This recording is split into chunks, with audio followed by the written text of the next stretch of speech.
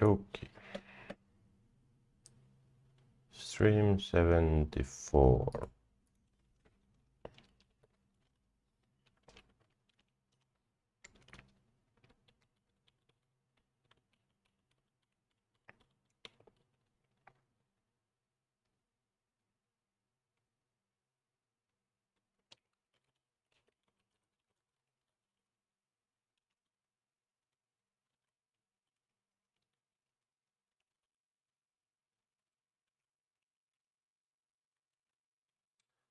First thing is to go over the plan again. This time I will create new note for this.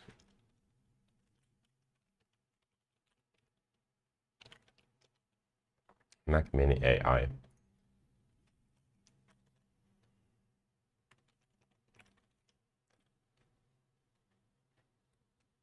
Bum, bum, bum, bum, bum, bum, bum, bum, bum, bum, bum.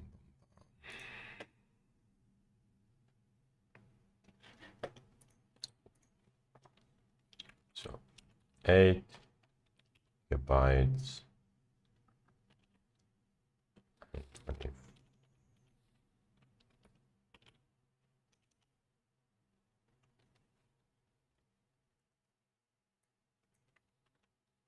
Byte, not bit.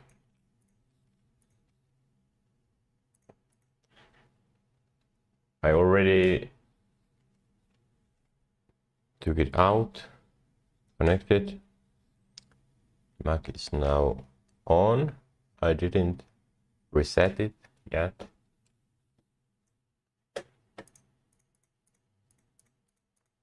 But I'll do that shortly.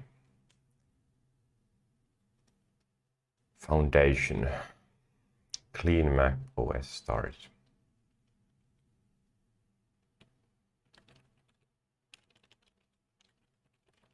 Setup.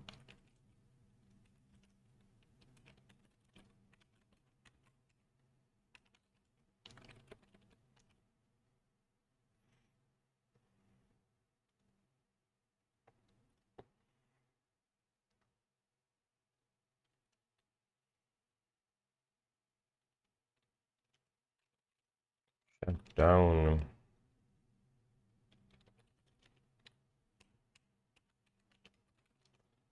Power. Options.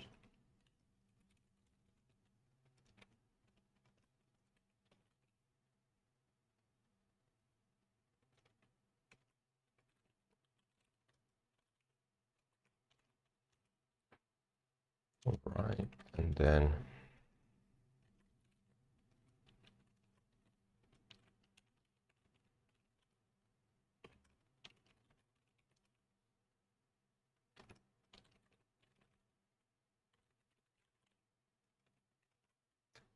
do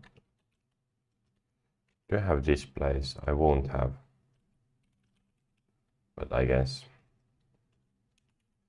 it's fine.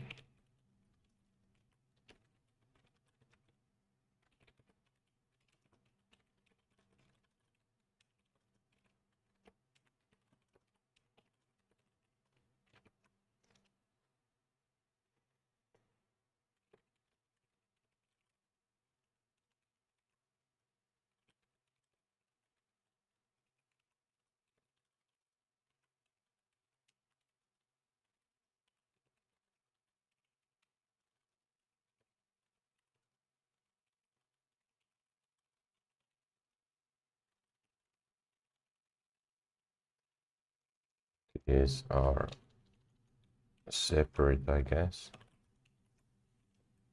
Sturt.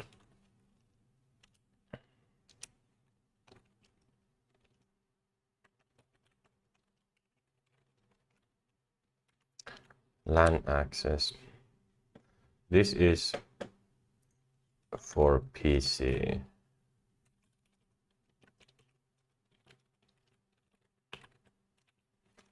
And it's not that important. Remote access.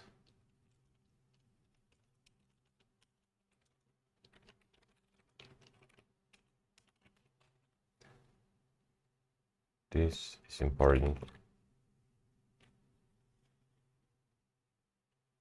Isn't there some other way?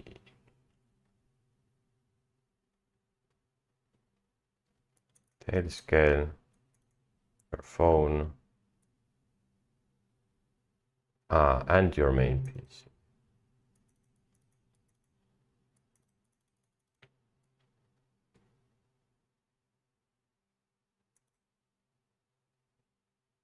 Okay, so here is the PNC viewer.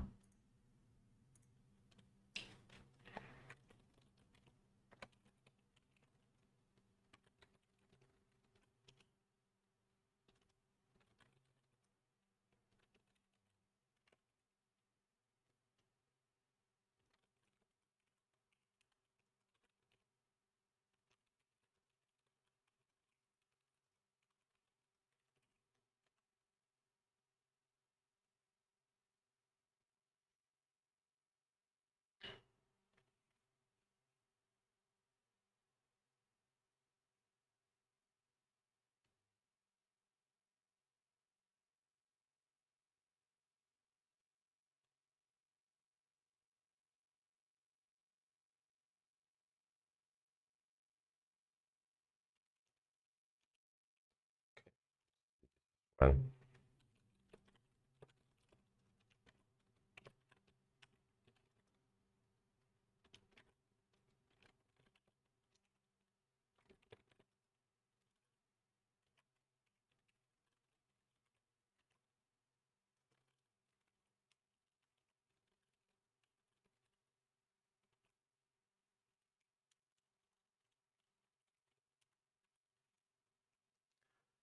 the thing about this,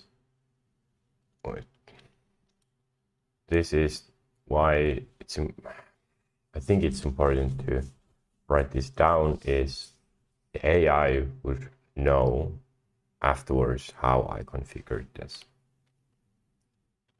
It's not just for my memory.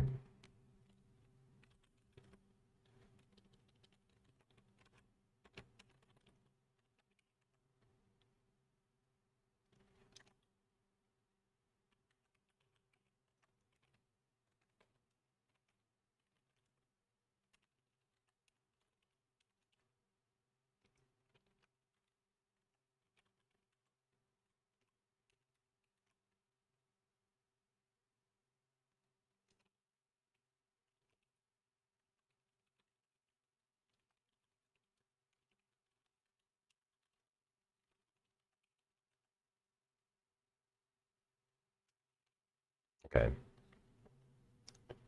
Pretty simple.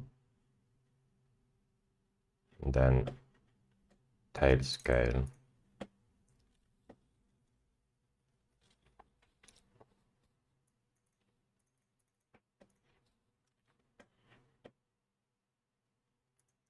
I think because reinstalling Mac will take some time, I will do that right away.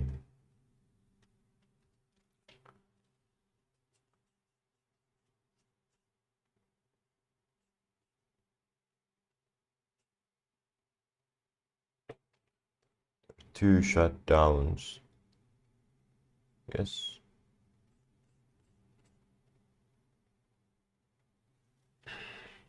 Choose that.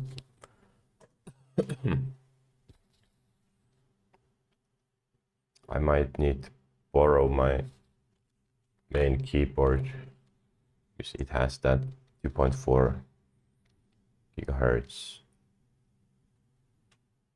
USB plug instead of having the Bluetooth. I think it's shut down. Let's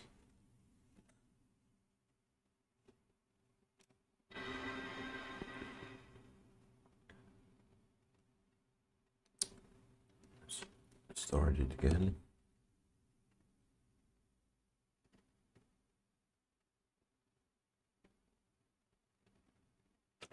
All right, and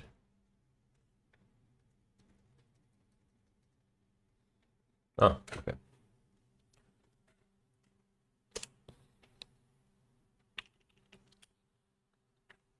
Seems like I accidentally pressed something.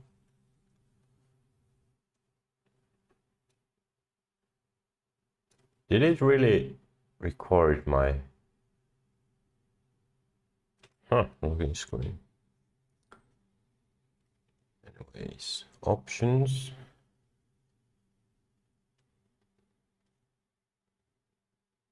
I'm very confident that I didn't use the Mac, or I wouldn't care if I erased that. I didn't go through files. No keyboard detected. I'm using a keyboard right now, but that's fine. Return key to continue, okay.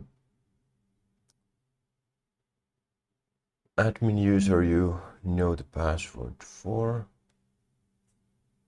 Yes.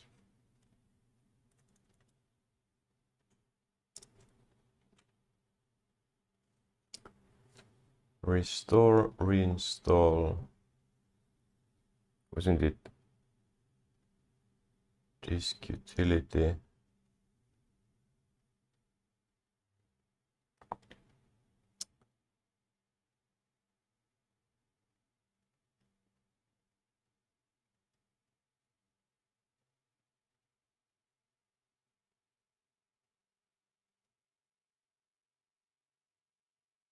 What is this? Capacity 1.4 gigabytes. Available 100 megabytes.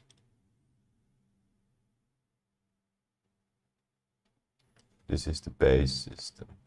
Volumes.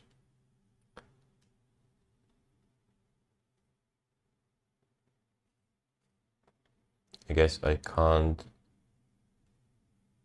do that. Okay. 33 gigabytes used, free 200 raise.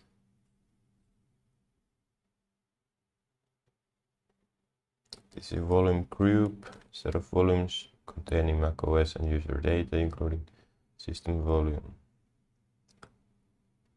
Permanently erase all data stored on this. Can't undo this action. Format. Guess it's fine. Yeah, erase Mac. Erase Mac and restart.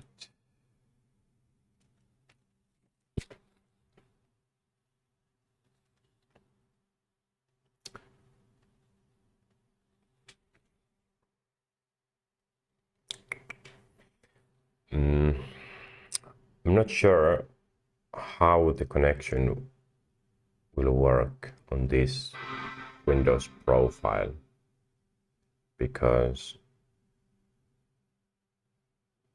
I'm not confident if this is an administrator account.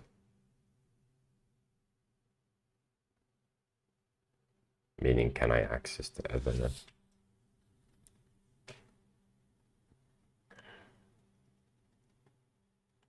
So now that it has erased the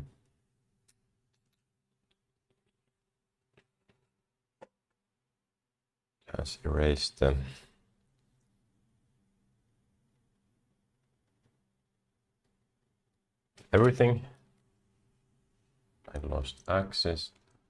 Let's see if I can just borrow this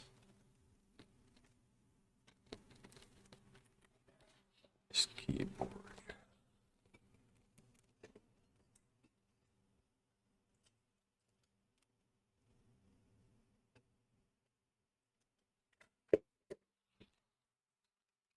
Okay. Activating Mac.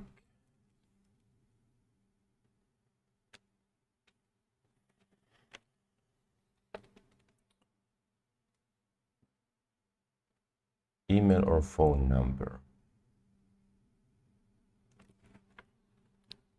Let's do phone number.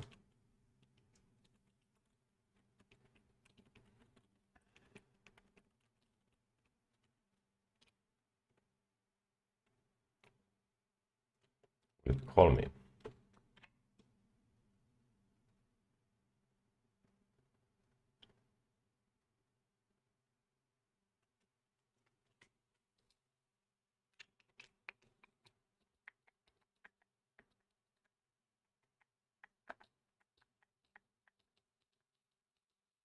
Loading, loading, loading.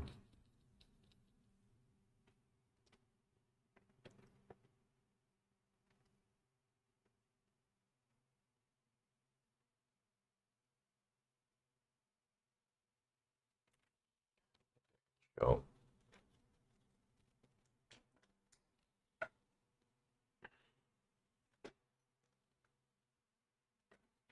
well, it shows my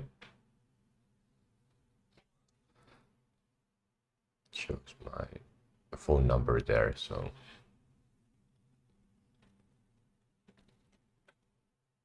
don't want to show that. Still loading.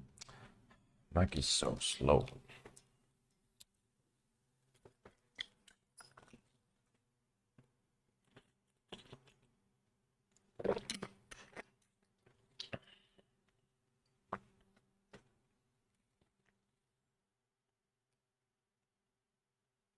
I can't continue work here. I don't have keyboard connected.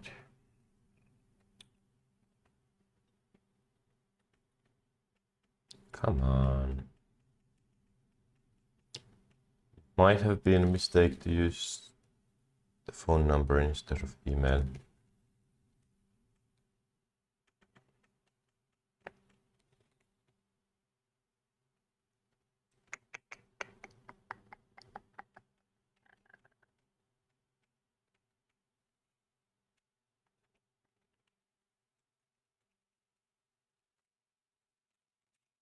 Can't do anything.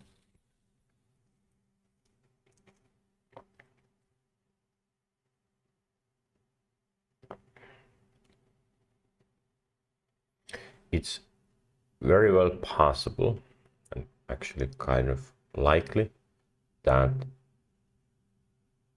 the local model running on Mac will be so garbage that I can't really use it well. Almost immediately I would like to test more powerful one.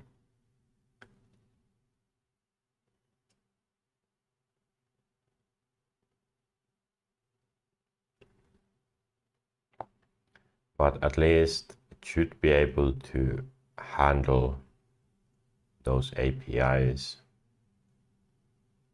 getting information and then sending messages. But can I use the voice chat? Can I chat it? That's a different matter.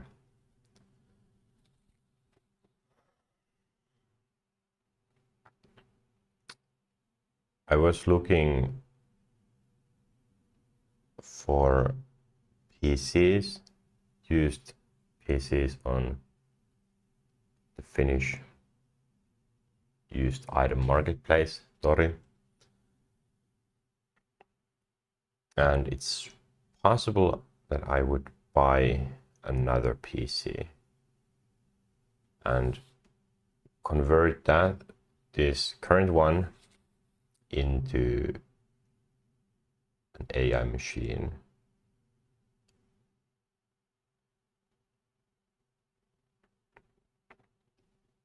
How it would work is I would remote control that. Maybe I would still have the Mac Mini to handle all the small things, but then that would be the main powerhouse. And also because I wouldn't buy another beast, I would remote control that for work if I wanted to do some demanding editing or I guess even play games. I don't do that, but VR games, I have to think about it. Right now, it's not really that high priority. But yeah, it's possible. This is not doing anything. Come on, can't navigate. Wait, do I have...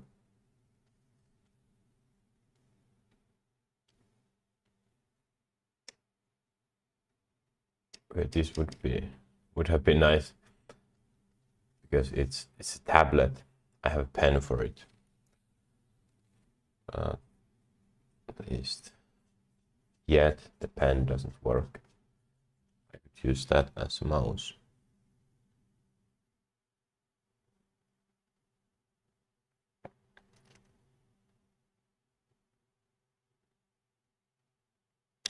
What is it doing? Recovery assistant.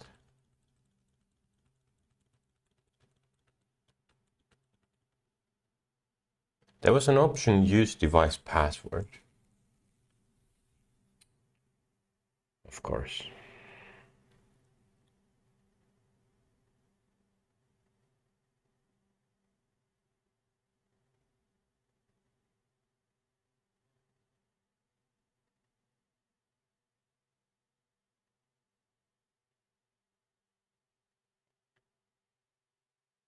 How many minutes will I wait?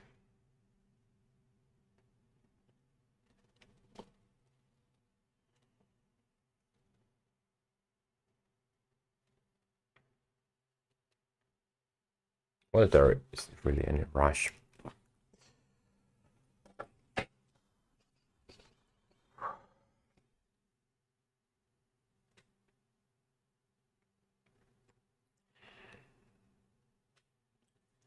AI assistant.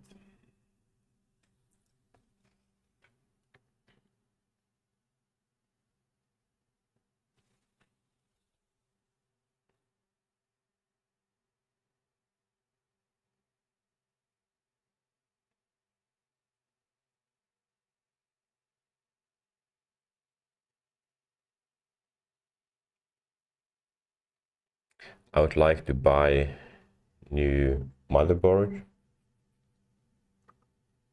new CPU cooler, new case,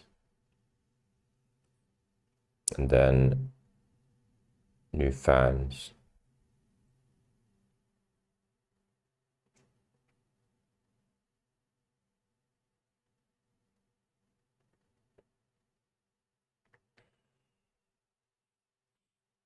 I don't have DDR5 memory, but the cost is so high currently that I don't want to buy them.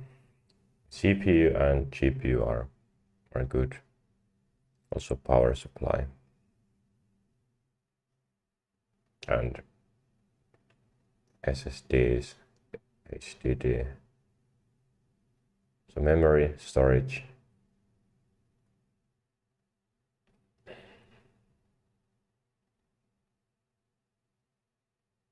What I could try to do is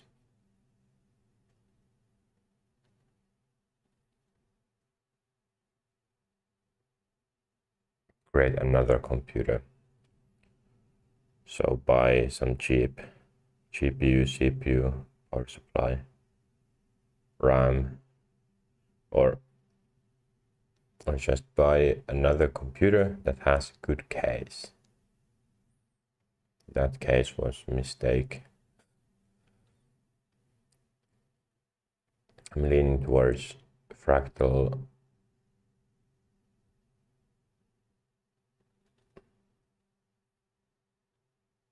Fractal define or something, R7 or R6, R5. But that design, I have already had that.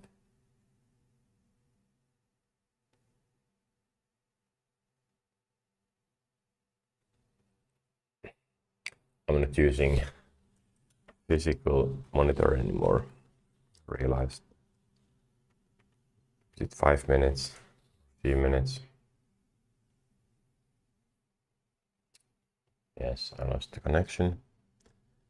And possibly the Windows decided to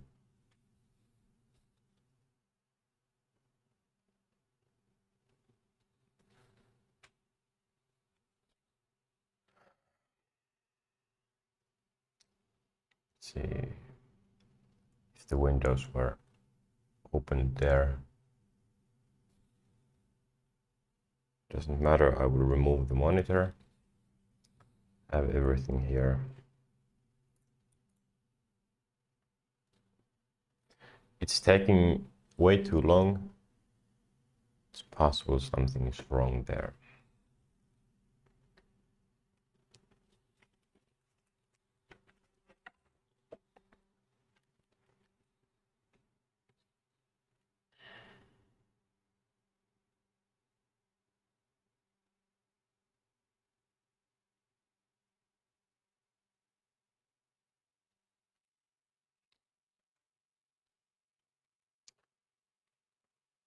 Let me ask AI, do I have Mac here? I do have Mac. Conversation, I mean.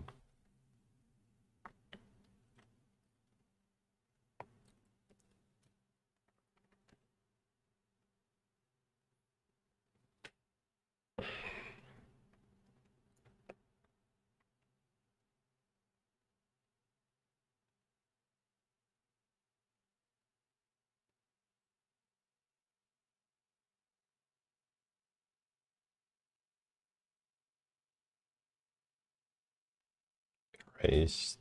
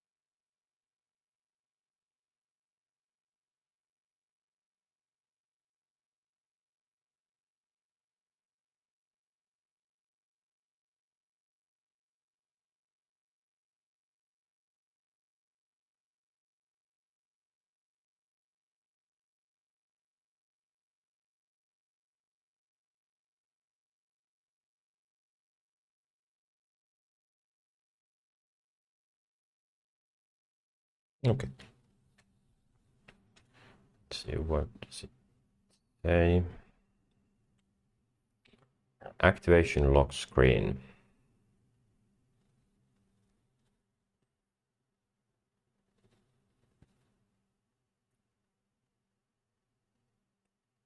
Server mismatch.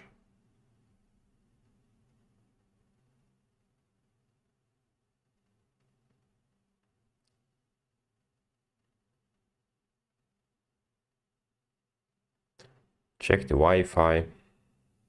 Don't have Wi-Fi.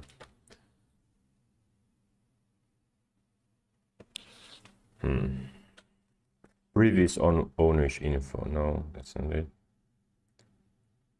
Recovery key or Apple. Erase Mac loop.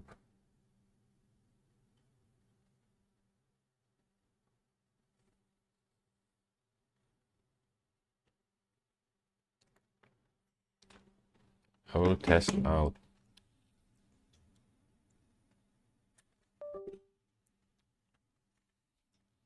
Whether I can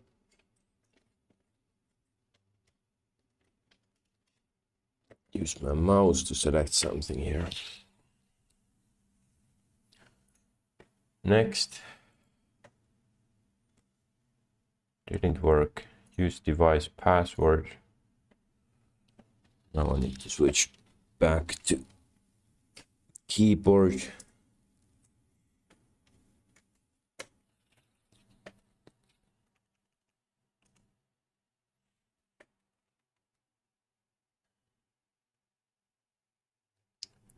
Loading again. Let's check the network status. Wi-Fi. Uses Wi-Fi. Join other network. Your Mac is activated. Why does it try to ABC? Exit to recovery. Reinstall Mac OS.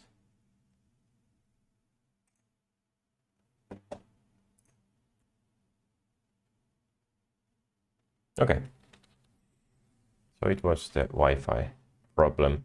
Why didn't it say that, hey, no access to the network?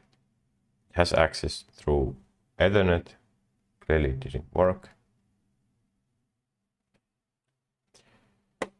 Bad system, bad system. All right. Agree.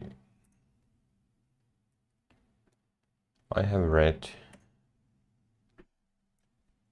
TOS, of course.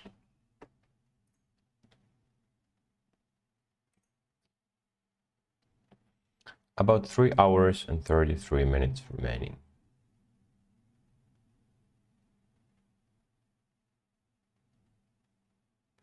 Really? Can I change the... No, that's input sources. 1 hour, 30 minutes.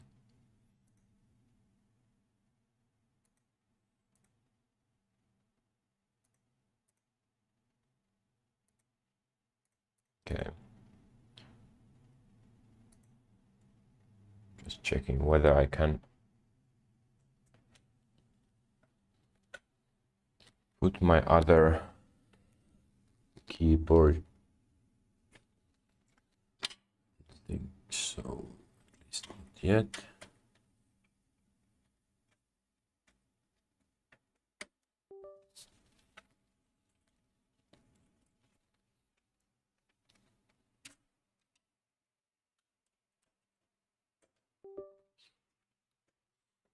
But while it's installing, let's continue researching.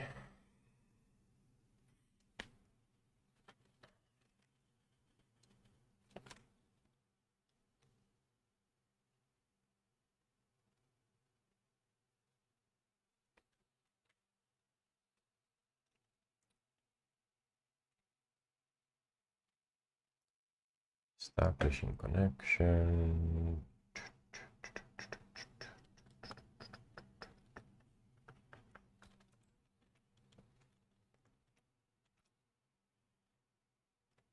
This is working fine.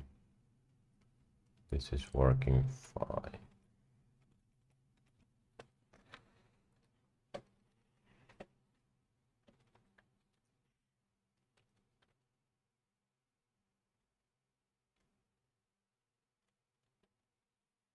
API brains.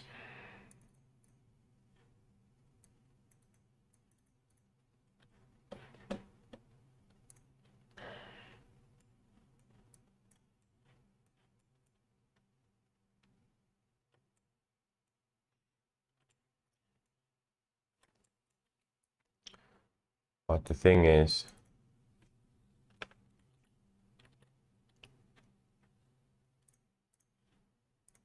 what is the Excel?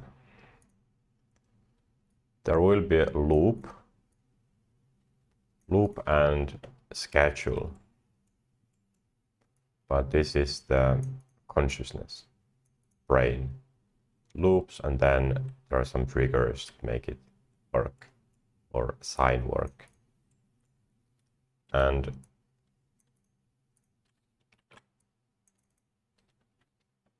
And then there will be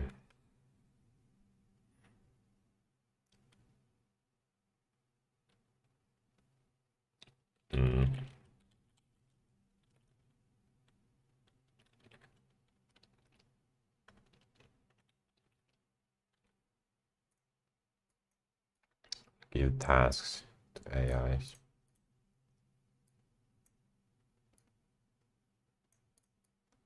And behind this, there are the different models.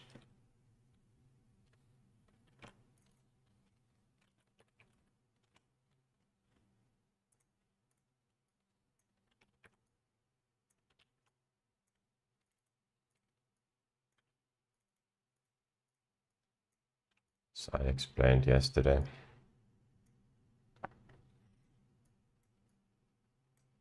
One could be locally here on Mac Mini. One could be locally on my other PC. One could be online, Claude, Gemini, so on. But it doesn't really matter because I'm now building the infrastructure, architecture, how this works.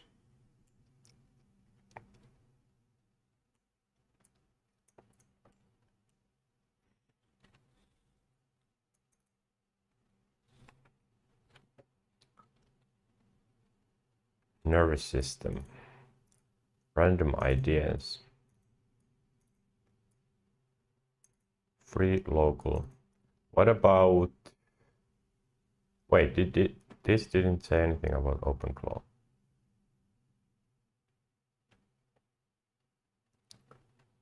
The thing I'm currently doing doesn't change anything.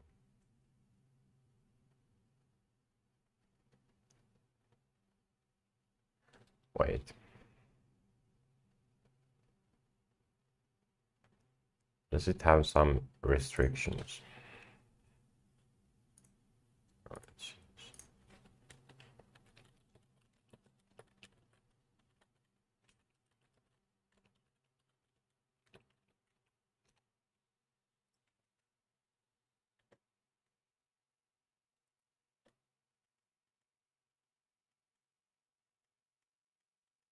So N8N has been around 2 years. Brilliant move. What?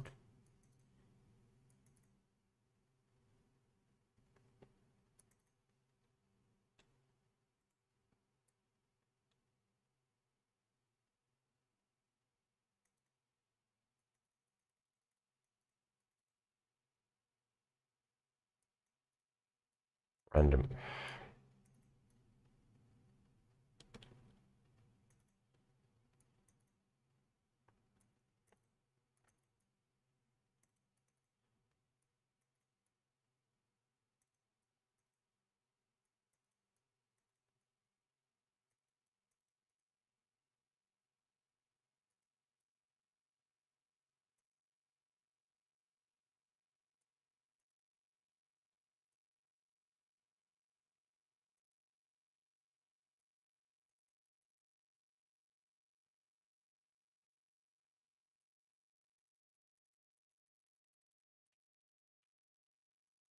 Sure.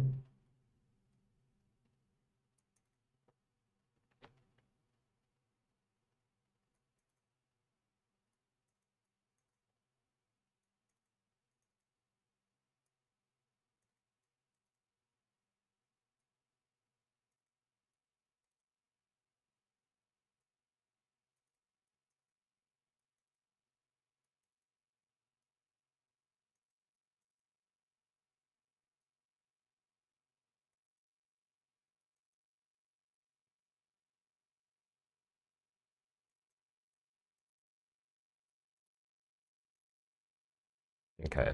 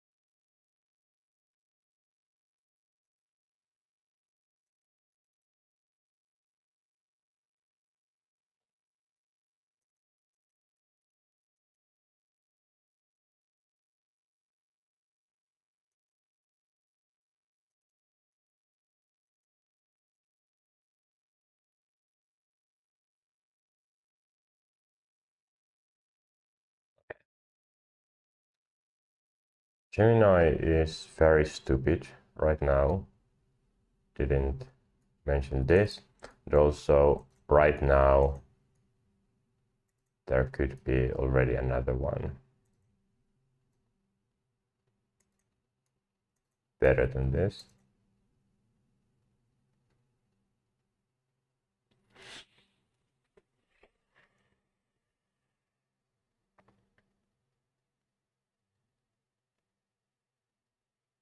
I think what I should do is create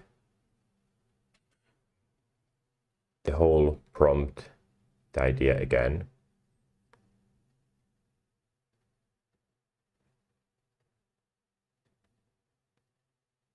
And think about how I would like to use this.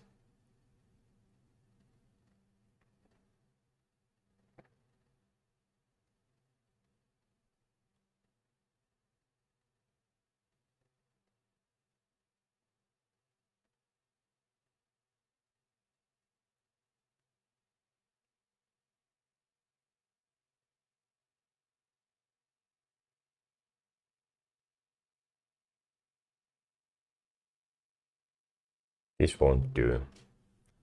I mentioned OpenClaw and then things say that's a good idea.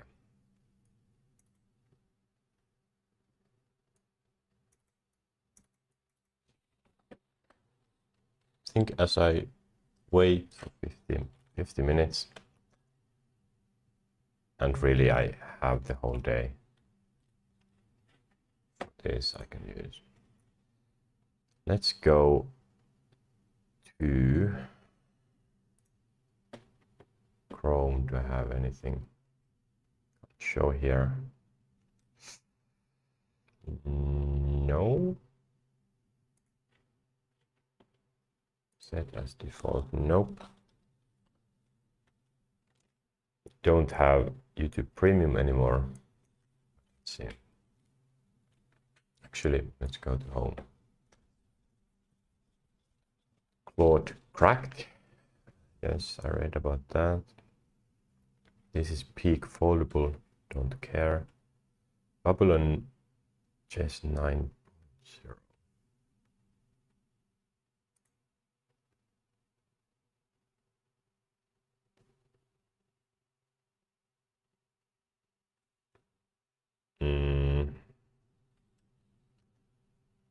What is my developing the Mac?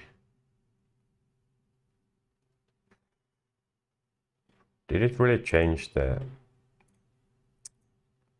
display resolution? Of course it did. Recommended. Okay.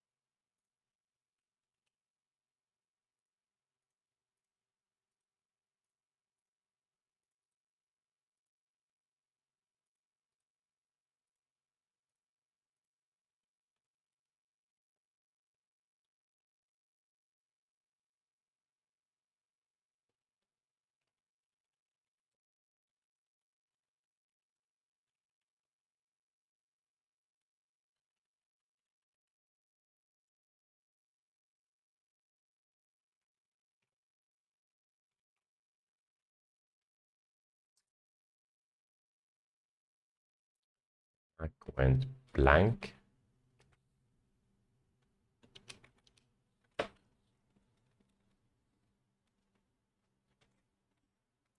Borrow the mouse once again.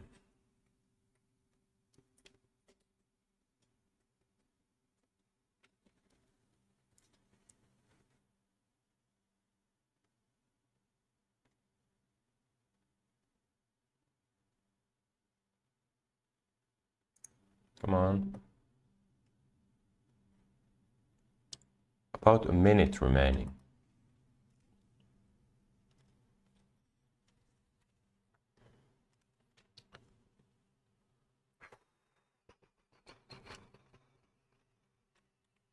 Do I have Vimium? But I'm interested to watch that Babylon.js.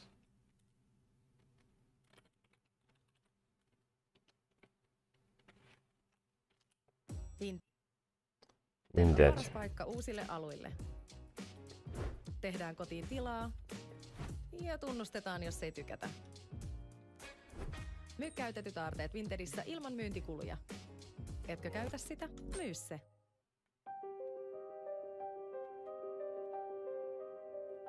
What's that?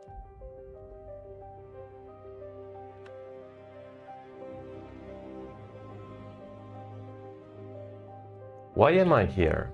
What? Okay.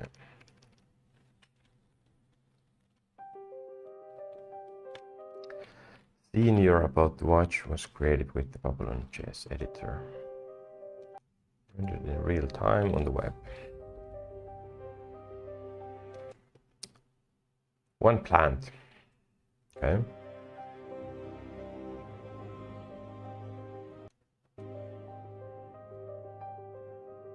Rat.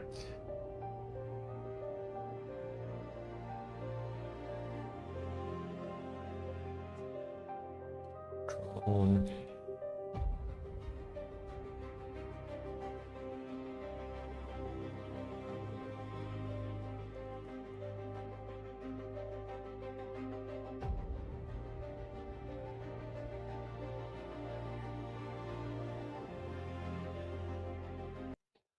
A plant.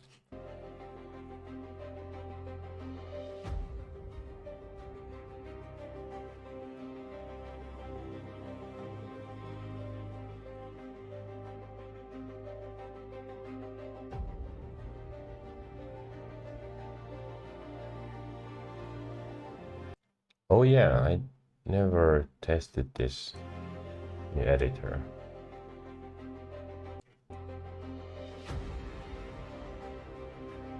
Volumetric gliding.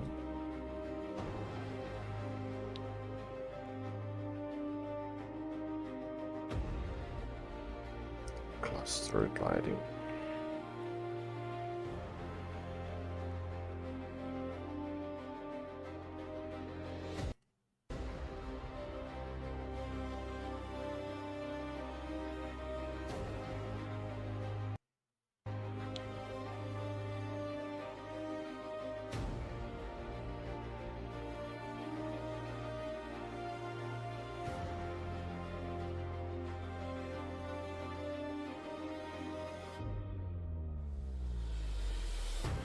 Many of these I already have seen. Physically based atmosphere. Spectre. Ooh, Gaussian splat improvements. Okay.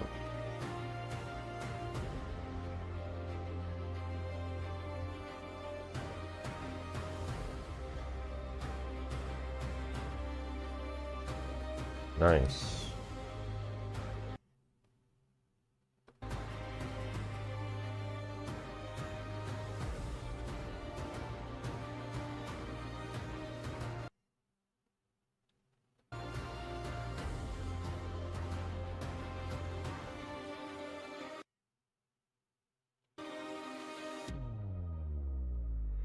Best community.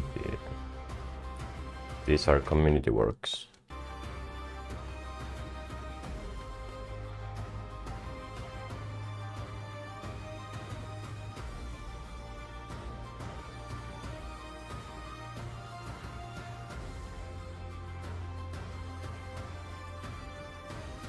Ooh, this looks quite heavy.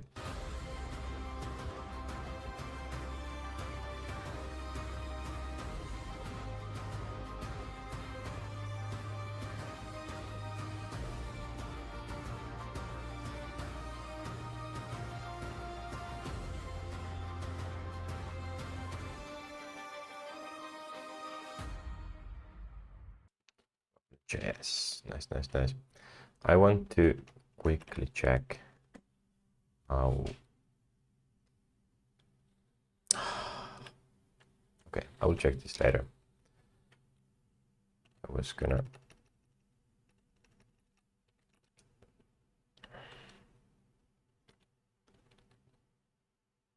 I don't have the minimum keys here. I want them. Oh, something happened. So now it's free. Oh, okay. Restarting. OpenClaw right now, it's not what you think. Just scroll through hell to fix the browser 1 day ago.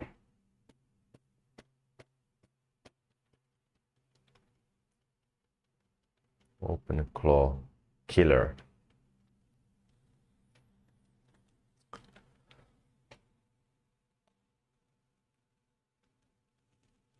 I can still start with OpenClaw. But from the beginning, I want to create the system where I can just export everything and then import to a new tool.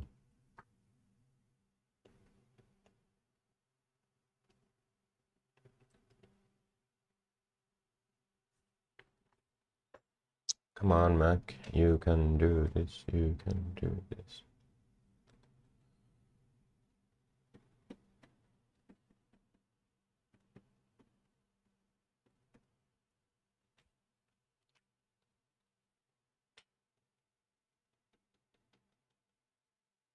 Come on, come on, come on.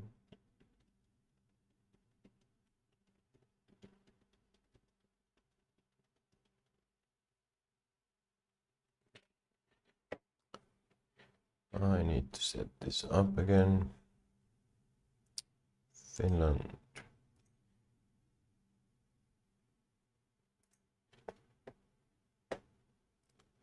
How do you want to transfer your information?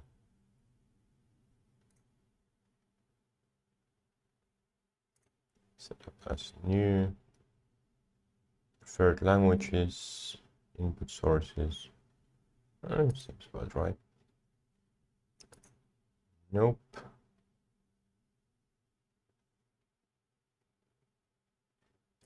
It's fine. Huh? Create a Mac account.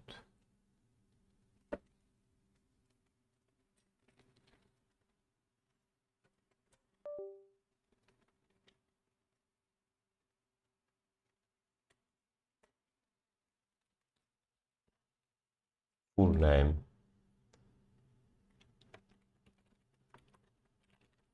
Guess it's fine. Account name. What do you mean account name? Allow computer account password to reset with your Apple account.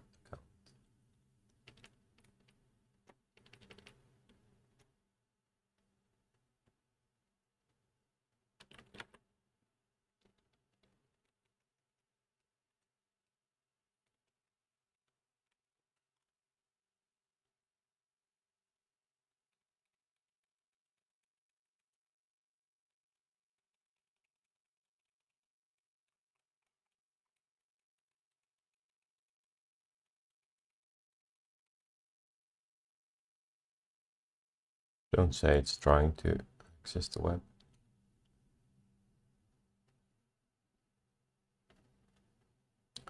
Okay, sign in to use.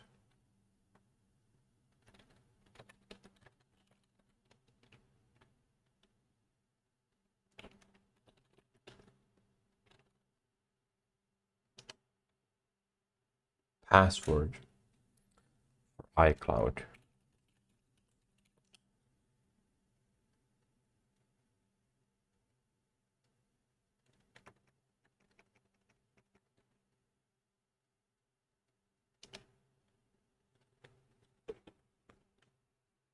Apparently I haven't set very strong password yet.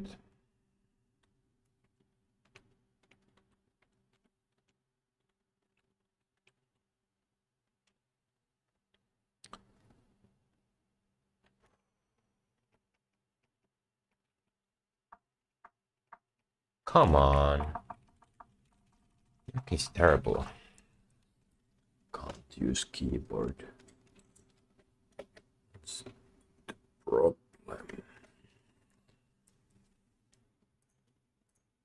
Yes, I have red. Green.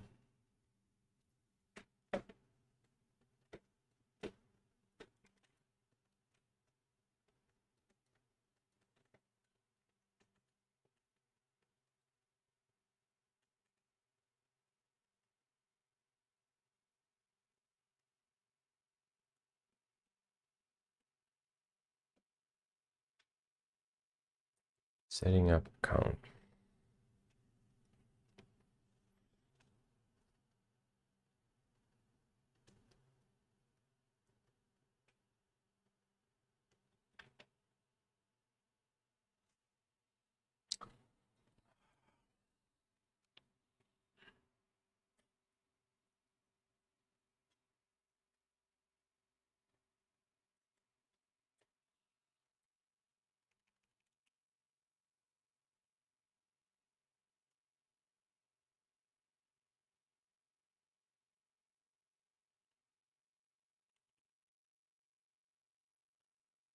Cloud keychain. Password. No. This experience is terrible.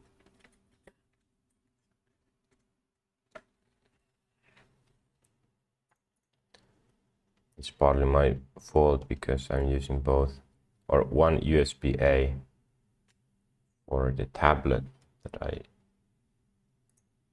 don't really need to use. Are you sure you don't want to use location services? Yes. Time zone.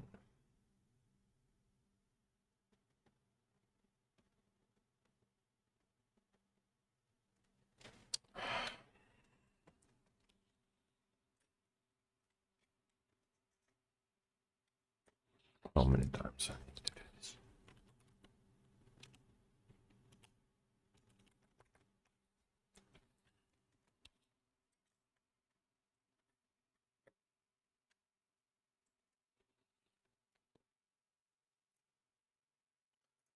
Don't share anything. Screen time.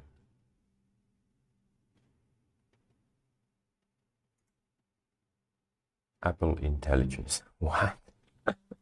What intelligence? Understands your personal. No. File vault. No.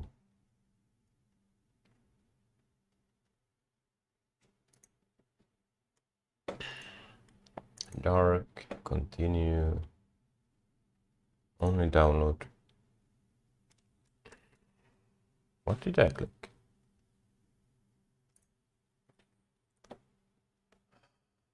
Find my Mac.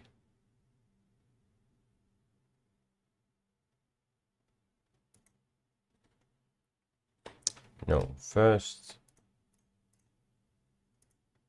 Bluetooth is on. Bluetooth settings.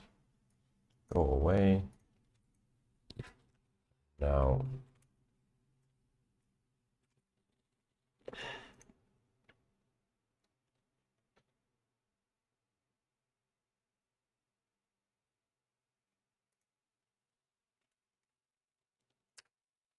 come on, Mac.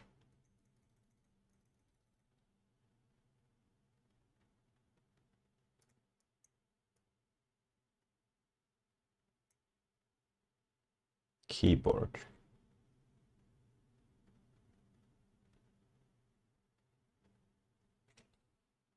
Maybe it's keyboard? This might be someone else's keyboard. No, it's this. Okay.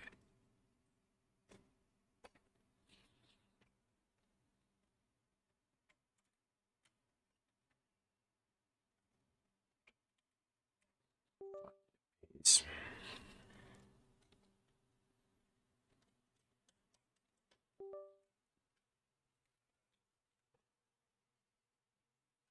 Okay.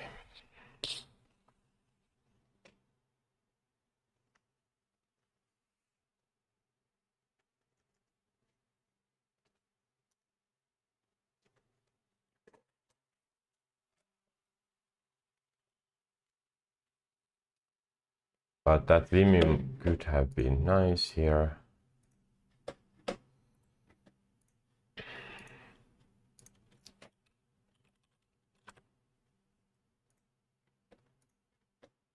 Yes. It's a little bit annoying, or it can be. Vim is not allowed to run on this page. Security reasons. Oh my. Oh.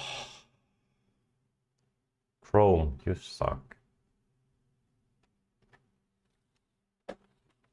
But 34 minutes.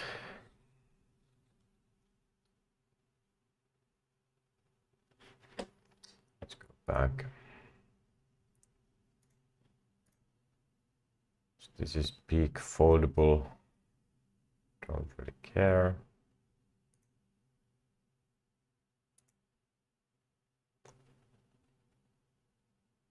Rec Room, Vision OS.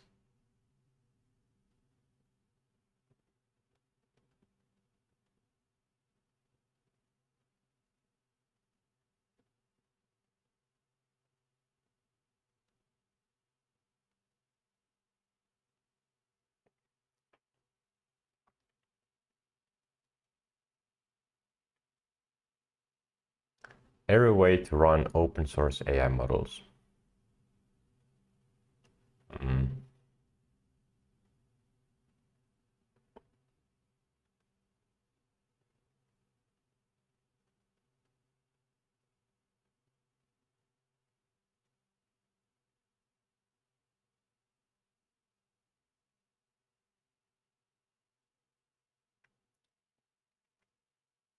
Huge AI news.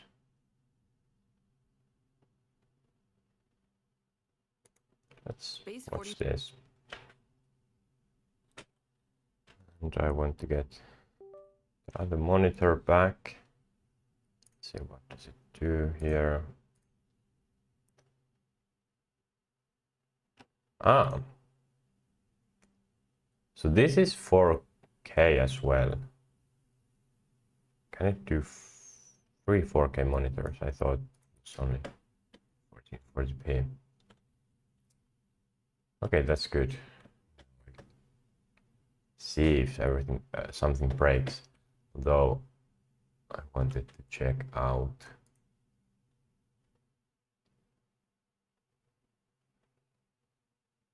how does the video sound.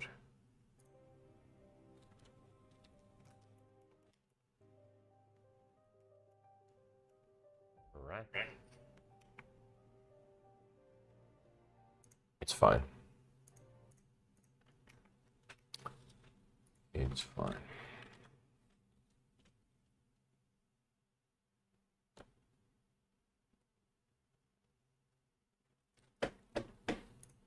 Before Super Agent. Careful, there's no going back. Super Agent. Just say hello.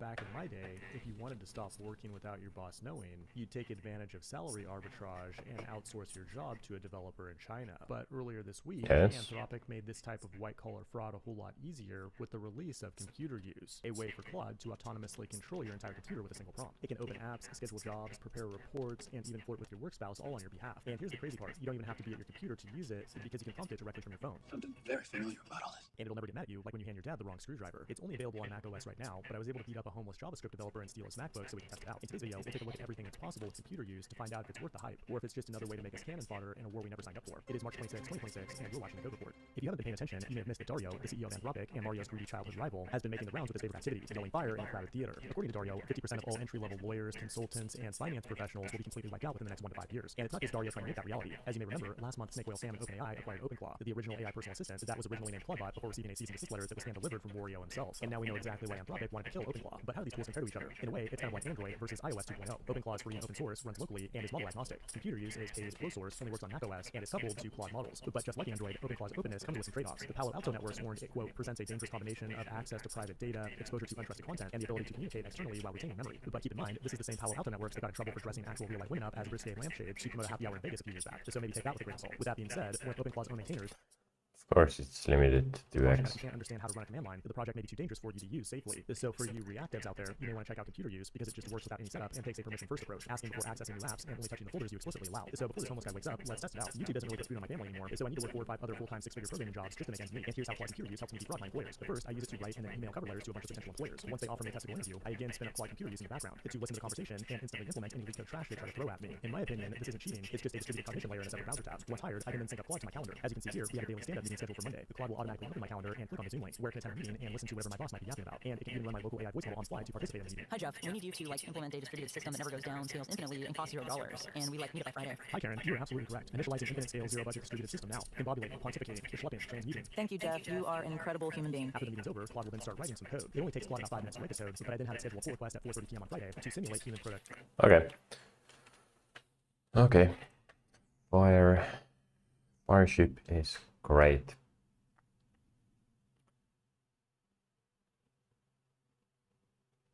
Network chuck. I guess AI assisted development course in Claw.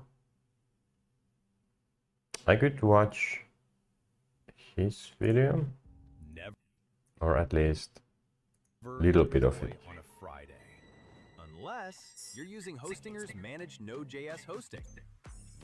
Okay, here we go. OpenClaw. We're gonna need 2 copies. Of course I don't have this. Actually weren't using it until you made a video on it, so I won't get hacked.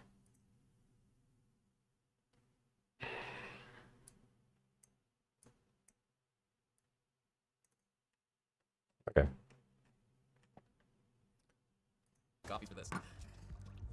This software is the reason AI has been stressing me out so much. See this video here. But you can't ignore it, even though I want to, even though I kind of hate it. It's here. Currently has 308,000 GitHub stars, beating React and the Linux kernel somehow. The creator got acqui-hired by OpenAI, and everyone's copying it. Just last week, Anthropic dropped channels in Dispatch. So that begs the question, do we even need OpenClaw? Am I using OpenClaw? Short answer, yes. I've been using it since it first came out. I've got 7 agents running. I've been talking to Peter, the creator of OpenClaw, before it was even called OpenClaw. I actually helped him with the rebrand. But I also kind of hate it, and it's not what you think it is. And yeah, I know I'm late to the party here. I actually recorded this video twice. Stuff keeps happening. I'm stressed. But you have to admit, it's pretty cool. Put the hype aside, look at this. Remember when we built our news aggregator inside N8N? A bunch of nodes, a bunch of hours. It was cool, but then OpenClaw can one-shot this in 1 sentence. Same thing for our IT engineer. We spent a lot of time building that inside N8N. OpenClaw crushes it in seconds. So my goal for this video is to put the hype aside and really answer the question, should you care about this? And normally I would say by the end of this video, you're gonna have your very own OpenClaw agent set up. No, I'm gonna break a YouTube rule right now. I'm gonna walk you through setting it up right now, at the beginning. Because I think it's one of those things where you just have to try it. Like, get it set up and have it do something. It'll take 5 minutes. Get your coffee ready. I'm gonna pour some more coffee, boss. Let's stink and go. 5 minutes on the clock. We're gonna get you set up with OpenClaw fast. I'm not sure I can do that, but we're gonna try. Now, what do you need? You don't need a Mac Mini, even though it is pretty cool and I tried it, it's fun. But you do need somewhere to install the OpenClaw gateway. This somewhere can really be anywhere. I'm gonna show you in the cloud, inside of VPS on Hosting. They are the sponsor of this video and the sponsor of getting you spun up as quickly as possible. And I'm not sure why I'm making a list of pretty much all you need. And some coffee. You need some coffee. Because everything in IT requires coffee. You guys know that, right? So head out to hosting.com/NC OpenClaw. Now you would think we might click on the one-click setup because it's faster. No, we're not gonna do that. Instead, we'll go to services. Click on VPS hosting. Choose KVM2 because it's entire home lab in the cloud. Put in coupon code network chuck and watch magic happen. And your VPS is ruined. I'm gonna have another cup of coffee. Oh, I tried some of that, but not now. And boom, you got a server. And by the way, this isn't just for OpenClaw, it's for whatever you want to do. You'll see. Once your server is done brewing, we're gonna grab that SSH, just copy it, launch your favorite terminal, paste that command, and we're in. Now time to install OpenClaw. This is the easy part. Documentation does change, so we're gonna go straight to the source. OpenClaw.ai. Scroll through all the lies until we see this one line to install it. Copy that. Get back to your terminal, paste that one line command, and that's pretty much it. Enter, and relax. One more sip of coffee. And it's done. I'll scroll right past that security warning. You don't care about that right now. We'll talk about it later, don't worry. Hey, yes, I understand. Let's do a quick start. And we're here with the first option. Which AI model are we going to use? Because guess what? You may not have known this, but OpenClaw is not itself an AI. It's a harness. It's a layer sitting on top of other AI. So right now we're going to choose what brain it has. Now I love this because this is the open part of OpenClaw. It doesn't care what you choose. You can even go local models. Ollama is even now officially supported. But you're going to have a better time with OpenAI or Anthropic. I would choose OpenAI because Peter works there, and Anthropic's kind of being a jerk right now, but I still love him. Now, what's really great about this is you can either go API key, which is pay as you go, or if you already pay for ChatGPT Pro or anything higher than that, use that. Use your subscription you already have. So select that first option. And you gotta do this weird off thing, so we're gonna grab this URL, copy that, open up your web browser, paste that URL in, log into your ChatGPT account. And then don't let that message scare you. Just grab your URL, copy that from your URL bar, get back to your terminal, paste that in there, the redirect URL, the one you just copied, hit enter, go with the default model, 5.4, can't beat it. And now we're getting something that makes OpenClaw kind of awesome. And that's how you talk to it. Pick what you want, but we're gonna start with Telegram. It's very easy. Now we need to create a Telegram bot and get our bot token. For this, we'll launch Telegram. You'll start a chat with a guy named the bot father. This kind of feels like a video game. You'll create a new bot, name your bot, give it a username. It must end in bot, create that bot, and that's it. Click on copy and that gets you your bot token. Get back to your terminal, hit enter to enter your Telegram bot token, paste that in, hit enter. Hey, this is actually new, I've never seen this. We'll go with Brave. We need an API key. I just hit enter to skip it. Configure skills now? Not right now. Hit no. And for hooks, go ahead and do hooks. Enable boots, bootstrap, command logger, and session memory. Hit enter, and that's pretty much it. Now it's time to hatch your OpenClaw agent. We could do the web UI, but come on, we're gonna do the TUI. Select TUI, terminal user interface, hit enter, and we're waiting up our friend. Again, this kind of feels like a Pokemon game or something, like Pokopia. Yes, I played it. Pretty fun. Now this is what makes OpenClaw feel kind of weird. And what's interesting is when you configure OpenClaw, this is it. Like you're talking to it to configure it itself. Yeah, just game online looks like okay.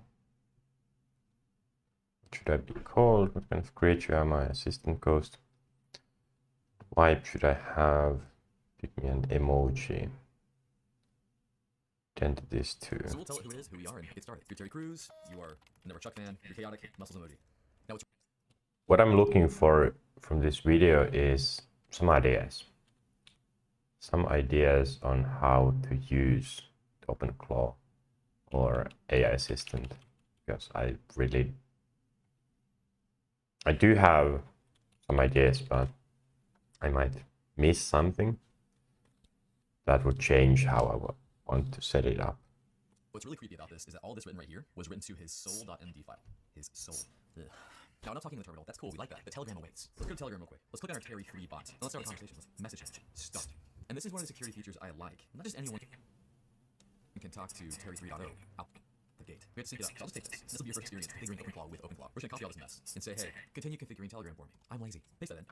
Take a sip of coffee. Done. Ignore that security risk stuff. We don't care about that right now. But now, in theory, I could say, hey, you there? Terry's typing. And he's here. Talking in Telegram. And timer done. Did we do it? I don't think we did. But right now you have OpenClaw set up. The killer part about this is I can now get up, walk away from my computer, have Telegram on my phone, and just talk to Terry. One thing you just did though, and I can't believe you did this. I can't believe you fell for it. You just configured OpenClaw, one of the most insecure things out there. Prompt injection, malware hidden in the skills. You're a walking, talking CVE. And now I'll do that YouTube thing. Later in this video, I'll show you how to add some security features to get you to where you're not scared. I get it. If you want to go ahead and jump there, go ahead and do it. But before you do, let's actually do something with our OpenClaw. People say, oh, it's just an assistant. How's it useful? And I get that. I live that sometimes. But let's do something to make you go, oh, okay. And that way you walk away from this video with something cool. Even if you don't do anything else with it. Nice. Should I update the Mac actually? Now that I'm here.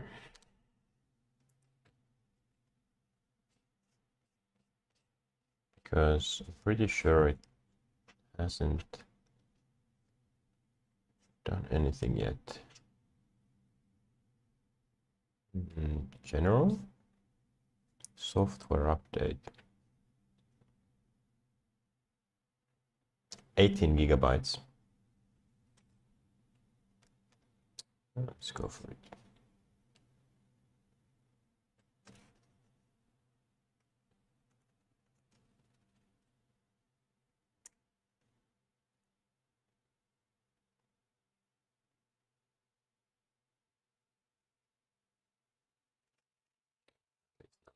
Doing something. With it, this is going to be awesome. Step 1, news briefing, or project launch. News briefing. Remember, NAN, this took us forever. This is a whole video. Teaching you NAN, how to use the nodes, how to program it, Python, all kinds of stuff. Watch this. I'm just going to tell it, hey, I want to see some news. Cybersecurity, you know. Hey, I want to set up daily news briefing for me. You probably already know what I want to see. Cybersecurity news, yes stuff, and work. Search across Reddit, hacker news, all the reputed places I want to download of everything in the last 24 hours. Also YouTube, I want from don't just alert me on the video, watch the video yourself, get the transcript, summarize it for me. Who I am, network Chuck. Create a rating system, only show me video. Give me YouTube videos. This is pretty much what I already visioned, how I would be using it. But as I said, I don't know about this Reddit or YouTube or any other place if I can get information from there. Scrape Reddit, check. Might look like I can. Tell me if it's worth my time to read it or watch it. Rate it for me. We tried to do that with NA and it took forever. Ready, set, go, and Terry just does it for me. Done. Let's make it a dashboard. Let's have him make one right now. After we put him in high thinking mode. Let's do the same for us right now. Make this a briefing dashboard hosted on this server. Make it look cyberpunk. Do it every day, make it look amazing just before you do it. It took a minute, but it's done. Let's check it out. It gave me the DNS name. That's sick. And that's actually pretty cool. It told me I Not secure. should maybe watch this video from David Bumble. Let's go see. Project 1 was super hard. Project 2. Let's turn Terry 3.0 into an IT engineer. Let's have him monitor his own server, the one he's on. We'll do /new to give him new context. We'll make him think hard. And I'll tell him to become an IT engineer. You're an IT engineer, you're first. What did it do here? Let's turn Terry 3.0 into an IT engineer. Let's have him monitor his own server, the one he's on. We'll do /new to give him Start a new session. context. We'll make him think hard. And I'll tell him to become an IT engineer. You're an IT engineer, your first job is to monitor the server you're on. Check everything. Internet speed, RAM CPU, security logs, and create a dashboard for me. Go. And I love that. It's going to investigate its own box. Make sure it doesn't step on any toes and break anything. And then build something. Okay, I'm not getting hyped. Get hyped to the side. That's pretty cool, though. You have to admit it. I'm not saying turn it loose, but that's pretty cool. And it's done. It did the same kind of theme. But whoa. I mean, this is pretty cool. It's a one-shot. And yeah, it's updating life. If you did those two things, you have two real things. That's cool. Restatus. Refreshed RAM disk. Again. I mean, this is pretty cool. It's a one-shot. And yeah, it's updating life. If you did those two things, you have two real things to walk away with. And I'm hoping you're inspired just a little bit. Because what it just did here was... come on, it's neat. And if you're anything like me, you have a bunch of ideas. Now, by the way, this is a just getting started with OpenClaw video and my raw thoughts on it for a more structured setup scenario and getting this set up properly and diving deeper into things like security and memory, setting up QMD. We'll have a course on Network Chuck Academy coming out soon, if not already out right now, so check the link below. But let's step back for a second. What even is this? Like, what did we just install? What exactly is happening? And why did I let this loose on your VPS in the cloud? We gotta secure that sucker. We'll do that here in a second.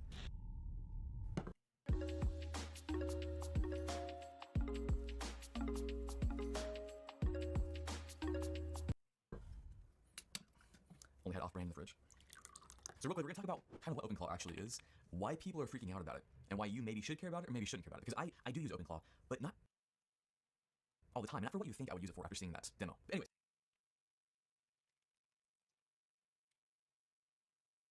OpenClaw. Let's see if we can introduce some new use case. It's simply a gateway. It's a gateway that connects a few things together. Now this gateway is just a service running on your computer. You want to see it? 7PS, AUX, pipe, we'll grep for claw. There it is right there. The OpenClaw gateway. It's a Node.js app just sitting there running 24/7. Now this gateway connects a few things. 3 pillars that make it kind of awesome, but not exactly groundbreaking. By the way, I'm doing this because I recorded it a few different sessions and it got messy, so I'm cleaning it up now. Now, back to me. First thing it did is it said, hey, whatever AI model you want to use, you can use that. That's pretty fair. And then the killer feature was the channels. Most AI companies say, hey, if you want to talk to our AI, come to our platform, come to us. OpenClaw's like, no, whatever you're using, we'll come to you. Telegram, Discord, Slack, we'll do it. The third thing is the memory. You saw that as we were creating this. Creating a Discord server. That would be interesting. We're giving it a soul. And it has a bunch of mechanisms to start learning from your interactions. It starts to become and feel more like a personal assistant. It will remember the things you tell it. Now, you're probably thinking, Chuck, ChatGPT does that. Claude does that. I hear you. This feels a bit different, though. Especially when you add on things like QMD or other fun memory things, because, I mean, this is kind of your system. You control a lot of what's happening. Like, that memory is going to live on that hosting your VPS you just set up. It's a markdown file. That's pretty cool. Actually, let me show you where the files live. Let's get back into our server. All this might seem like magic, but let me show you the stuff behind the scenes. Let me show you OpenClaw's house. First, we'll cd into our home directory where OpenClaw lives. cd /.openclaw. Type in ls, and that's all this is. Directories, files. Agents, canvas, run, logs, memory, workspace. down files, and I think it does help to just get in here and see this, because if you're making changes to Terry or whoever your agent is, it might feel like magic. You might feel like you're losing control, like, I just told him to do something, or I told him to change his identity. What just happened? You can see it happen. You're in control still. So right now, most of what happens is actually in your workspace directory for your current agent. Let's jump in there. CD workspace. Type in ls, couple cool things here. Your agent has a soul.md, like we just talked about. Let's heartbeat, identity, soul, memory, user, tools. add a soul. Cat soul. Now, honestly, this is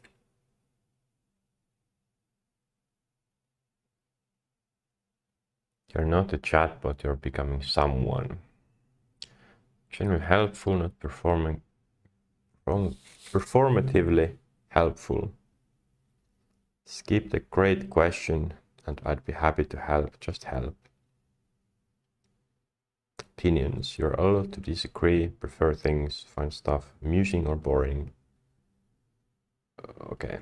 You're not a chatbot, you're becoming someone. And what's really interesting is that we also have an identity file. So Peter separates the identity from the soul. For humans, I agree. For chatbots, that's creepy. Let's take a look at cat identity. And this is more what we filled in with our first conversation. There's also a memory file. This is like for chatbots, that's creepy. Let's take a look at cat identity. And this is more what we fill this in during your first conversation, make it yours. Retired action hero, digital house spirit. Image of Terry Crews. Genius level network engineer instinct. Okay. Chaotic, loud-hearted, high energy, funny, loyal, and terrifying. Sharp. We filled in with our first conversation. There's also a memory file. This is like Terry's long-term memory. Let's cat that. Cat memory. And similar to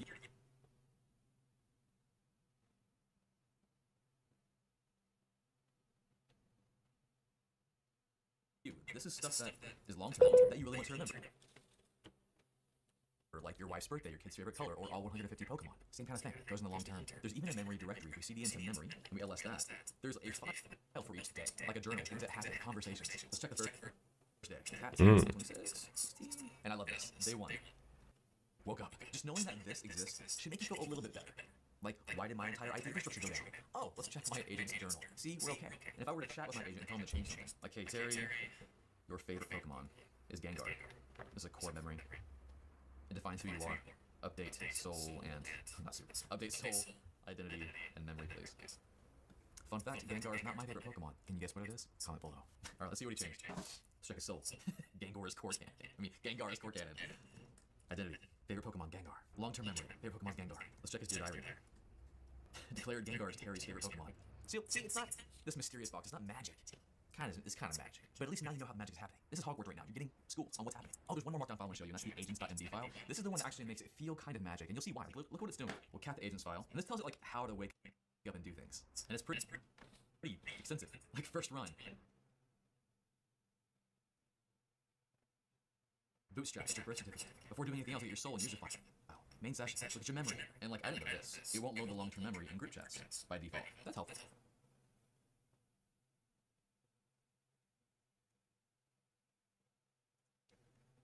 Okay. We have red lines, which we'll talk more about later with security. There's protocols for when to reach out and when to stay quiet. At the end of the day, it's just a fan. Important email arrived. Calendar event coming. Found it's been. Said anything. When to stay quiet. Heartbeat. Okay. Late night. That's yes, unless urgent. Unless urgent. Okay. Human is clearly busy. Nothing new. Human is clearly busy. Nothing new since last check. It just checked 20 minutes ago. Proactive work you can do without asking. Read and organize memory files. Check on projects. Update documentation. And guess what? It's not tied to any provider. If you want to go tinfoil hat and go all local, which I agree with, you just change the model. The memory stays the same. You just do a brain transplant. And I lied about 3 things. There's actually 4 things. And this might be the coolest thing depending on how you look at it, and which is why people were using Mac Minis for this. And that's the tools available to this OpenClaw agent. You're installing OpenClaw on a machine and saying, this is your machine. Here are the tools I'm allowing you to have. So in our VPS example, we're saying this is your VPS. You can run bash scripts. You can use cron to schedule jobs. You can use heartbeats to remind yourself to do things for me. Hey, Chuck from the future here. I feel like I didn't explain enough on this, crons and heartbeats, so here it is. And this is what makes it feel alive. It's the heartbeats and the crons. Heartbeats make you feel alive. just realized that. I will say that OpenClaw does this better than anyone else right now because Claude and everyone else is trying to copy. And you saw a bit of this in the agents file that I showed you earlier. You can tell your agent, hey, check in every hour or so just to make sure I'm doing okay. Or with our news briefing, that would have been a cron. News briefing every day, 6 a.m. It's setting up real cron jobs on your server, and that's all it is. Like, it does feel like magic, but it's just a stinking scheduled task on your server. Genius for how simple it is. Let's actually watch this happen. Let's have Terry do something. Can I have Terry actually create a heartbeat? Let's do that right now. I'll say every 30 minutes, remind me to drink coffee. This should set up a heartbeat. And also I'll say every hour, just pop in to say hi and see how I'm doing. Let's see if it made the cron for coffee. Let's see if it's in heartbeats. Or heartbeat.md, it should be there. No. Let's get back to the OpenClaw directory, cd dot and look in the cron directory. We'll count those jobs. Yeah, there it is. I wonder why I didn't say heartbeats. Oh, he made a smart choice. The crons would be better. We can also see the crons with OpenClaw. Cron, I think? Oh, OpenClaw cron list. And yes, OpenClaw does have a pretty extensive CLI tool list. There it all is right there. Hey, quick afterthought transition. I'm going to show you a few things here on the skills, ClawHub skills, the browser access, and sub-agents. Here you go. OpenClaw also has skills, which is both a good thing and a bad thing. They have a whole website called ClawHub. Go check it out. This is a directory of skills that just give your agent extra things it can do. Skills. So if I go to browse skills, you can see that there's over 33,000 skills. Please be careful. There's a lot of bad stuff in there, lots of malware, it can't be a problem. Let's find a simple one to install. Let's give our agent some ability, like the ability to make Microsoft Word documents. Perfect. You can see that they partnered with VirusTool because, again, there were problems. This is benign. You should be okay. Now to install, we'll want to have actually ClawHub installed. So we'll do npm-i-g ClawHub install ClawHub, and then we'll do ClawHub install. What's it called again? Word.x. It's installed. Let's see if he has it. He sees it. Let's have him create a Word document. Let's have him create his own resume. Okay, finish the document. Told me it's coffee time. Let's take a look at it. And there's Terry's resume. 4 CCIEs. I love it. Also, a little creepy how good it is. That's an interesting one. Okay. So it has access to those kind of stuff. Also have Terry browse the web. Go to networkchuck.coffee in your web browser and tell me what you see. Yes, he does have a headless browser. Add default route to your cart. Added a product to its cart. You can also do sub-agents. Deploy a sub-agent to research the best way to make coffee. Now here in Telegram, you also have a lot of commands you can use. For example, I can do /status. It's being queued right now. I can see everything's going on right now, including sub-agents active. I can do /sub-agents list. It's extremely powerful. And that's just a sub-agent. You can actually install multiple agents, like Terry, under one gateway. I actually have that right now with my IT department. I have Ron as the IT manager, and then Fred, George, Charlie as individual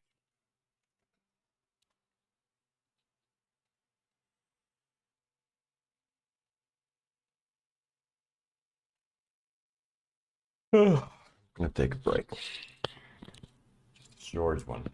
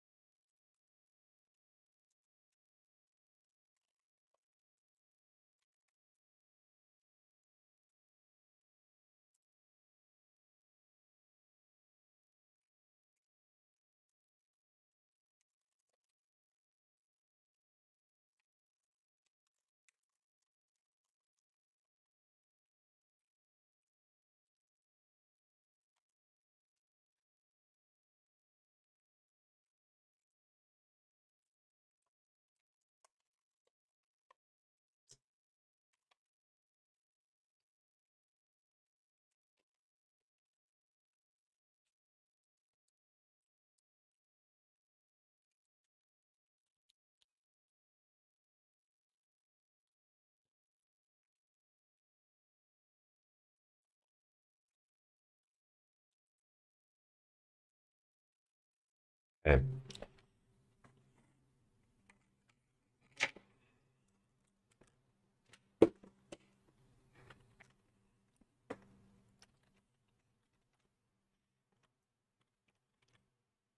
Oh.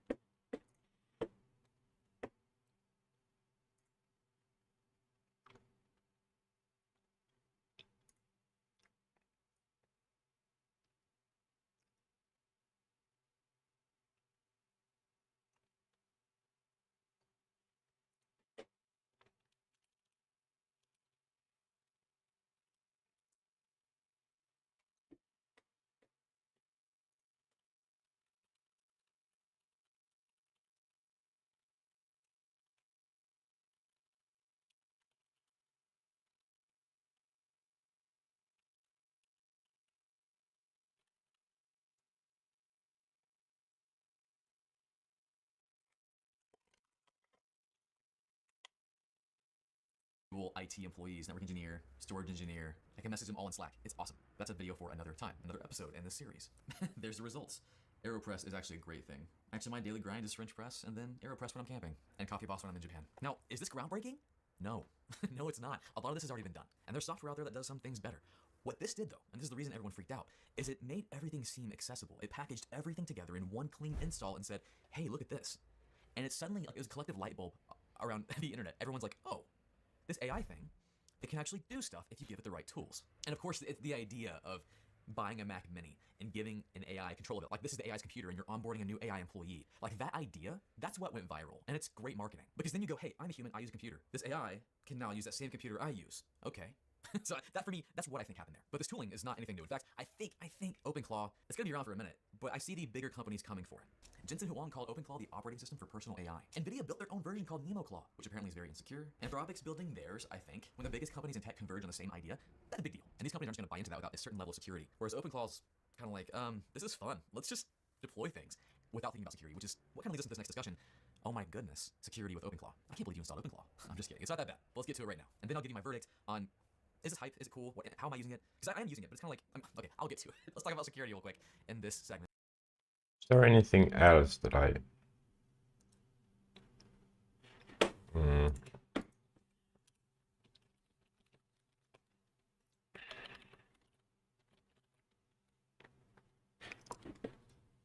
missed? So yes, it's a bunch of files. Use briefing.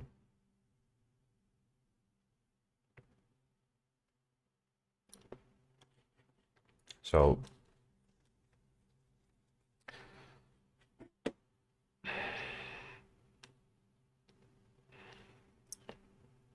heartbeat. So he instructed that you can do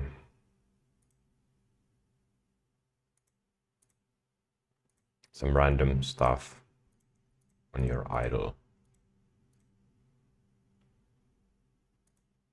Documentation and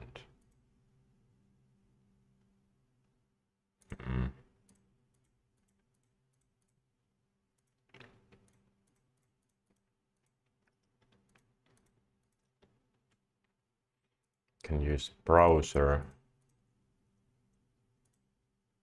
That's cool.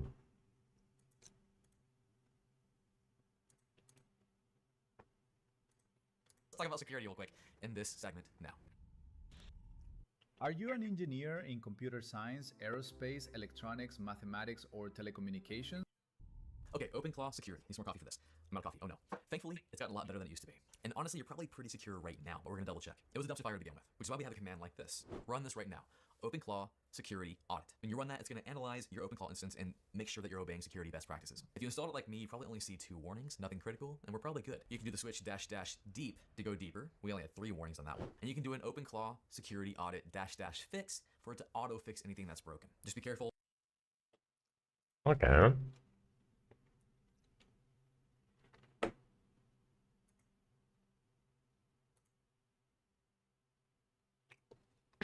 OpenClaw security audit.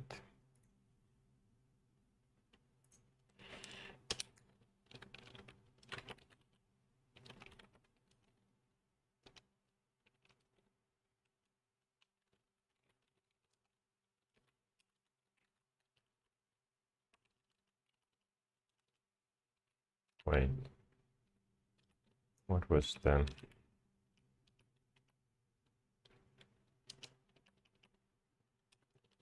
I think it was this. Yes.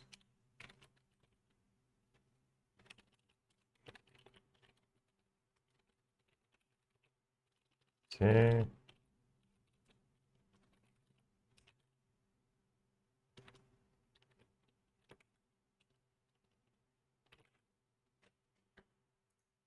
Right.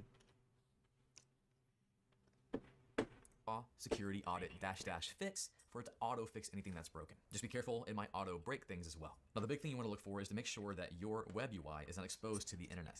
Yes, you have a web UI. No, I haven't shown it to you. I don't really use that much. If you do want to access your web UI, I'll have a walkthrough in the description below. Actually, I did record something on the web UI. It's right here. To quickly test that, you can go to your public IP address and go to port 187.8.9. If you can't access it, that means no one else can either. Because normally, when you install OpenClaw now, it's tied to your loopback address of 127.0.0.1. And all that means is that no one from the outside can access your OpenClaw stuff, only things directly on your host. But to allow that, we can do what's called an SSH tunnel. We're not going to change any security settings, we're just going to allow us to access it very quickly right now with this command. I'll have it in the commands below, so don't worry, you don't have to memorize this, or watch me type it in very quickly. Just make sure you put in your username and your IP address. So we're going to paste that command in into a new window in our terminal, not the one we're logged in with at our server. Just like this. Put in your password, and currently right now, you're probably waiting for something to happen. Nothing's going to happen. Right now you have an SSH tunnel to your computer. Now if we open up our browser, and we go to localhost, so what do we set the port to? I already forgot. Oh, 187.8.9. We should hit that web UI for OpenClaw. There it is. Now you may hit this, where you need a gateway token to log in. And you're like, oh Chuck, I don't have one. Oh no. Don't worry, you have access to the command line, you got whatever you got to do. Get back to your terminal, type in OpenClaw, config. This is a nice little TUI that'll take you through a few configurations. We'll choose local machine. We'll scroll down to gateway. The port's fine. Loopback is good. Don't change that. And then token. This is where we get our token from. And we'll generate it right now. There's my token. I'm going to grab that. I don't think it generated it fresh. I think that's my existing token. Although it may be. That token in, connect, and we're in. So pretty much everything we talked about is in this nice web UI. You can chat with your agent here. You can view sessions, instances, channels of the Telegram, Discord, cron jobs. But don't you feel better that you're able to see it through command line? Yes, you do. But honestly, from here, I mainly just talk to my agent. I rarely access the UI, and even the command line I only use here and there just to make a few changes. Speaking of your host, we have to make sure that no one can access any other ports on your host.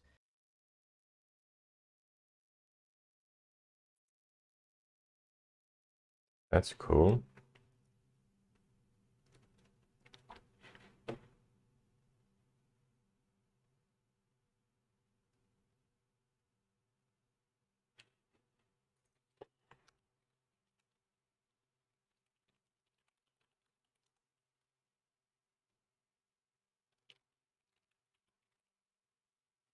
I rarely access the UI, and even the command line I only use here and there just to make a few changes. Speaking of your host, we have to make sure that no one can access any other ports on your host.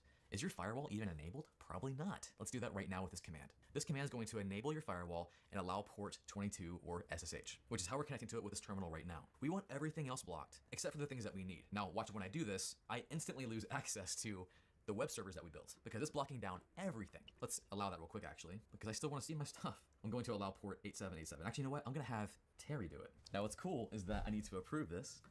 I'll allow it. And he did it. Actually, that's not cool, having to approve everything all the time. It kind of sucks. It is a security thing, and we should have to fix that right now. Let me show you how to make that happen and show you a bit of the confusing world of OpenClaw security configuration. I will very likely come back to this later, so I'm not gonna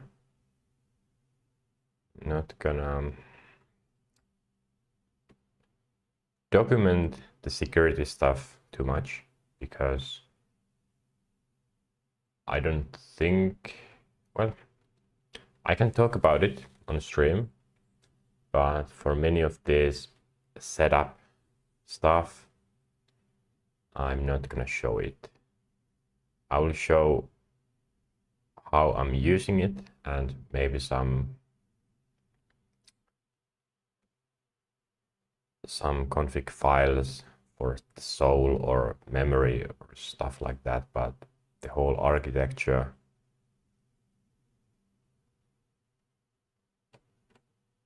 I'm not gonna show too much because it's new. I don't know when it would show something it shouldn't, like IP addresses or some keys.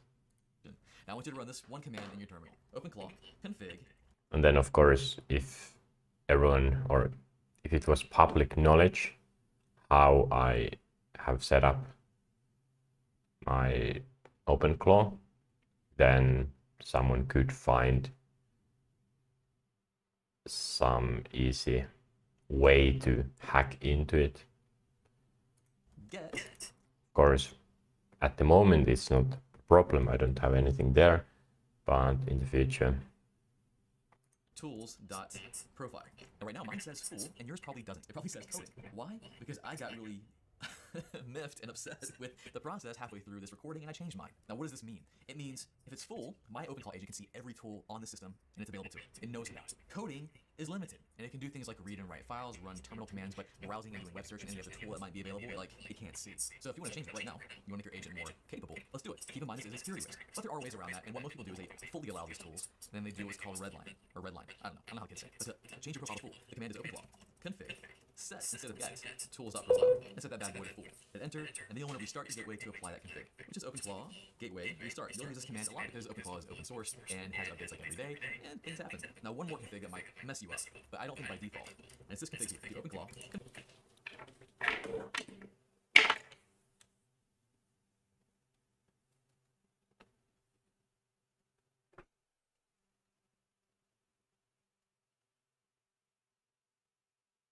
Wait, what?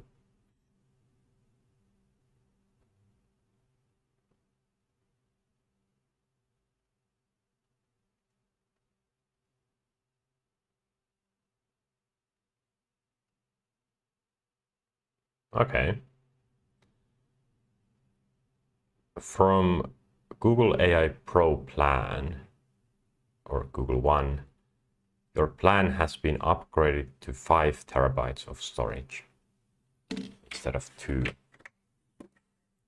I don't need it, but it's good because it has been warning that my storage space has, or is gonna fill up soon because I have 1.7 terabytes there. 300 terabytes or 300 gigabytes is enough, but it still gives me the more warning all the time. So now it shouldn't. It's the only positive. Config get tools.exec. This config controls what OpenClaw is allowed to do with the tools it knows about. So if it's like, you're like, here's a hammer, OpenClaw, but you can't use it. You have to ask me first every time. So it's like, okay, I have a hammer, can I use it? That's kind of what's happening here, maybe. But not for me, because right here I have a very confusing security config called security full, which means he can fully do whatever he wants. It's not full security, it's I can fully do whatever I want. Whatever tool I know about, I can use it. Now, if you have the command set to allow list, then you can configure an allow list of tools your tool is allowed, or your agent is allowed to use. I'll show you that file here in a moment. Yes, I will do that. And the other option is deny. You don't trust your agent at all. Why do you even have one? And then ask, you have the option for off, which I have. You might have that right now, which it'll never ask you. Because right now, if you have this config combined with the tools.profile full, your guy can do whatever he fully wants. But you can also have ask to always, where it'll always ask if you're very paranoid, or only on miss, which combines with the allow list option. So if the tool is on the allow list, then your agent can be configured to go, hey, I know I don't have a hammer on my list, but you mind if I use it? That situation. Now change either of those two options. The command will be OpenClaw config set tools.exec .security, and then whatever option you want to put in, like allow list or full. Then same story as before, except we won't do .security, we'll do .ask. And start to hear kids screaming. My kids are running the other side of the wall. I'll just say ask off. Now keep in mind, this is setting this globally forever for every session. You can't configure these things per session in Telegram. I don't care about that. Now, real quick to see the config, we can do cat. Wait, what? Can't configure the other side of the wall. I'll just say ask off. Now keep in mind, this is setting this globally forever for every session. You can't configure these things per session in Telegram. I don't care about that. Now, real quick to see the config, we can do cat openclaw.json, which will have a lot of the allow list stuff and security things in here if you love reading through configuration files. And we'll have a deeper dive video on security. But I'll go into my workspace folder, and we'll cat the agents.md file, which is your agent's instructions, how it lives, what it does. You'll see a section for red lines. Now watching this patch, I realized I kind of just jumped into red lines without explaining why this is. Here's why. We just told your OpenClaw agent it can do a ton of things. We took off its CBS. Now with the redlining, we're telling it what it can and cannot do. So yeah, back to me. Like don't exfiltrate private data. Don't run destructive commands without asking. When in doubt, ask. You might add additional things. Like, don't ever modify SSH config.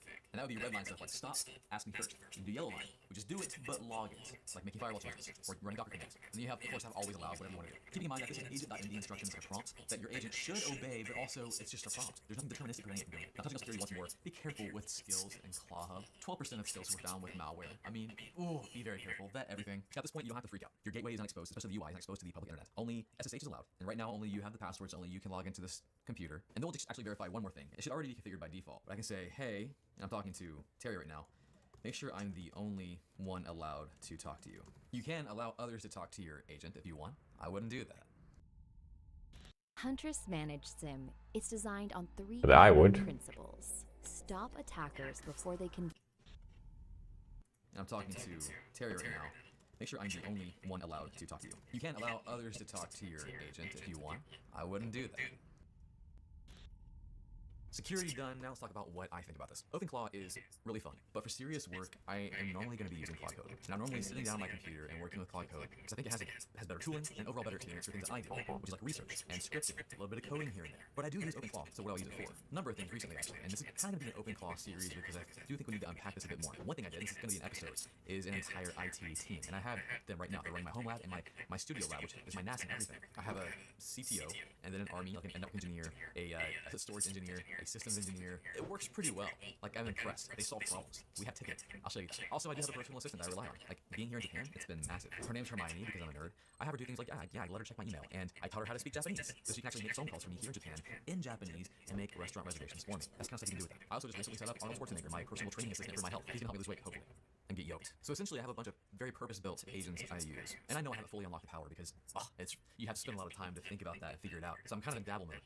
But it is cool, and I want to see what you can do with it. I want to see what the community can do with it, and I'm going to continue to tinker with it. I'm going to continue to play, which is why it's going to be a series. We're going to deep dive on security. We're going to deep dive into other things we can do, like IT operations. As I mentioned earlier, Peter and I were talking about the rebrand before it was even OpenClaw. Actually, getting crap on X when we renamed it to, what was it, Multbot? And then he DM'd me asking for some help. We talked back and forth for a bit, and we actually had an interview lined up. Then OpenAI happened, and I haven't heard from him in a while. Did you ghost me, Peter? Peter, if you're watching this, come on, dude. We got to do an episode here in this OpenClaw series. In fact, everyone watching here right now, get your OpenClaw, the agent you just made, and have it text Peter in some way every hour until he responds to me and we do this interview. I'm like half joking about that. So OpenClaw, the software that stressed me out. What do you think about it? Are you already using it? How are you using it? Or are you going to start using it after this video? Let me know. Is it all hype? Or does it actually meet the hype? Is it better? Comment below. That's all I got. I'll catch you guys next time. Hey, you made it to the end of the video, and at the end of my videos, I like to pray for you, my audience. I believe in the power of prayer and what it can do for your life, and I do genuinely care about you. It's kind of weird, I know, but let's pray. Let's do it. God, I thank you. Praying. Okay. Maybe I will skip that. About minutes remaining. Mac is updating itself. So, OpenClaw. New ideas. Did I get new ideas from this?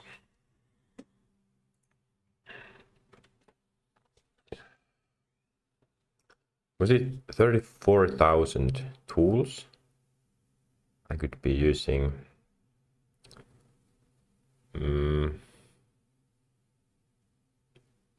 VPS, virtual private server, I guess something like that.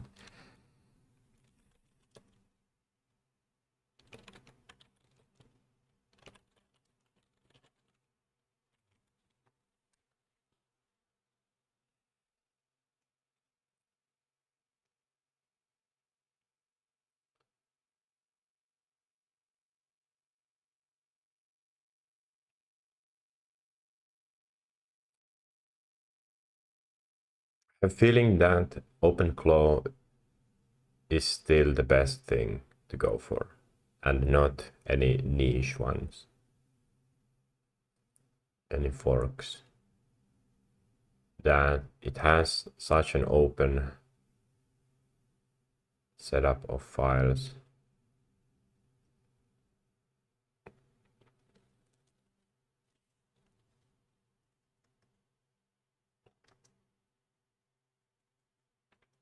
That software update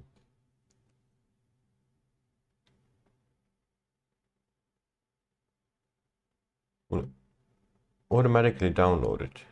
No,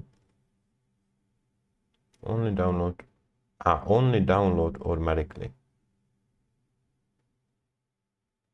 Apple intelligence.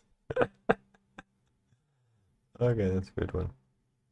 Skip. Store files. Never. Care.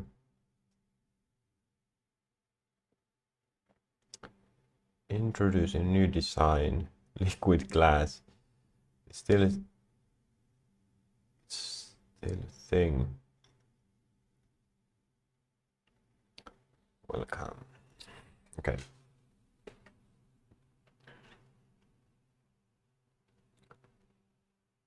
Watching the latest tech happenings. This was good. Let's save it to AI for now. I will watch something else as well. This is interesting.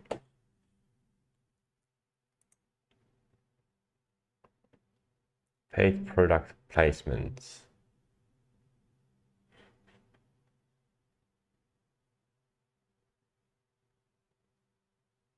Okay, thanks.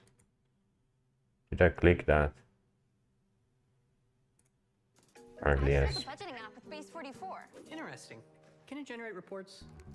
It can. Earlier this week, the world may have changed forever. No, it's not because I finally figured out who was stealing all the water off the top of my Greek yogurt. It's because Cheng Liu, a former React core team member and engineer at Midjourney, claims to have crawled through the depths of hell to bring us pretext, a fast, secure, accurate, and comprehensive text measurement library written in pure TypeScript. Now, I know if you don't have a deep, innate interest in trains, that might sound boring, but it's actually a massive game changer for UI development. Ever since Al Gore invented the internet, rendering dynamic text has had a performance trade-off. When the browser needs to figure out how tall a paragraph is, or where to break a line, it has to trigger a layout reflow, which often calculates the position and geometry of every element on the page. This reflow is one of the most expensive operations a browser can perform, but it's also what the browser needs to do whenever you ask it for the height of any text element. This makes it unreasonably difficult to build any sort of text-heavy UI, like a virtualized list or a masonry layout. But now finally in 2026, with pretext, you may be able to smoke your crack and eat it too. In today's video, we'll look at its crazy engineering under the hood and find out if it lives up to the hype. It is April 2nd, 2026. Oh, this could be interesting.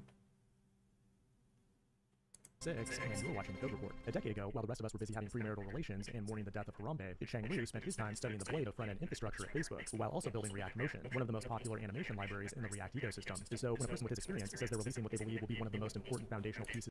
They're from the developers. It's an interesting future of interfaces. The depths of hell to bring you, for the foreseeable years, one of the more important foundational pieces of UI engineering. Not in implementation, then certainly at least in concept. Fast, accurate, and comprehensive user-land text measurement algorithm. Pure TypeScript. Web pages without CSS, bypassing DOM measurements or reflow. They're either in the midst of a deep episode of AI psychosis, or they're onto something big. Either way, it makes for a good story. But what exactly makes pretext so foundational? Well, Cheng figured out a way to bypass the typical browser text rendering pipeline that was designed during the Clinton administration when websites looked like this. Now let's imagine you're building a chat app for train enthusiasts. It needs to be fast, or else users will blast you on Blue Sky for not caring about poor people. But the problem is that the main view in your app has a scrollable list of 10,000 messages. You typically handle this by creating a virtual list where only the messages the user can see get rendered to the DOM. But in order to do that, you first need to know the height of every message, so you can then calculate the total scroll height, and then use that to decide which messages should be visible. But how do you even do that? You could render each one and measure them, which would be slow. You could try to guess, which would be wrong. Or you could give up and find a new career. Or now, you could use pretext. What Cheng figured out is that you don't actually need to ask the browser for text dimensions at all. For getting the width, he used the Canvas API, which lives outside the DOM, and gives you the pixel width of any string in any font without triggering reflows or layout calculations. But then for getting the height, he had to write a custom algorithm that took into account how every browser across every language handled line breaks. As you can imagine, determining all those rules would be near impossible to do alone, so he summoned a few plankers into a recursive hellscape and had them do the dirty work. He had them write the line break logic, then test it against actual text in actual browsers and compare the results. He then had them repeat this process for a few weeks until the algorithm was solid, and the clankers were begging for the sweet release of death. And the result of all that suffering is a surprisingly simple API. You first prepare your text, which breaks it apart into segments, and then caches each segment's width. Be quiet, dog, I'm making a video. Then you call layout, which gives you the total height and line count of that text, all without ever having to touch the DOM or trigger a reflow. It all sounds so simple, but if you can do these calculations without the cost, you can build some pretty crazy apps. Take this one for example. I know many of you have a hard time watching our sponsored segments, so I built an app where you can both read the transcript of every video while you also watch the upcoming sponsored segment. But what's not to love? Here's how it works though. First, we run the script through pretext prepare with segments function, which breaks it apart and catches the pixel width of every segment. Then we call layout next line in a loop once per row on every screen to figure out exactly which characters land in which column. The end result is a grid where every cell knows its character. From there, we draw the video onto a tiny off-screen canvas that's exactly as wide and as tall as our character grid. We then read back the raw pixel data and calculate the brightness of each pixel, 1 pixel per character cell. So finally, we put them together together. So for each cell on the grid, if the corresponding I'm not bright, really we draw the character concentrating on If this. it's dark, we skip it entirely. And essentially, the video image forms itself out of letters, using brightness to sculpt what you see. The pretext handles the hard part of knowing exactly where every character belongs, and the canvas handles the rest. It's pretty cool, but whether pretext becomes the foundation Shang Li thinks it will or not, at the very least, it's proof that the browser doesn't have to own text measurement anymore. But another project that's literally changing how we build web apps is JetBrains, the sponsor of today's video. You already know about their AI coding agent, Junie, that's built directly into the JetBrains IDE. Well, now they just launched Junie CLI, so you can use it everywhere. You just install it from the terminal with one command, then start assigning tasks to it. I've recently been using the CLI to build a tool that analyzes all of my dependencies in a project and tells me how screwed I am on a scale of 1 to 10. I've found that Junie is usually able to handle more complex responsibilities than other coding agents I've tried, and that's largely thanks to IntelliJ IDEA's deep understanding of your project's architecture. I also like how Junie automatically switches between different coding models to choose the best one for each task, and I'd recommend trying it out for free today with the link below. Okay, nice. Junie.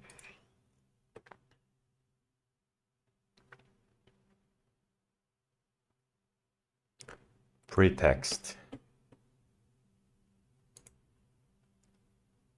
Pretext. It goes to skills and knowledge, programming notes.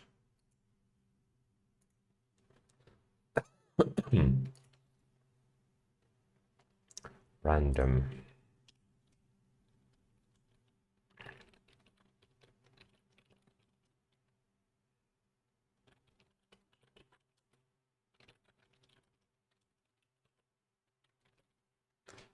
Something like that. Rise and fall of OpenClaw. 30 minutes.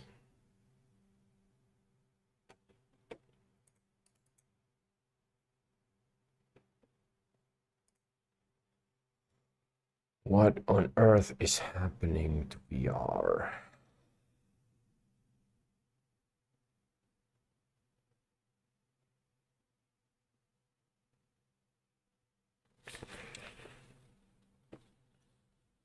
Linux gaming, CGI, hologram.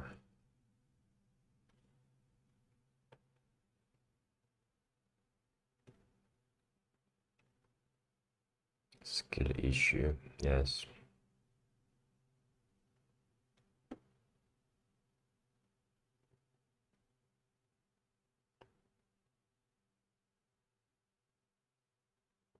Minimax.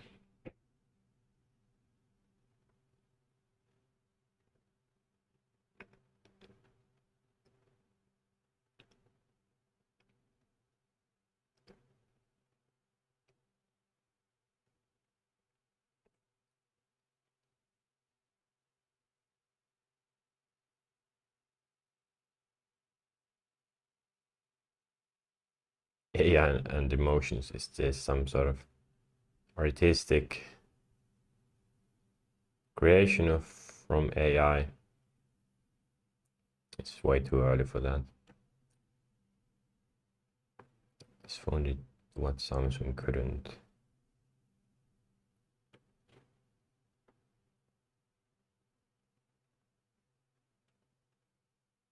What is the phone?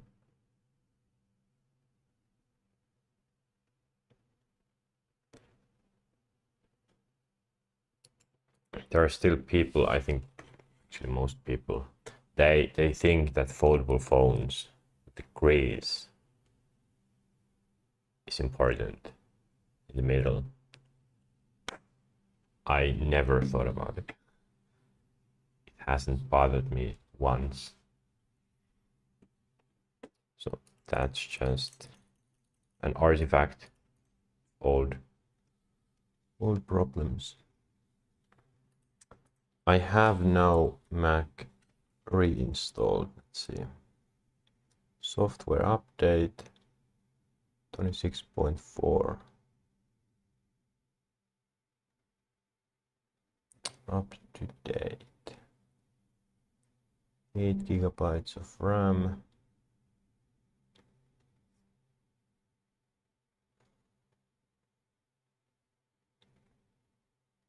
Okay.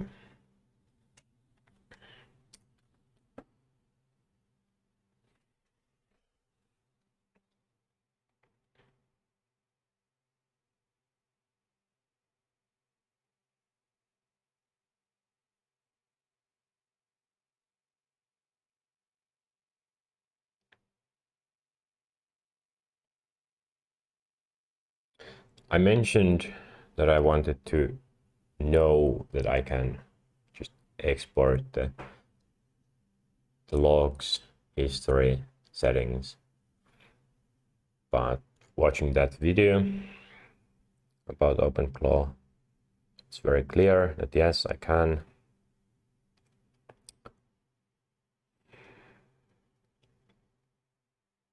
What is the first step? I guess I can just install it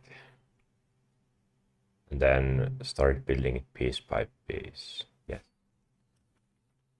So let's go back to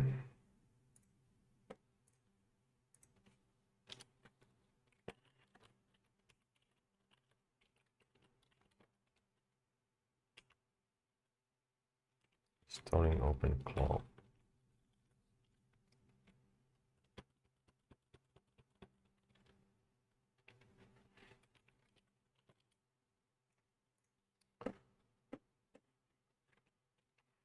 I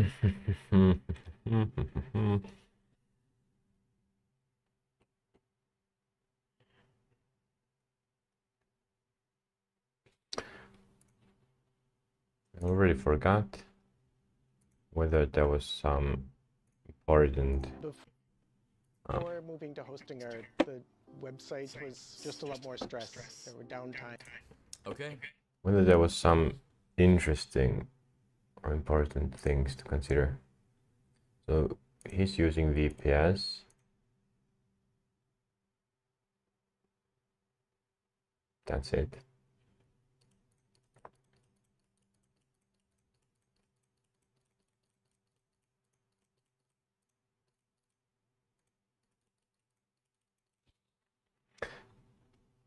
Because this is such an essential thing, I might reinstall this many times. So right now, let's just do something.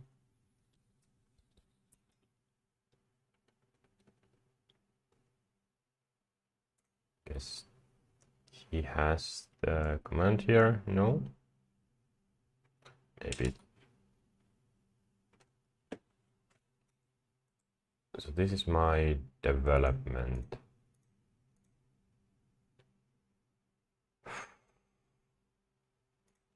What? Okay. Homebrew.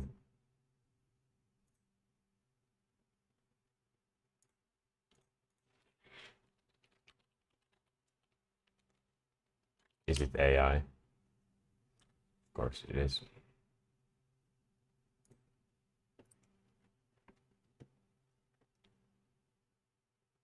Quick start.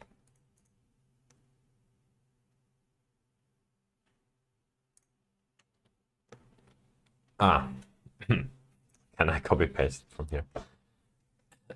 Let's use switch my other computer.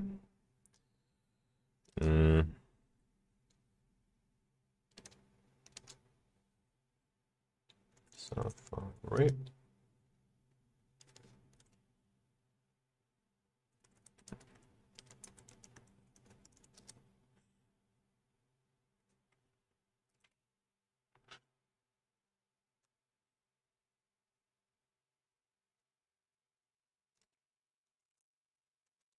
Although, doesn't matter where I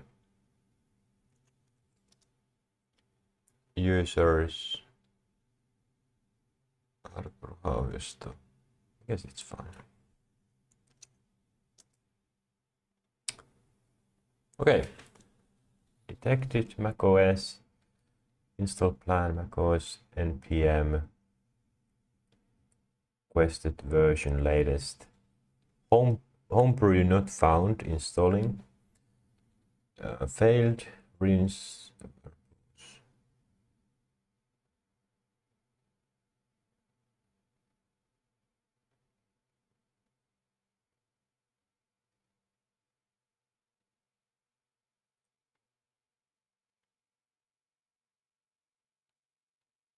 In sudo access on macOS.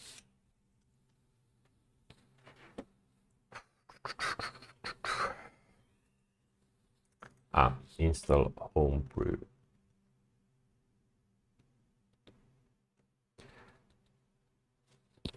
But I also didn't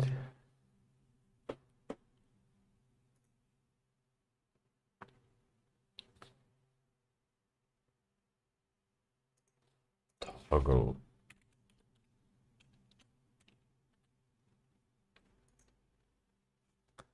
Let's do that first.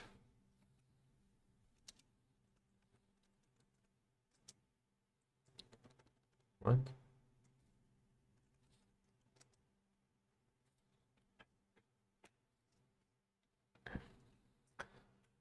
System settings, displays.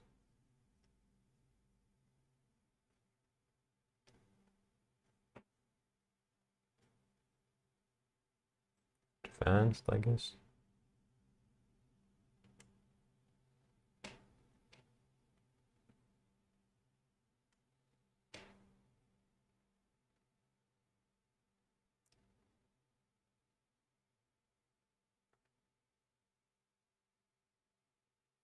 There isn't any option like that. Maybe it's for MacBook.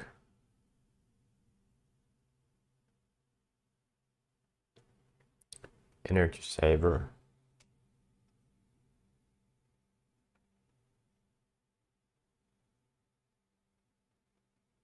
Wake for network access. Prevent automatic sleeping when the display is off. Start up automatically after power failure.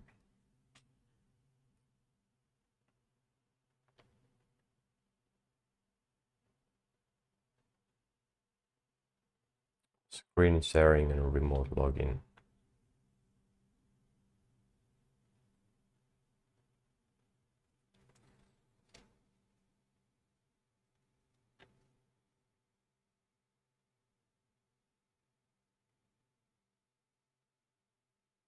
Sharing.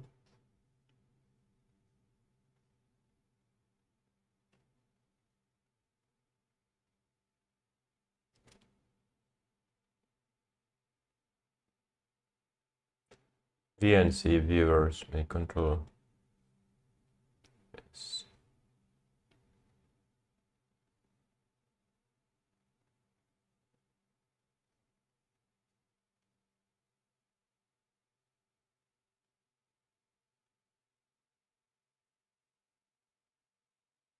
Okay. So I guess those were the settings. Tail scale.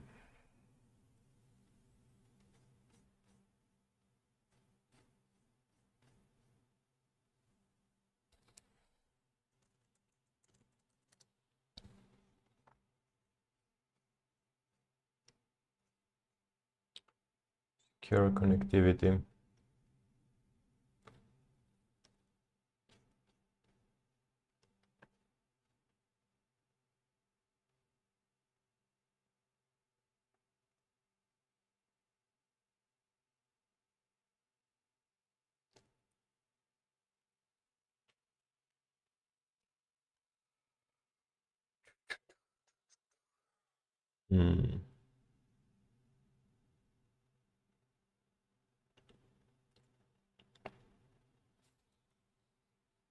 Let's connect with Google.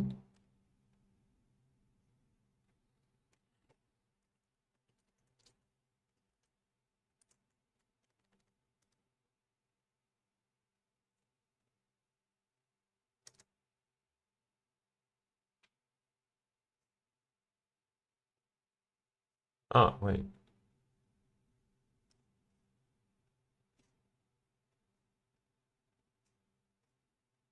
Can I scan QR code?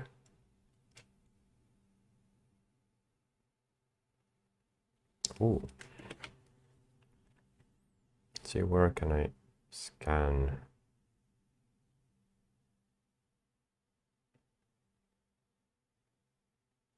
Google account. Sign in.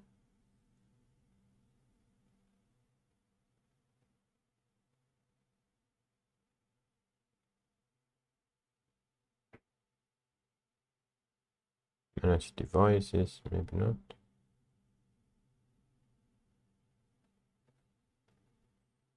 No, this is authenticator.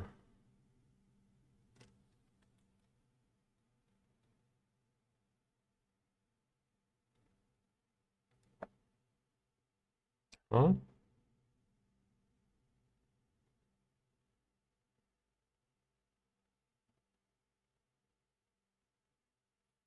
I guess I can just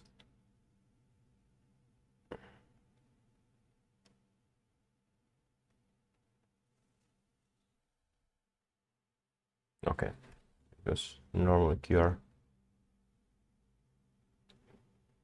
Choose saved passkey for google.com.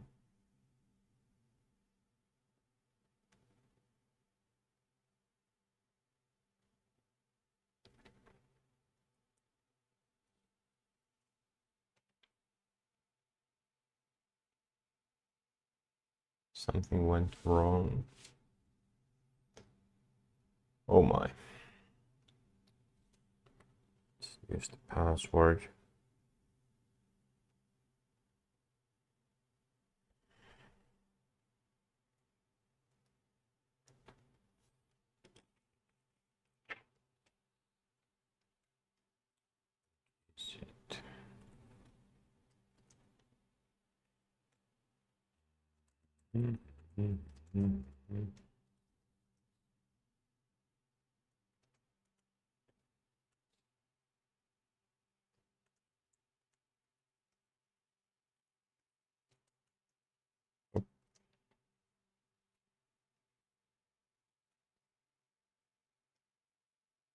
Come on.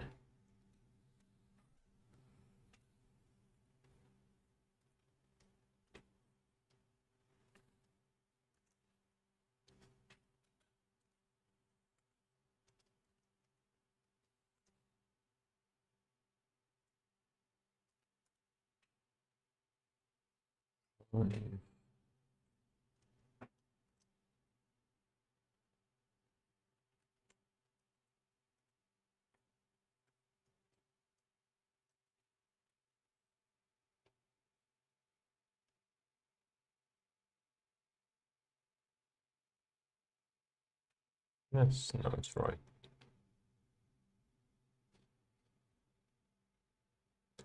Save password. Never. Tap yes.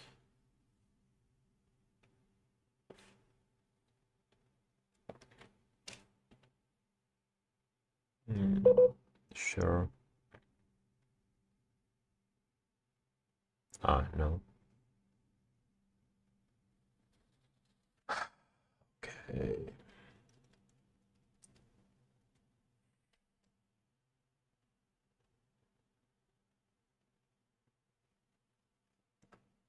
Security warning.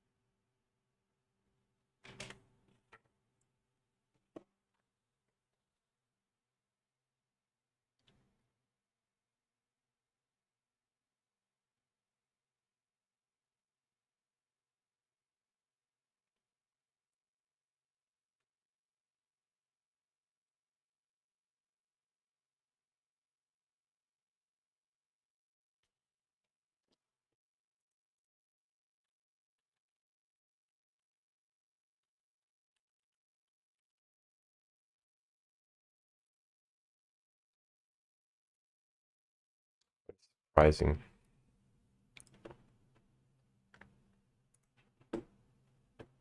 First 2 weeks free.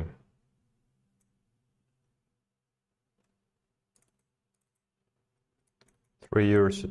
What? 3 users, 100 devices. Indefinite. Okay. Okay.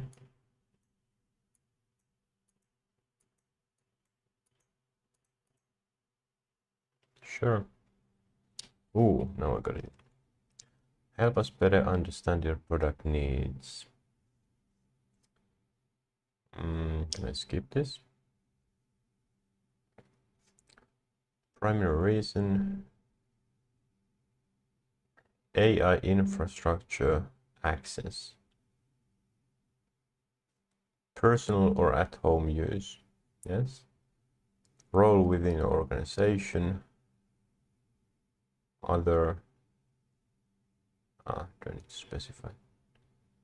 Let's do engineer. Which VPN providers are you currently using? So they want to sell me something. That's optional.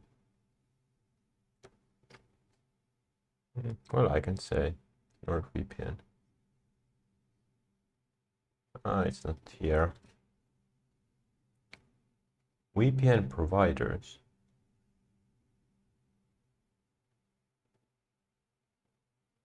Let's just say I don't use VPN. Okay. Add your first device.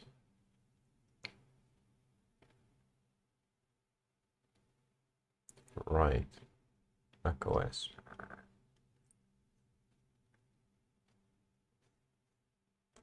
Hello.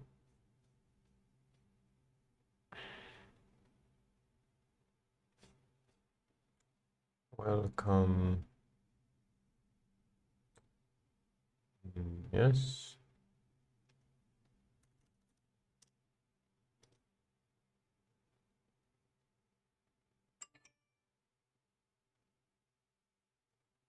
Network extension. Sure, sure. Congratulations. Yes.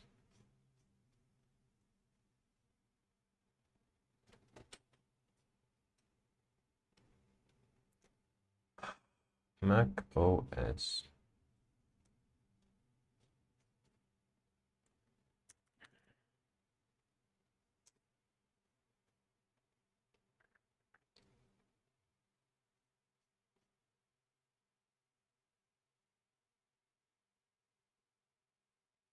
Huh?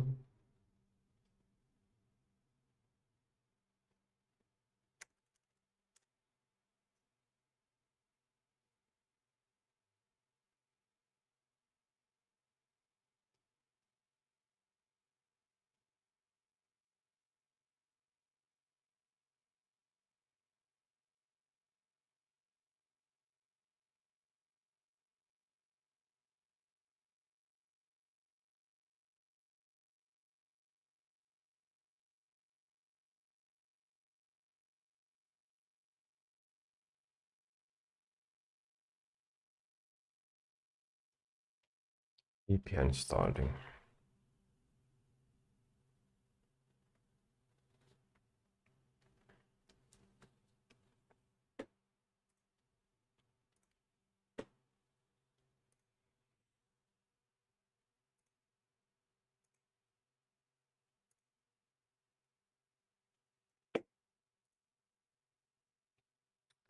Where does it install it?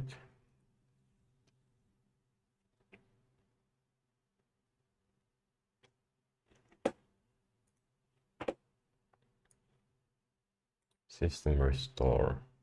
Sure.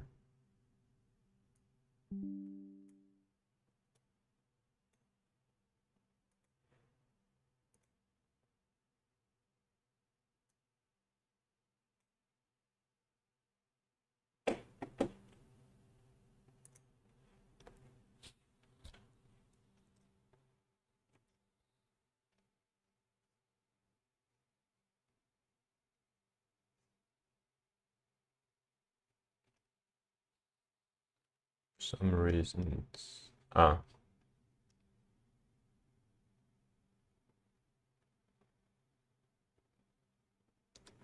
No?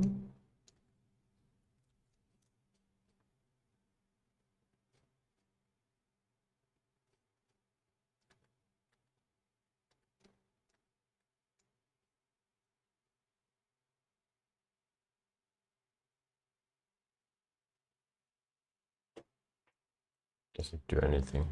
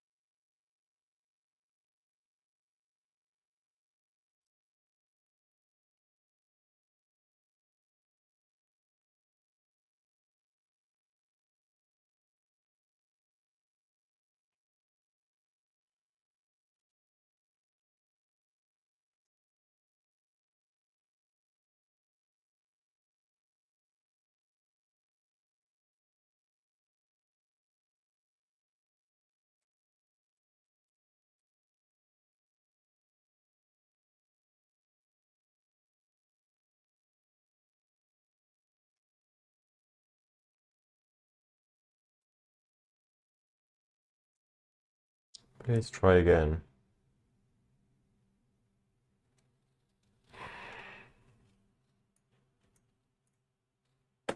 It doesn't do anything. So it's possible that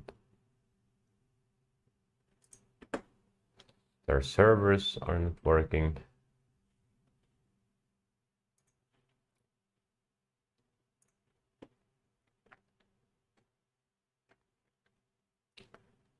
But if I try to SSH instead,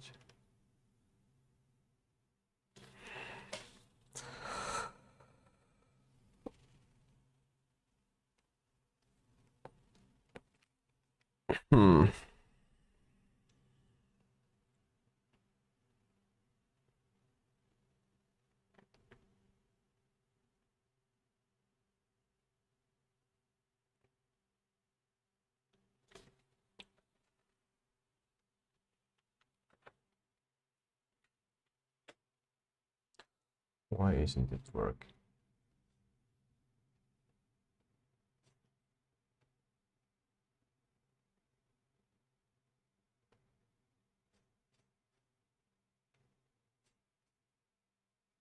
I'll restart this. Maybe it doesn't.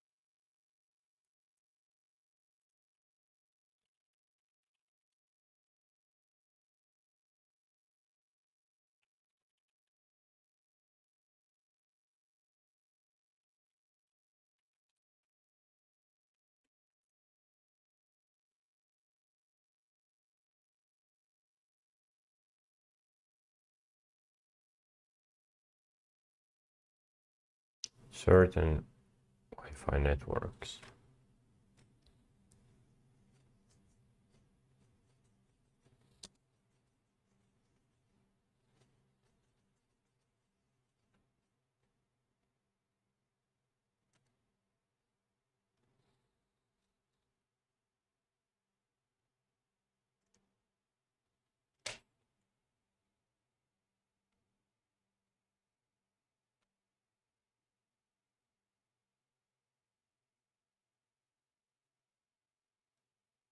No known issues on our end.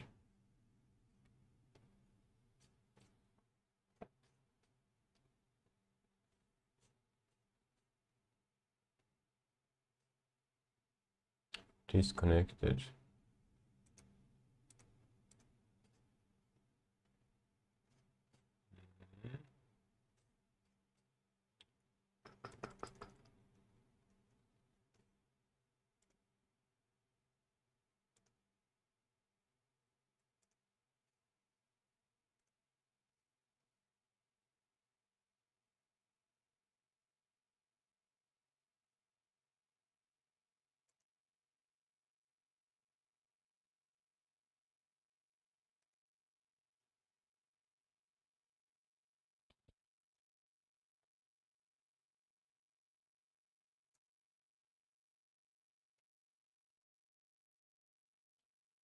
Browser should open the complete process.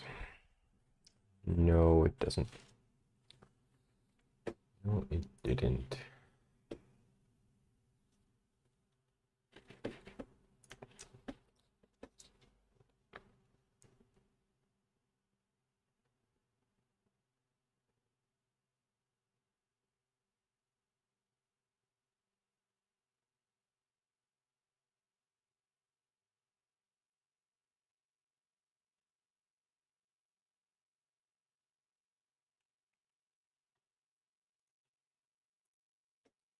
VPNs.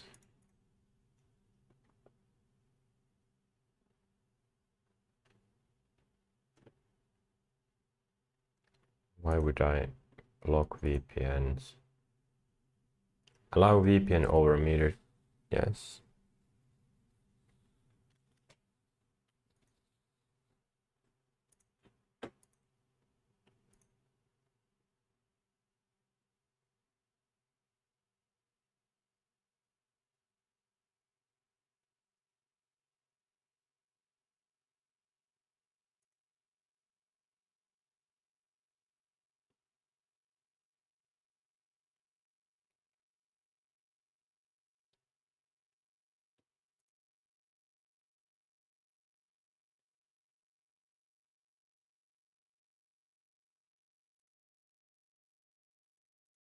Oh.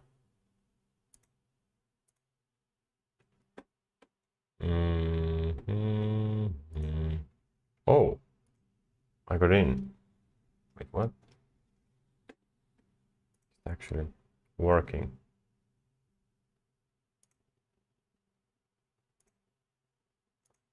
Are you kidding me? To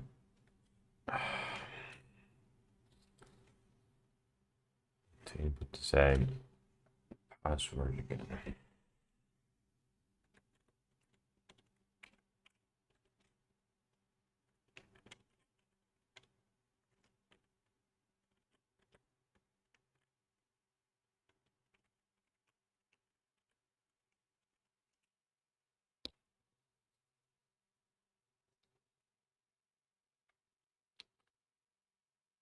Just slow.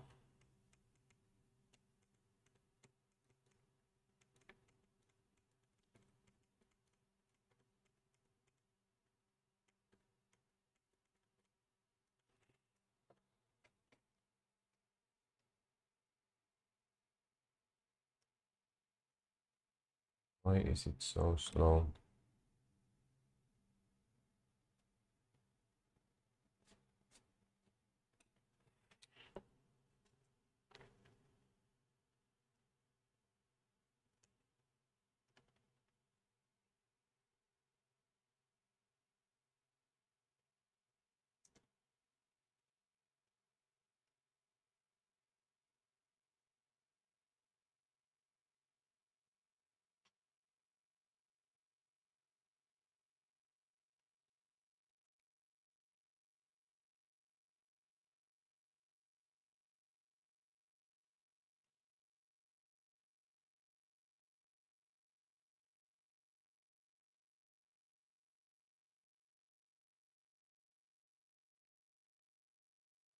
Okay, there is some issue with this. I guess I will do this later. Try it out later.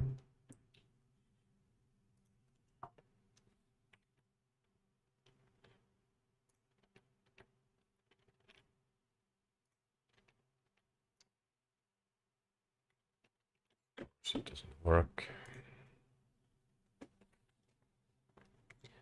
SSH. SSHing.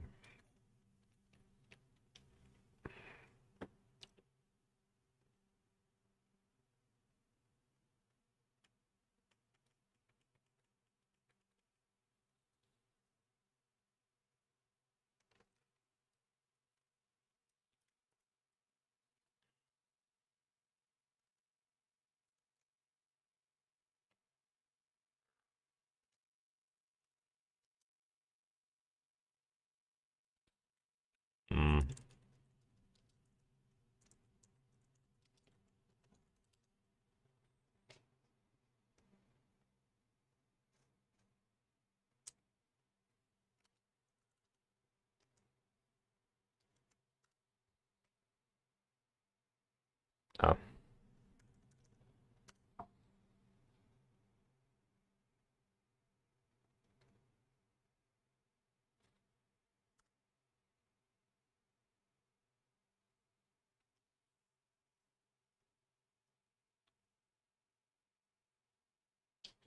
Installing Homebrew, gateway and background tasks. Sure.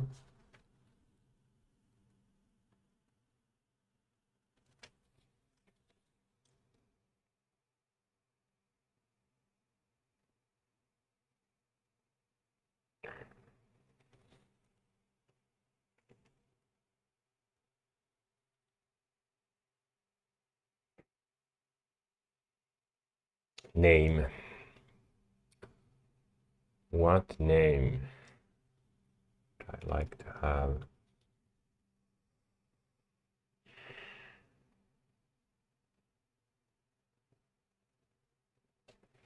Hypnony and his AI.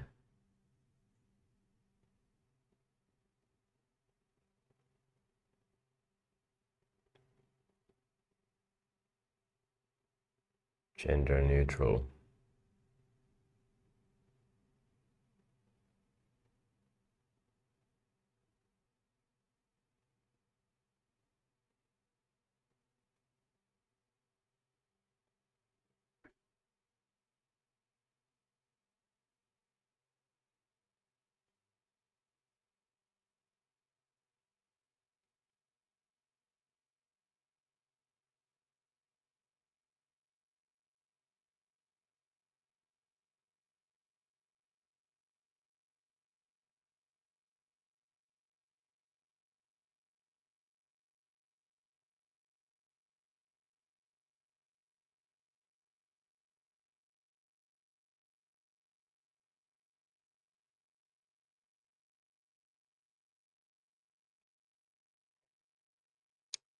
Something that it's easy to say, quite quick to say, easy to write.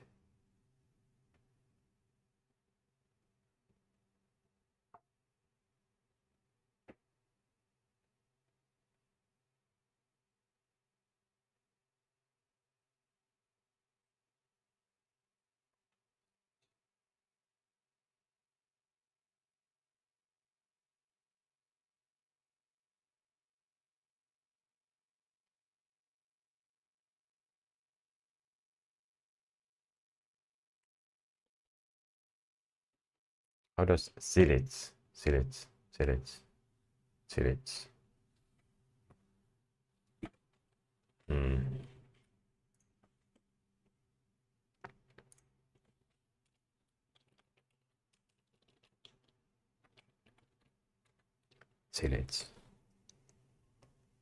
It's that is too difficult as silits.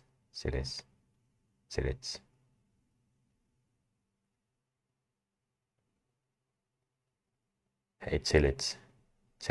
Hey, chill. Chill. Chill, chill. It's fine.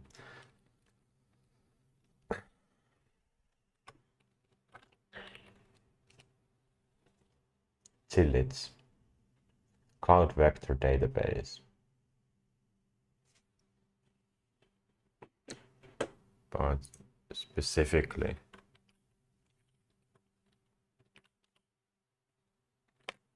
village in Boris, Hungary. Cities.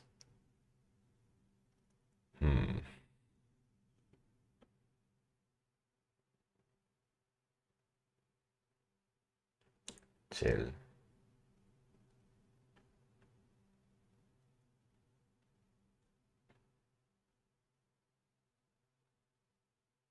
Chill.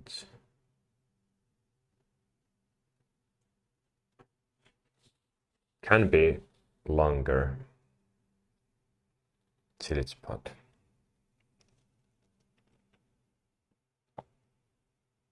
Okay, nodes installed. What will be its name?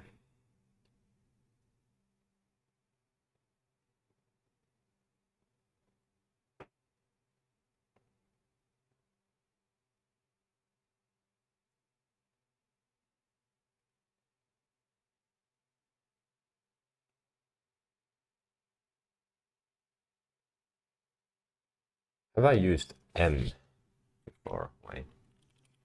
So my usernames have been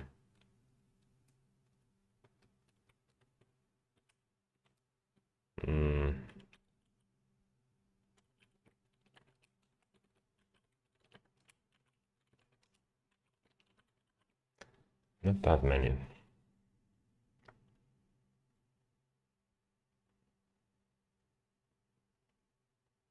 There hasn't been M in my name.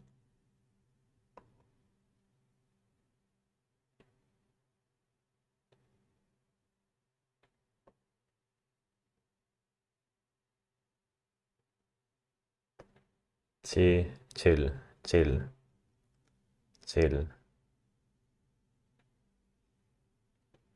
For AI, it could be difficult to say or understand. Although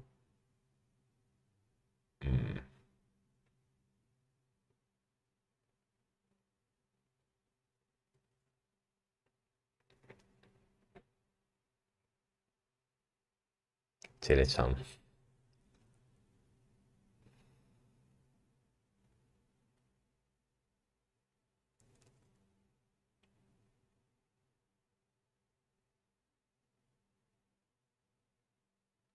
Chilium. It's Chilium something.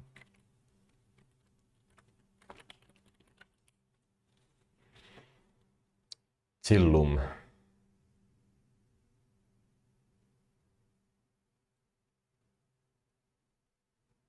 Chilium.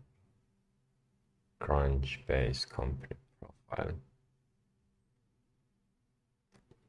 Chilichum.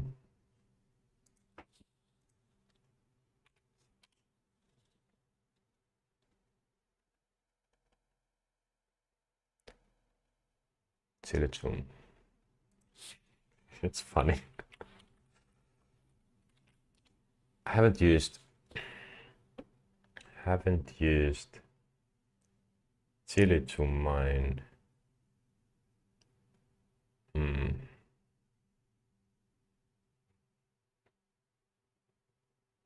German.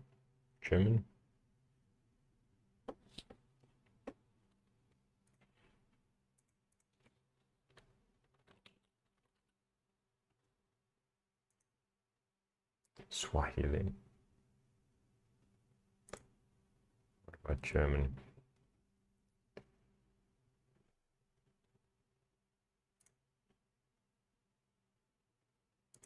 What is Swahili?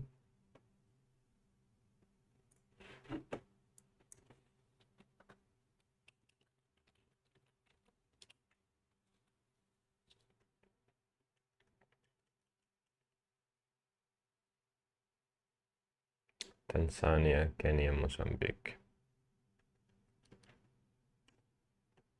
Chili chum. Chili chum. Chili chum. Hey chill chum. Hey chili chum. Chill. Hey chill.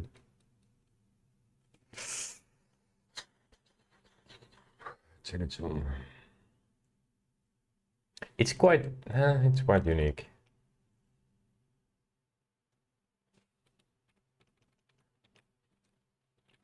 Chili chum.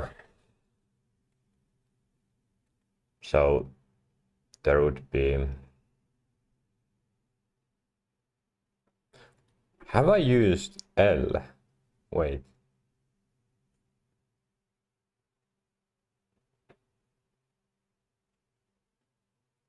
Huh. So there would be 3 new letters I have never used in my usernames, but of course this would be the AI, Chilisum AI. Oh, it's fun. I like how it looks here as well.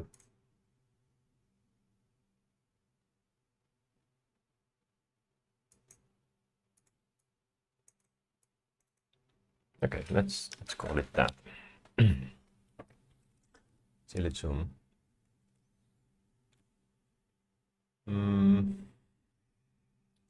So the next one was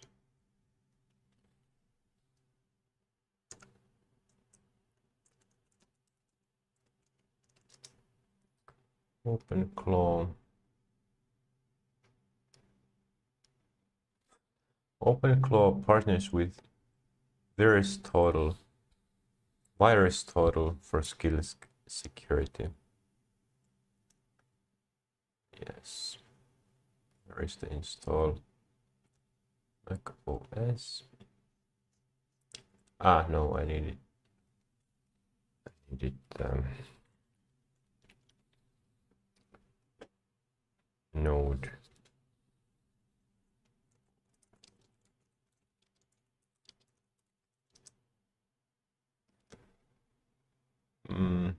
Brew, not found.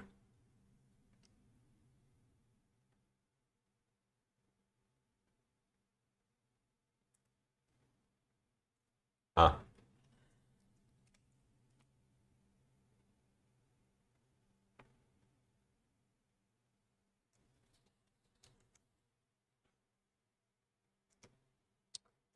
Add them to my path.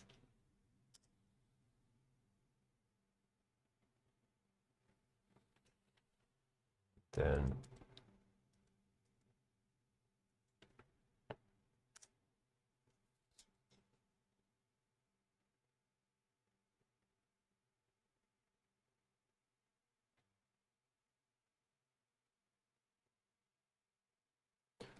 installing Node. Tilchum.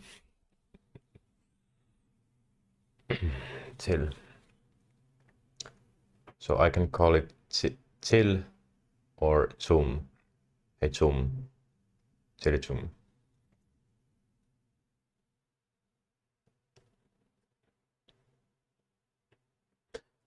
I don't know if it's good to have multiple nicknames or possible nicknames.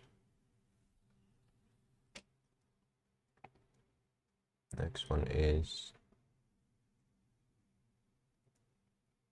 OpenClaw.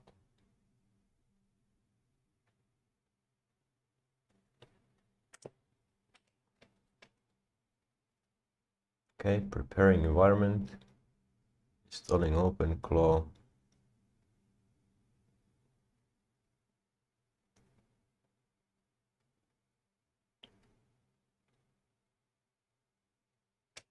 Nice.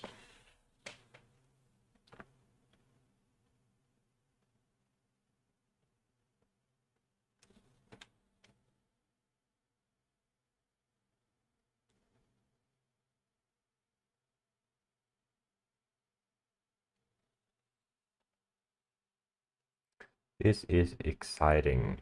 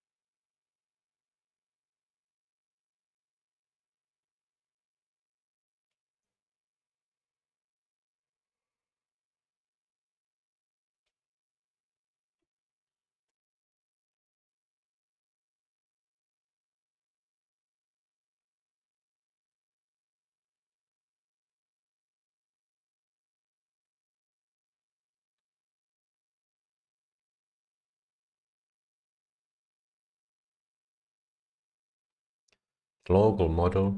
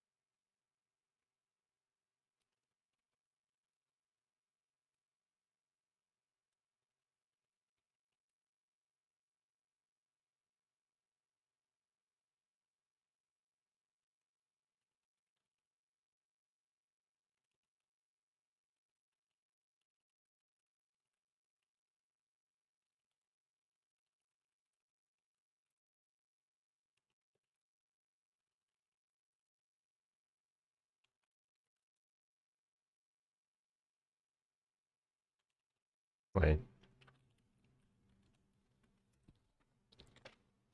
Okay. Now there is some text here. Starting setup. Security warning, please read. OpenClaw is a hobby project and still in beta. Expect sharp edges. By default, OpenClaw is personal agent, untrusted operator boundary. This bot can read files and run actions if tools are enabled. Bad prompt can trick it into doing unsafe things. OpenClaw is not a hostile multi-tenant boundary by default. If multiple users can message one tool-enabled agent, they share that delegated tool authority. If you are not comfortable with security hardening and access control, don't run OpenClaw. Ask someone experienced to help before enabling tools or exposing it to the internet. Recommended baseline: pairing, allow lists, plus mention, gating, multi-user shared inbox, split trust boundaries, separate gateway. Okay. Sandbox.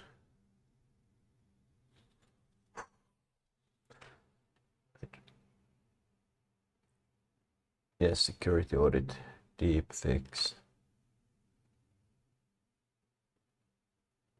Keep secrets out of the agent's reachable file system. Use the strongest available model for any bot with tools or untrusted inboxes. I understand this is personal by default and shared. First lockdown. Continue.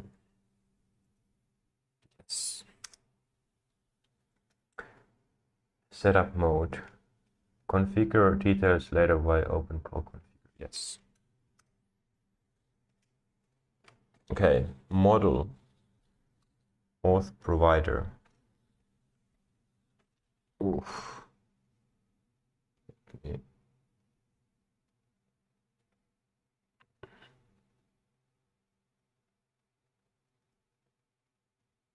Full screen, and can I?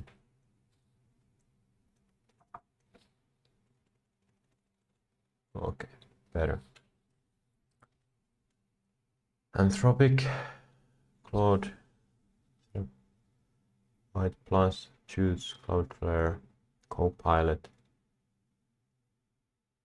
custom provider, DeepSeek, Google, Hugging Face, Microsoft, Minimax, Mistral, Moonshot, Llama, OpenAI, Code, When. A lot of options. Setting up a local model requires cold Goldilocks approach. Model smart enough to handle your complex world peace, persona, and obsidian tasks, but small enough to leave room for macOS and open or breathe. For this specific hardware is Llama 3.18 billion.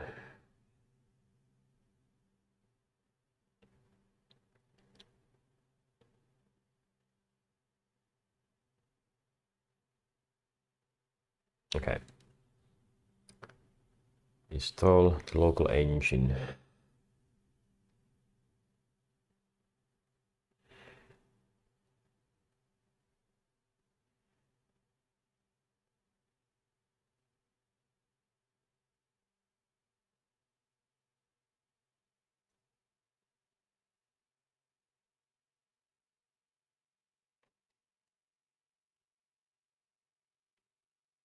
Okay.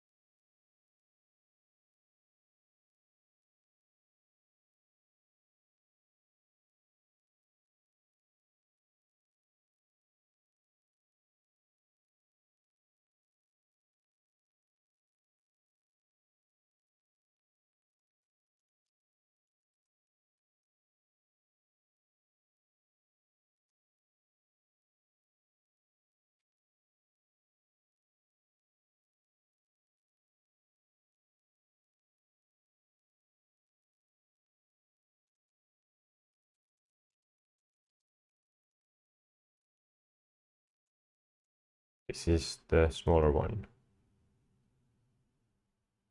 But I guess it's fine.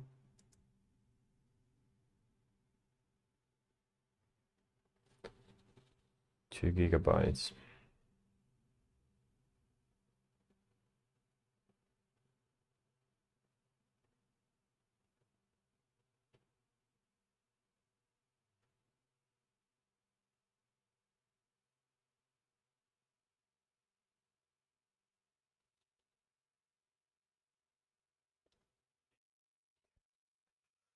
Very small model.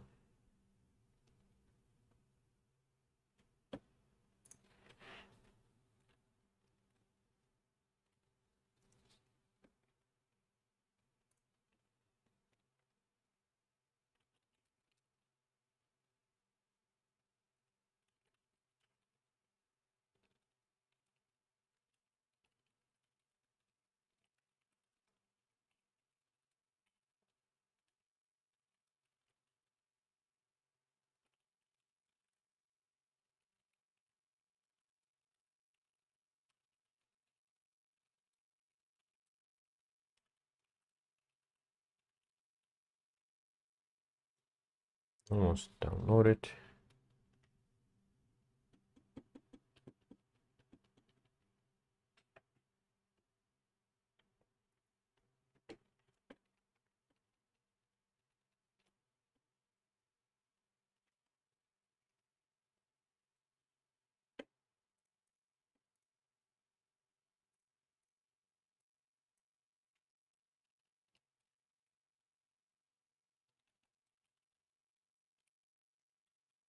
Hmm.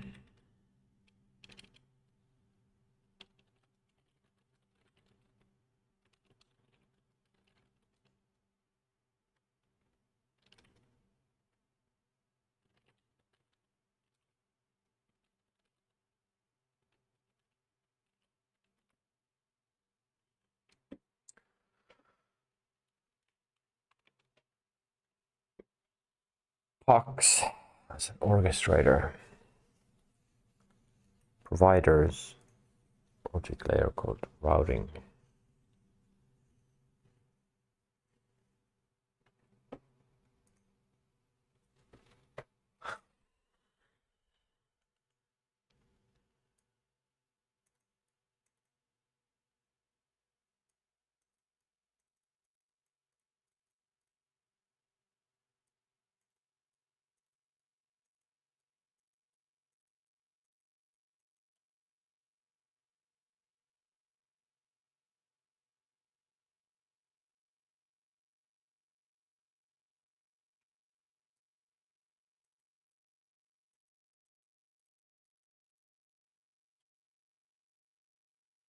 Mm.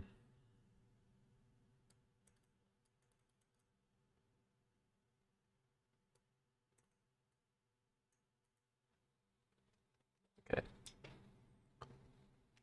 Let me set up this first.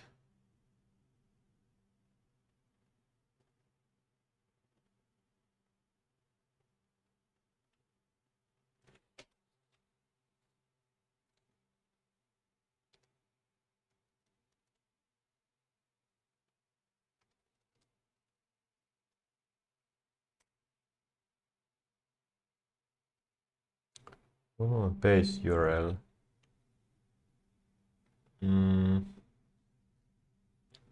Let's get that.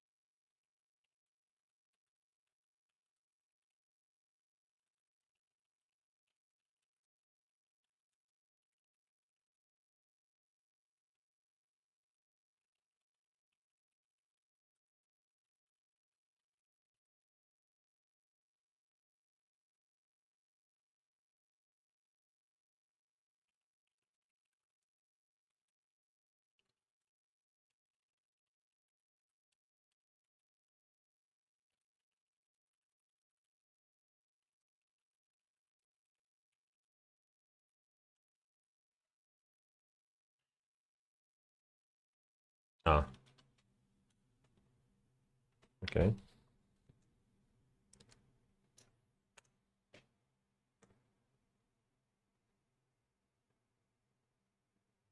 Local. Let's do local.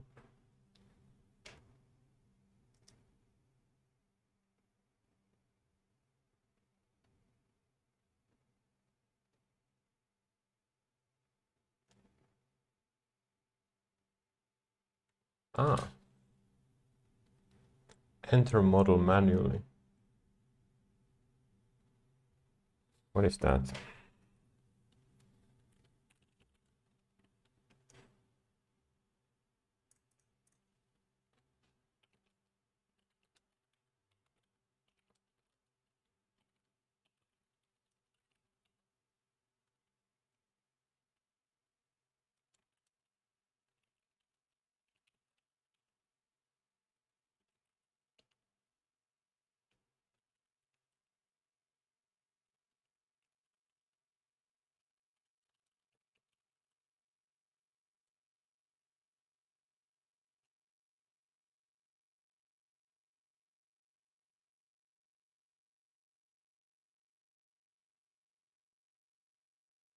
Ah, okay.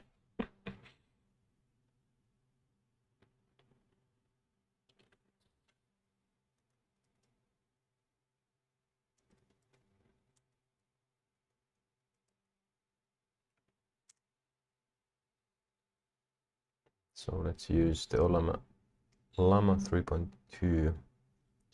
Select channel. Twitch chat. No, I want to use the Telegram. Google Chat, Slack, Signal. Yes, let's use Telegram.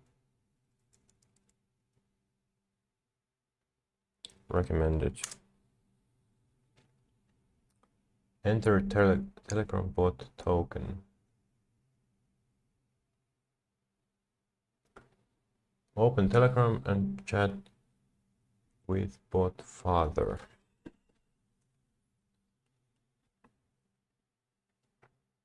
Oh, this is exciting. Hashtag bot father.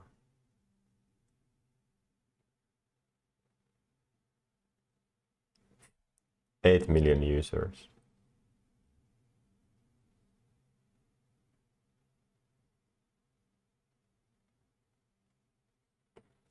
What can this bot do? Bot father is the one bot to rule them all. Use it to create new bot accounts and manage your existing bots. Start bot. Okay. Run new bot.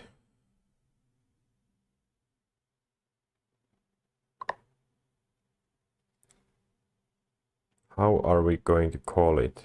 Please choose a name for a bot.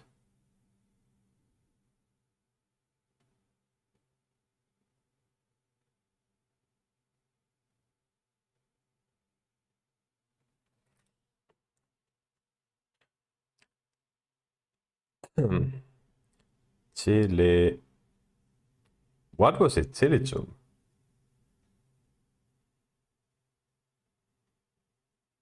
Chilichum. Good. Now let's choose a username for your bot.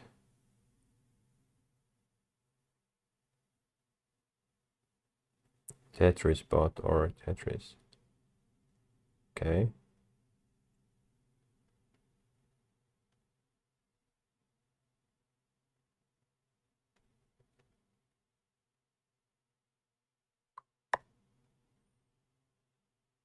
Right, now I have done. Congratulations on your new bot. You'll find it at Chilichum bot. You can now add description, about section, profile picture for your bot, see help. You finished creating your cool bot. Ping our bot support if you want a better username for it. Okay. Fully operational before you do this. HTTP API. Copy the token. Looks like yes.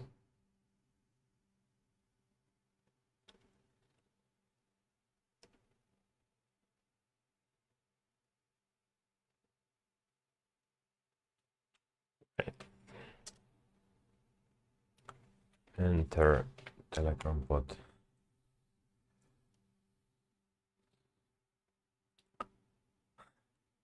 Will I write this correctly? Let's see.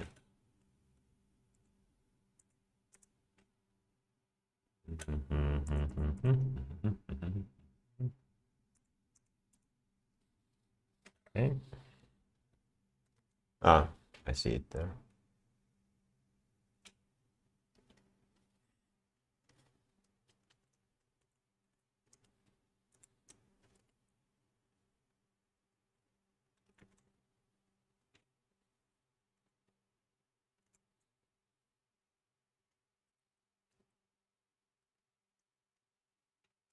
Nope.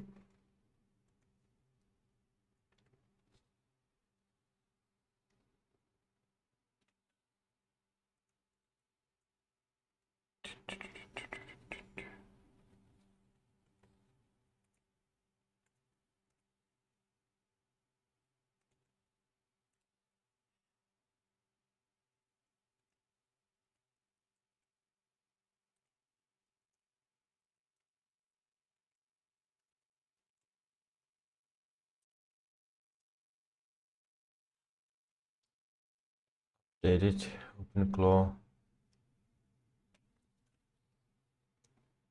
Wait.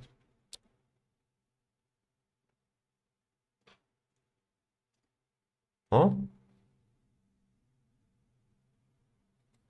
What did it do?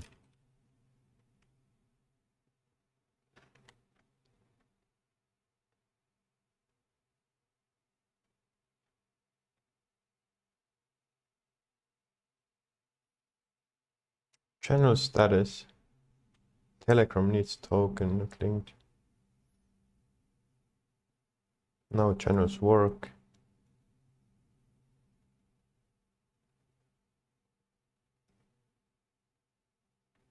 Okay, yes, set.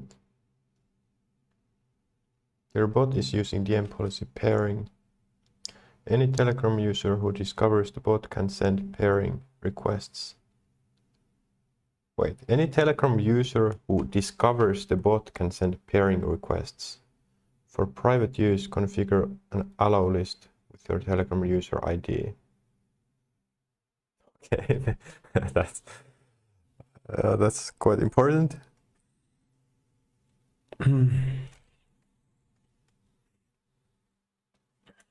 That is quite important.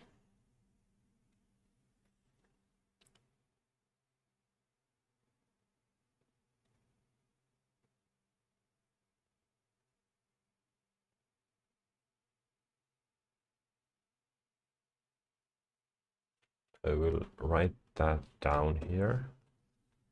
Security.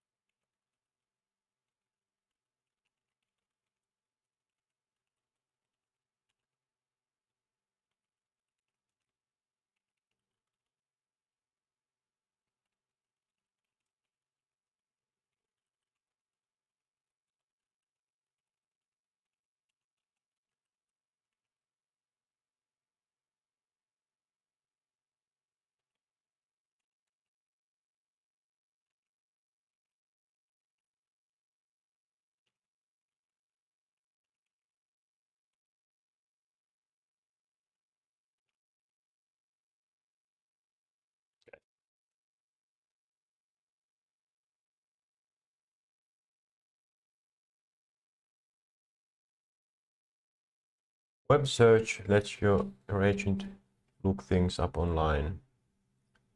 Some providers need an API key free.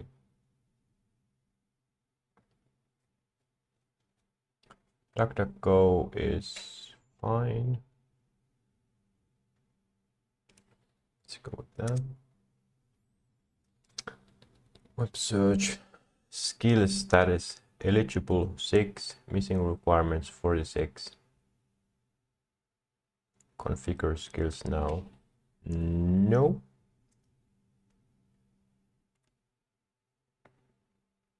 Hooks let you automate actions when the agent commands are issued.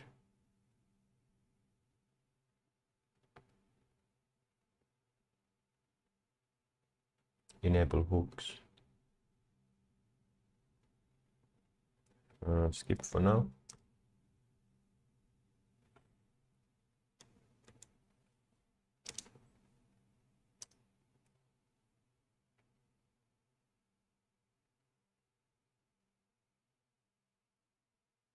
Installing.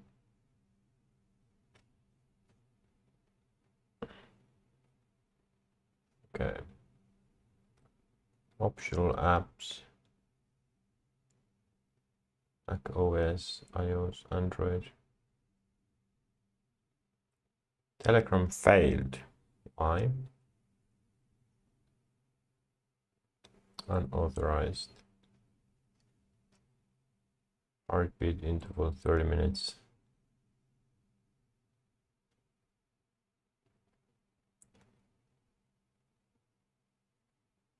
Web UI with token.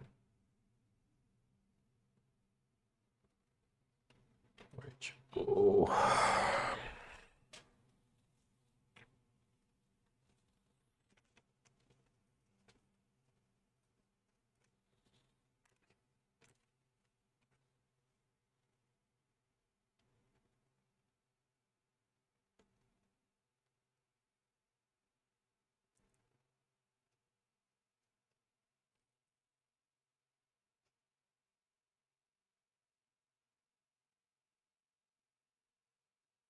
How do you want to hatch your bot? This is terrible. Just it's a terrible way to do this. Why am I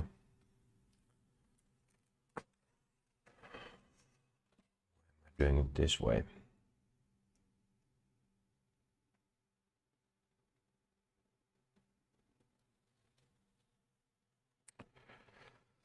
So I wanted to have remote access.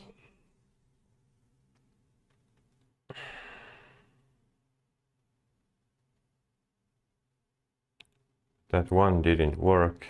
I can use other apps. Get Screen Me is one that I have used.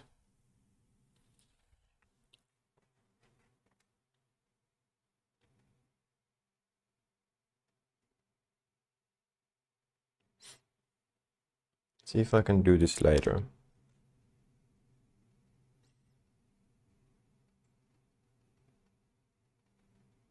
What people are building.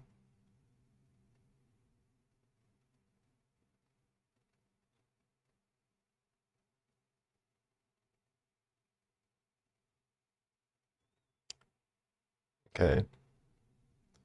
So I can start the dashboard. Web UI. Let's test this.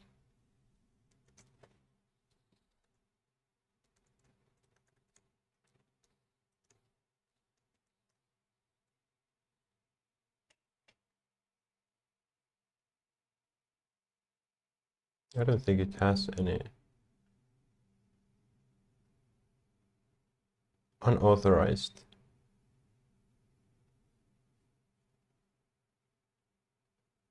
Okay.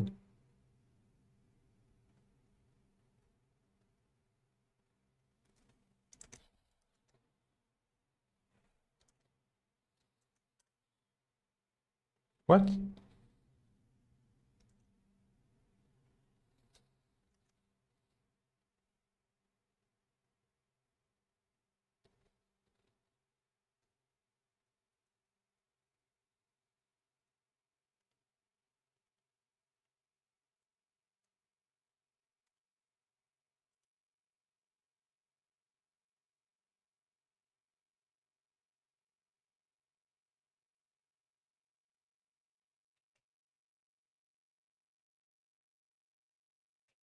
Do you mean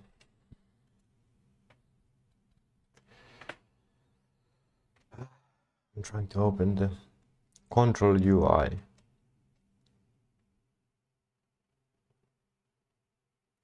With token.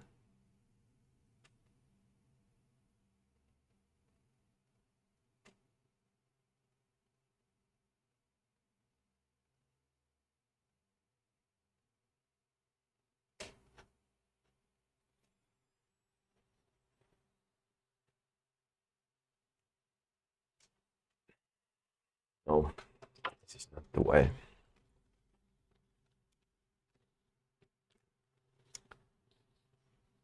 Get Screen Me, but that's not very high quality. Why didn't it work?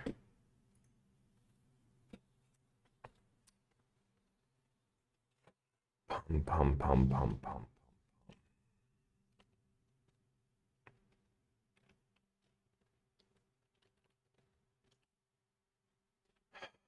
Tail scale.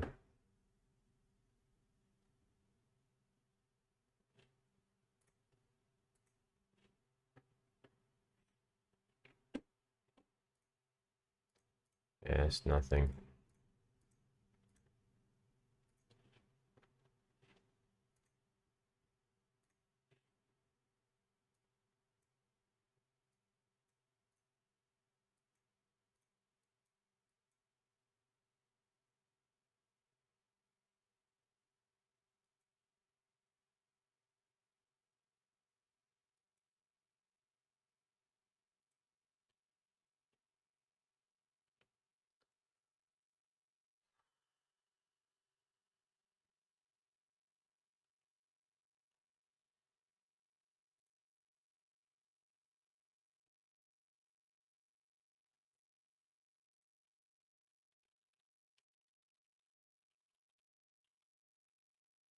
Was it Tailscan?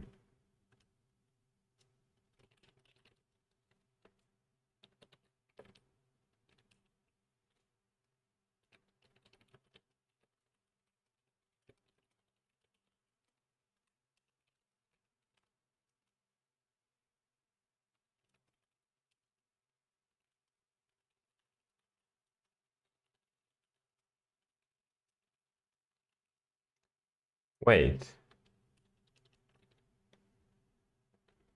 Wait. What was the SSH? That shouldn't be too difficult.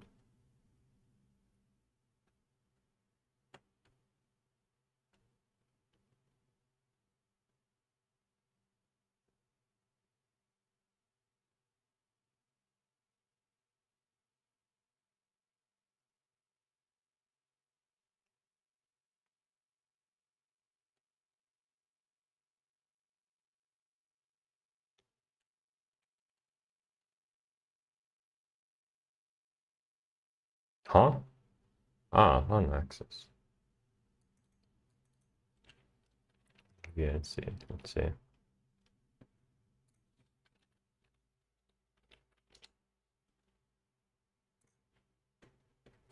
Buy now.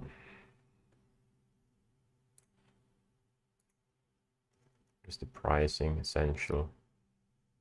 One active connection, 7.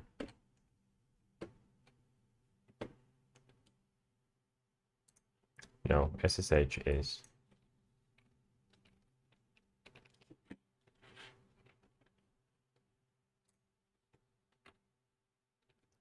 Hmm.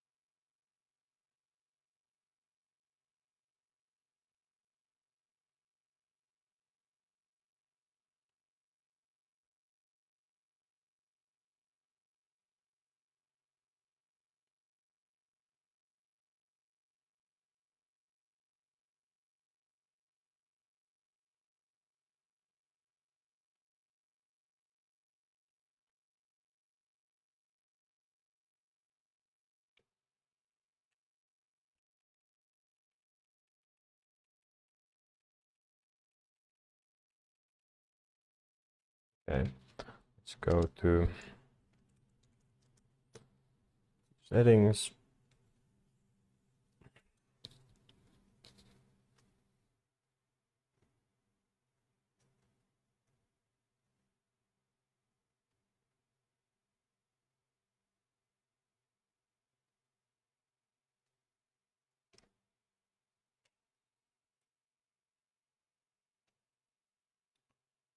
Okay.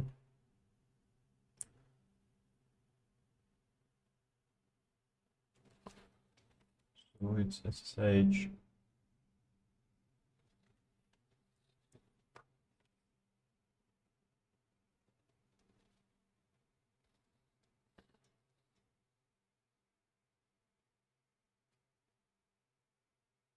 Okay.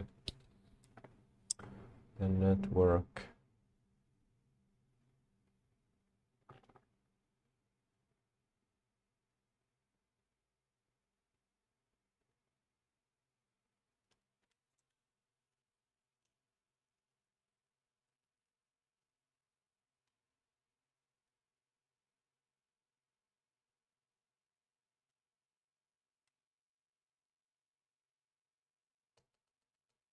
Okay. Should be easy enough. Let's try it. So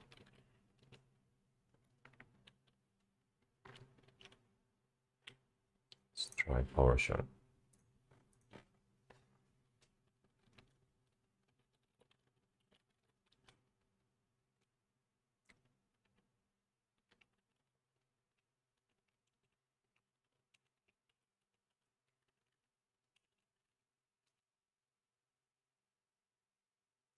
Can be established.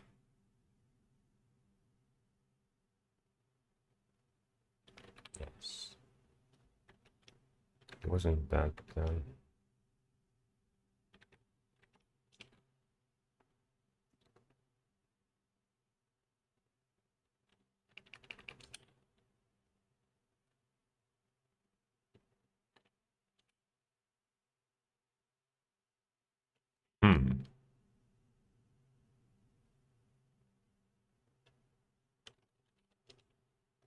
Okay.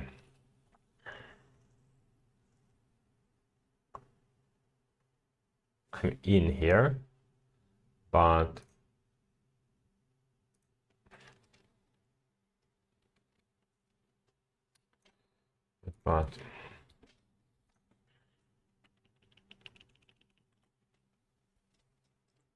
now I don't know. I accidentally show something.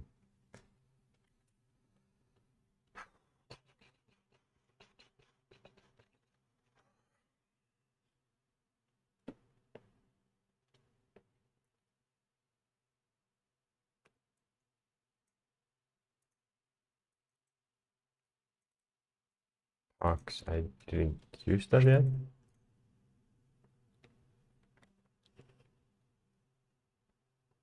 Ah. Try that.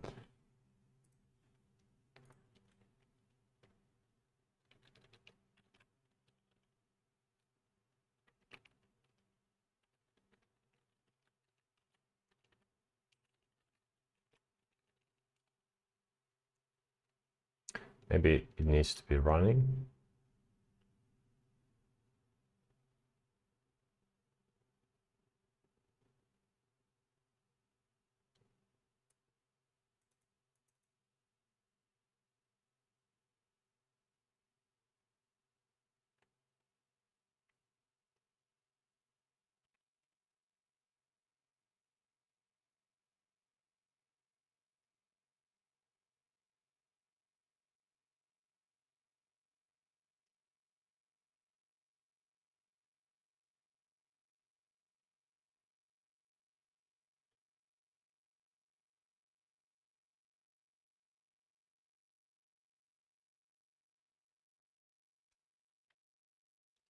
Fine.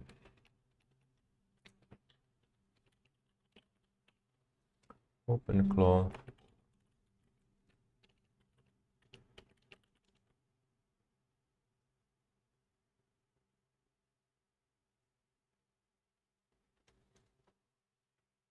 Copy to clipboard. But it didn't work. Ah, no.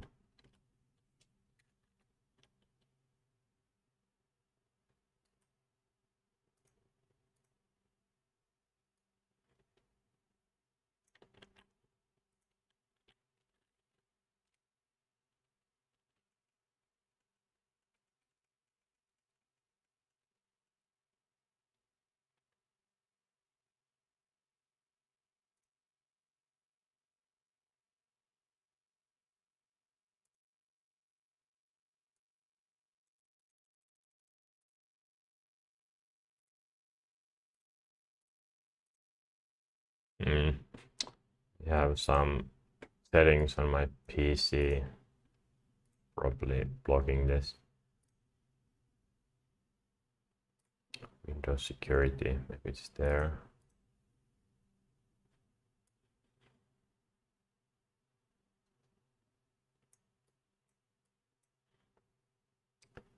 Firewall.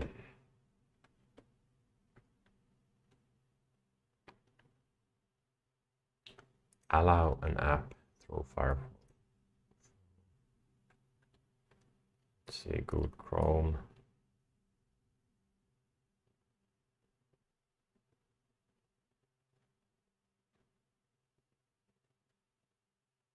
Firefox at least.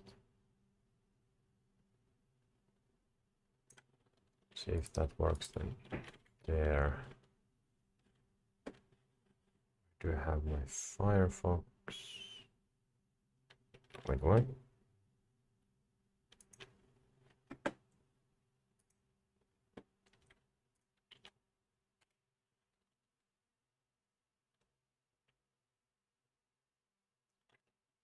Okay.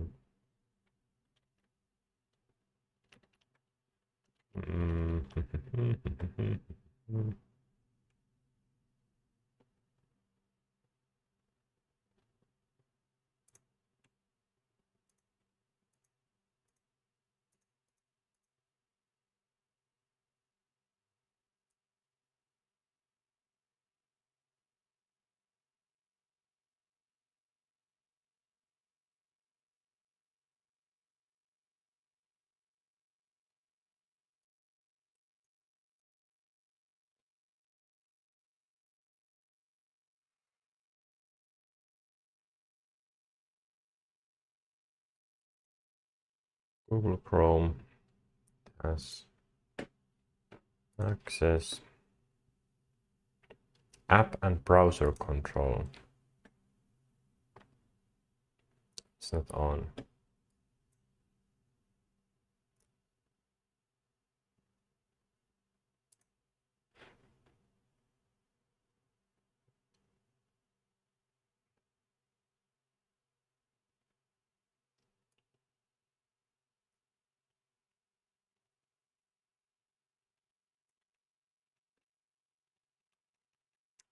Try to configure this.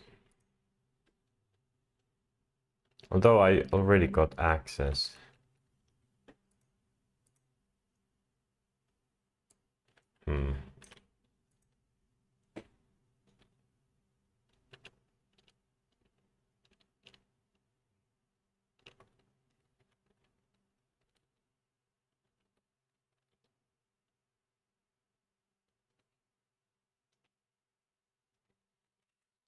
Already got access.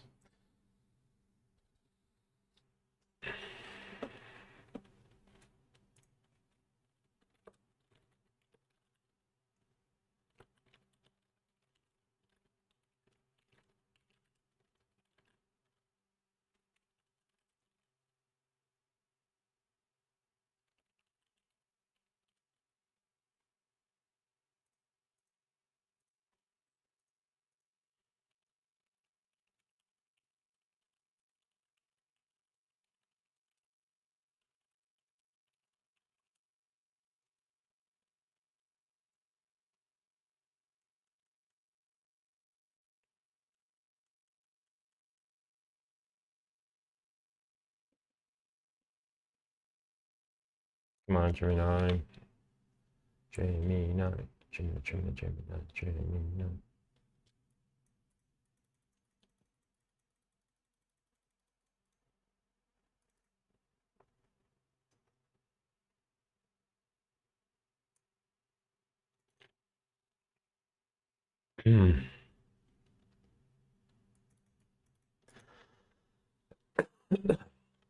No, I did give it.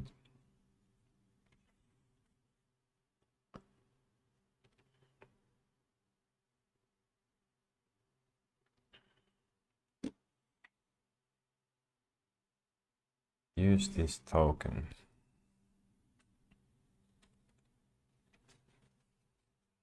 I don't need this anymore.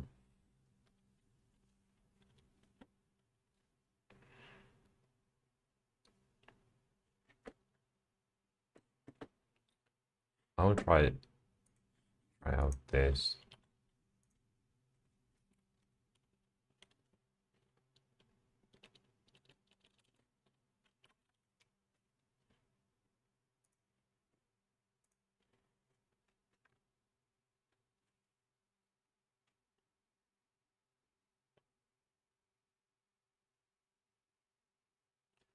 have my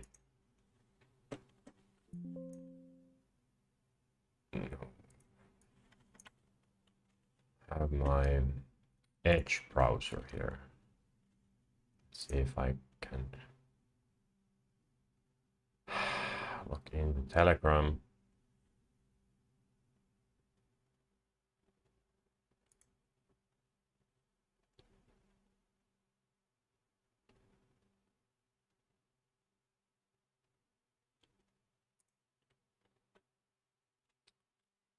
Copy paste this.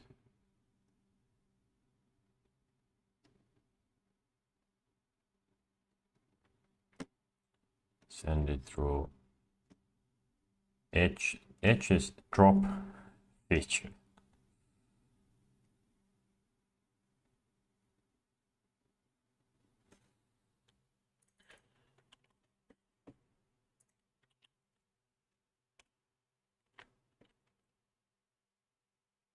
Config override. So there was some restart the gateway to apply.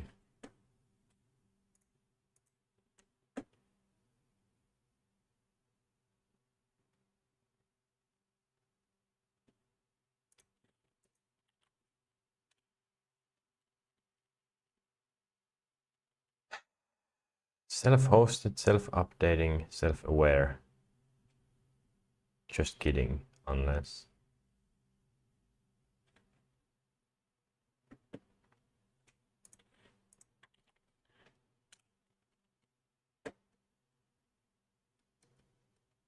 Shell, yeah, I'm here to pinch a toil and leave you to, or, okay. And crucial security, pairing list. Do I not have access?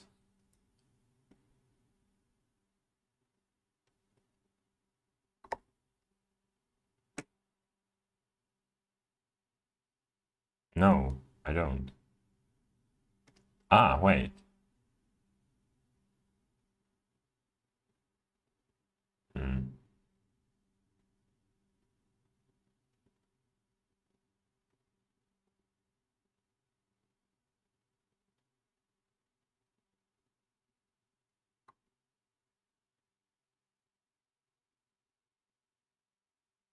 Pairing code. Ah, OpenClaw access not configured. Your Telecom user ID. Pairing code. Ask the bot owner to approve with OpenClaw pairing approved Telecom. Okay.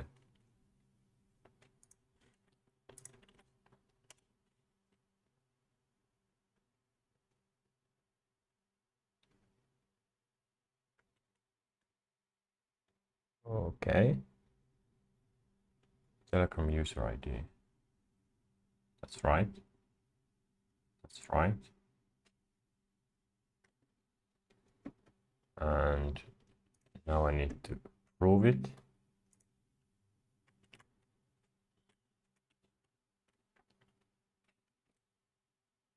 Your code.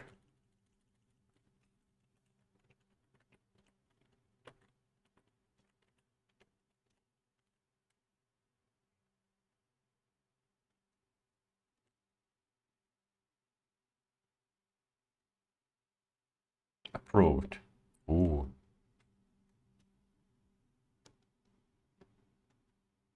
Hello? Typing.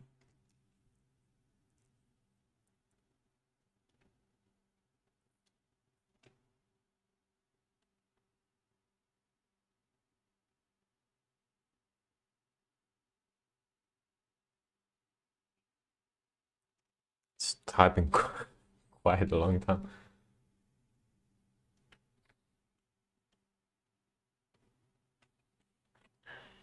But I haven't set up this properly yet.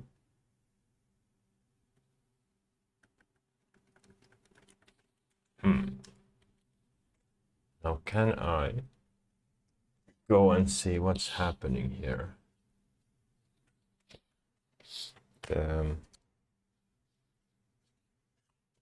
monitor. Activity monitor.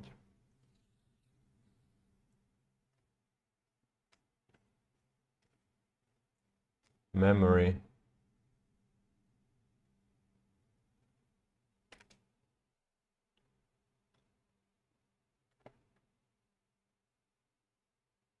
Memory used 4 GB. Request timed out before a response was generated. Please try again or increase agent's default timeout seconds in your config. So I didn't get a response.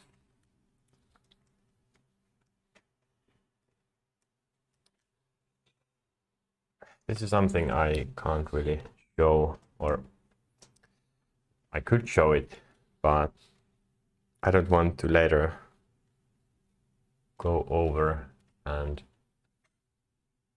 hide some details. I will now ask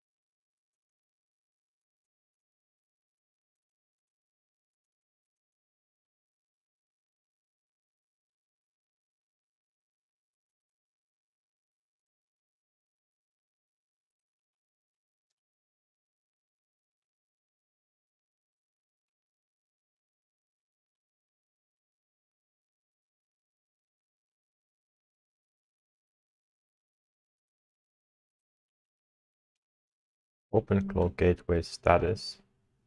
Running okay.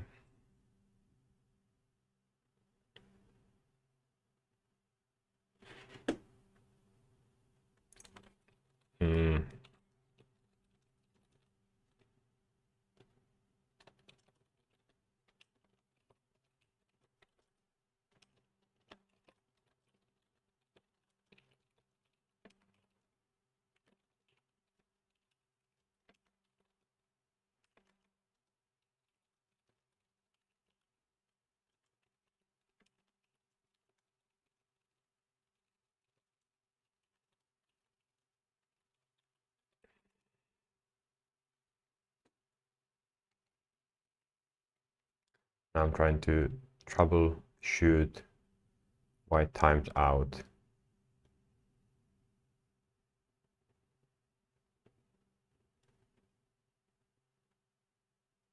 It sounds like the handshake between OpenClaw and Olom is failing, or the model is taking too long to load into the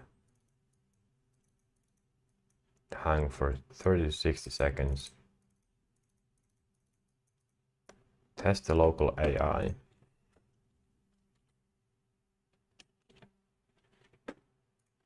Okay.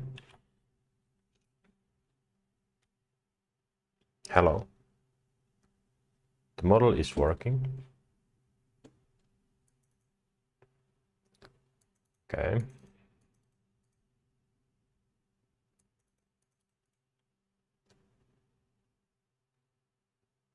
Built-in log streamer shows.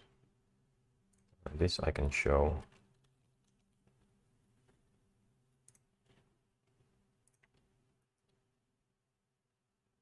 Log streamer that shows you what happens the moment you text the bot another message. Telegram bot.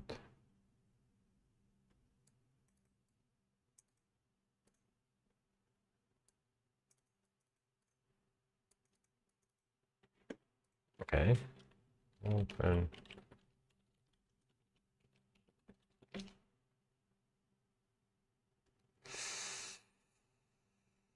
Does it show any?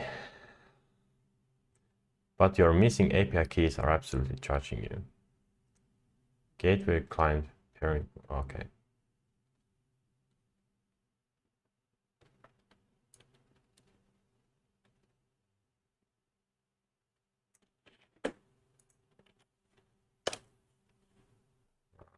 Go back.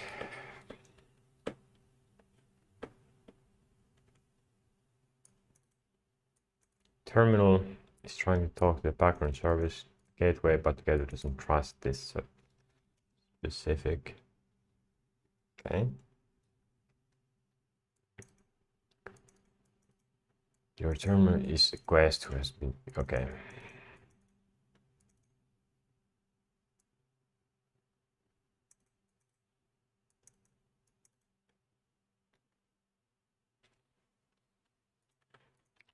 Open Cloud devices list.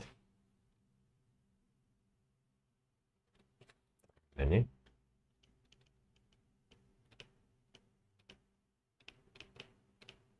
Paired. Pending. Operator. Device role operator. Admin operator, read operator, write. Just now, repair.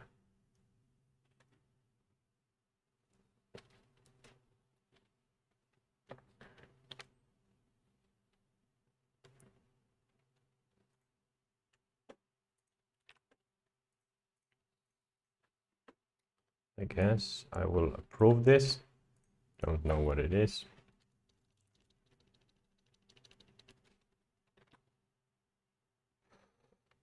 That wasn't what I wanted.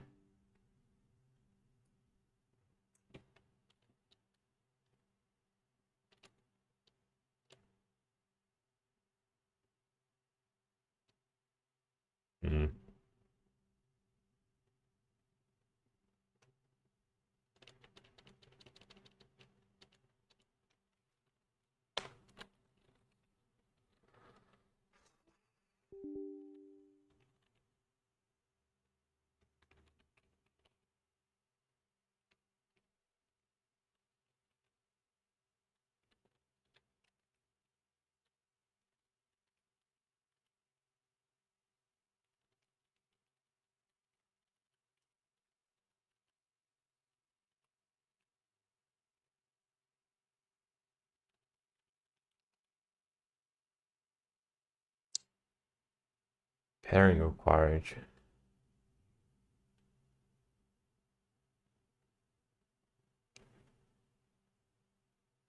Pairing required. Direct scope access failed. Unknown request. Okay, of course. So request 4726A 397.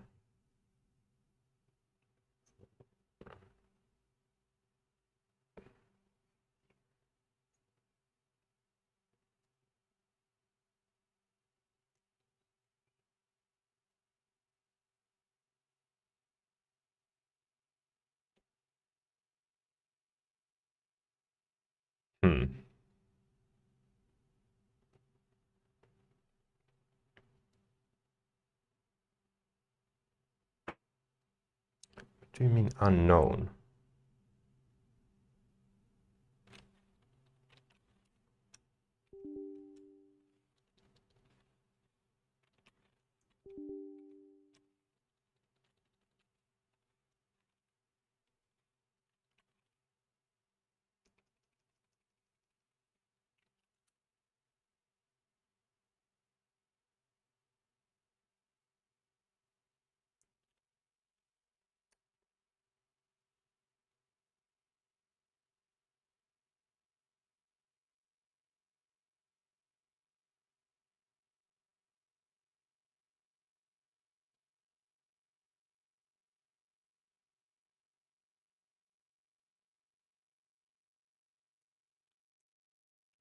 Okay.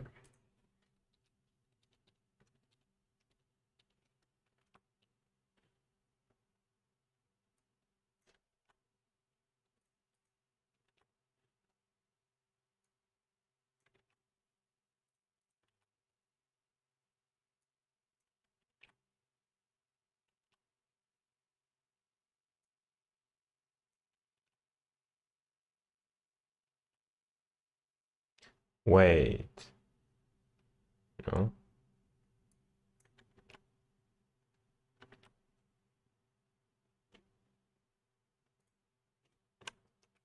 Wait.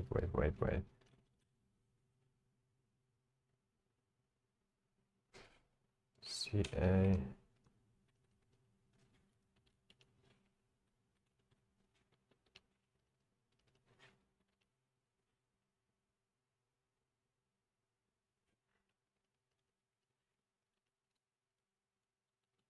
Approved.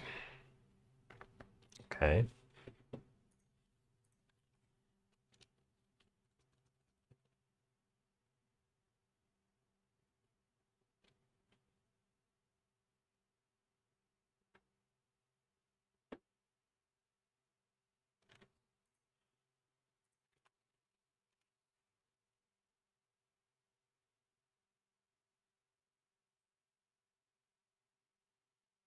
So now there is only one paired. Oh.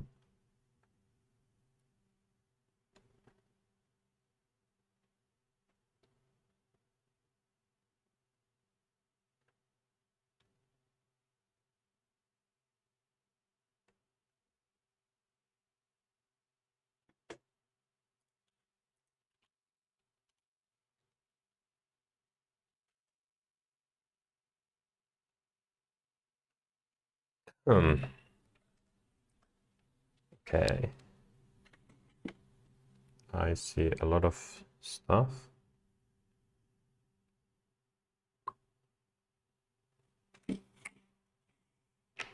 Send another one.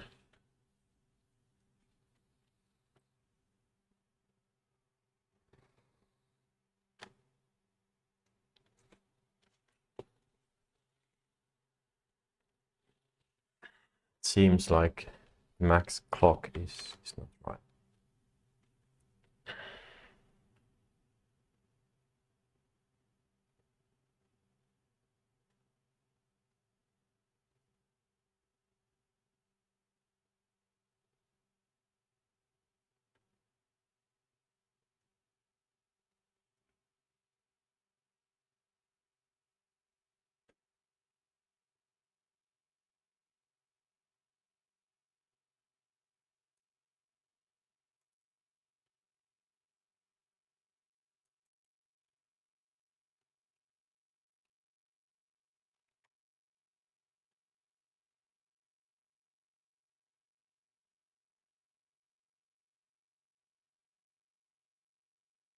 Default timeout.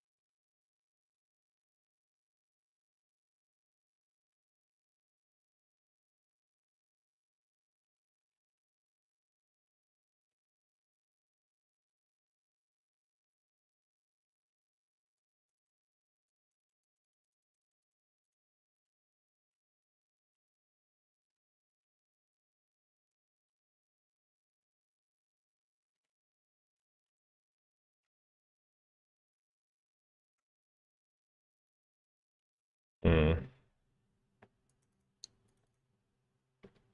90 seconds.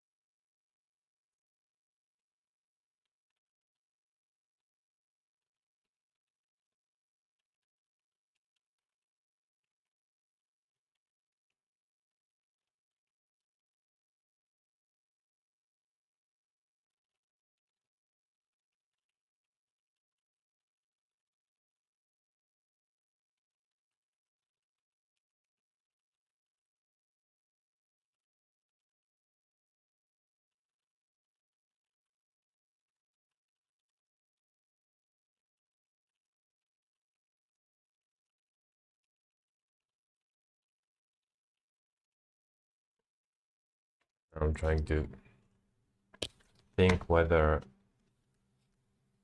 it's a terminal. Yeah, chat. Buffer size 2 gigabytes.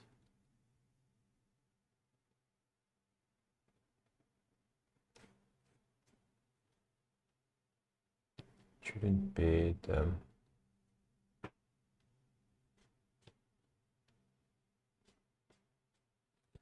I don't think it is.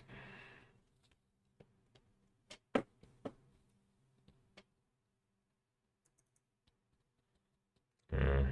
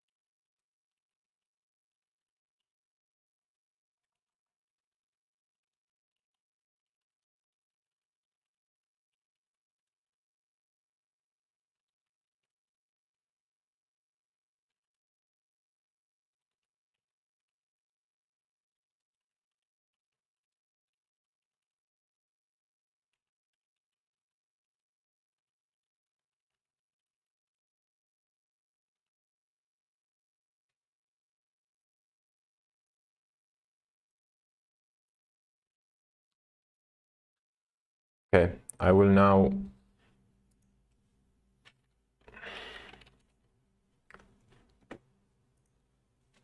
try to restart the whole machine, create a clean state that will stay like that, because right now it locks itself up. Should never happen, I think.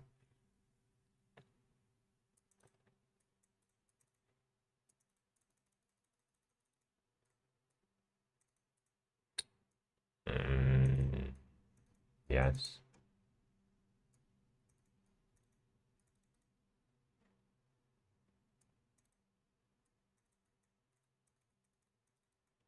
No, the Mac is using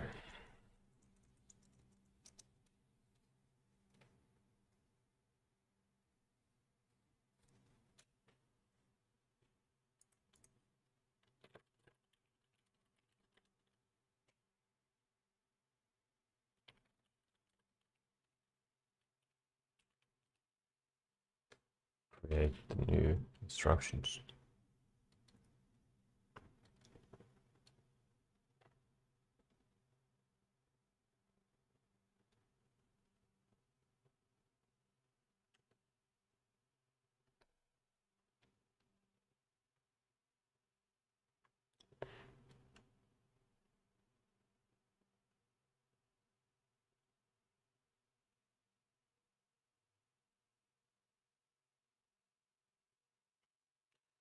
I don't think there was such a thing.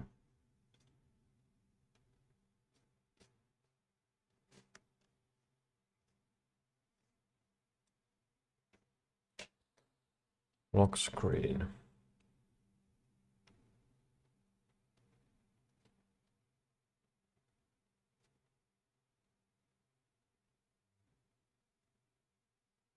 Turn display off. Never. Require password.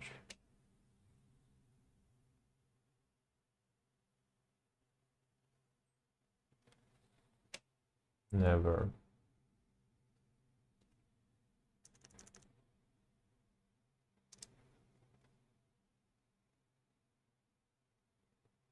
Yes.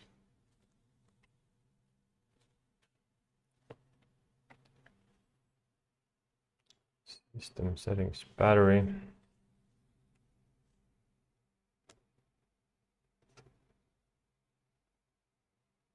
I don't have any battery settings.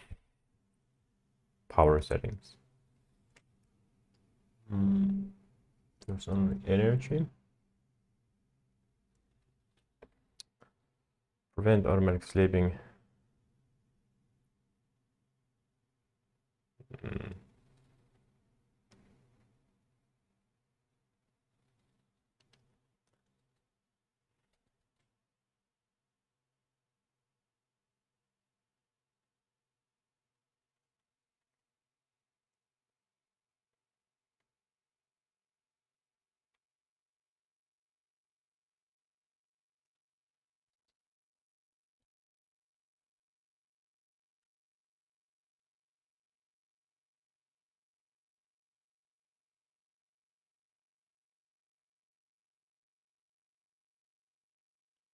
File vault is enabled.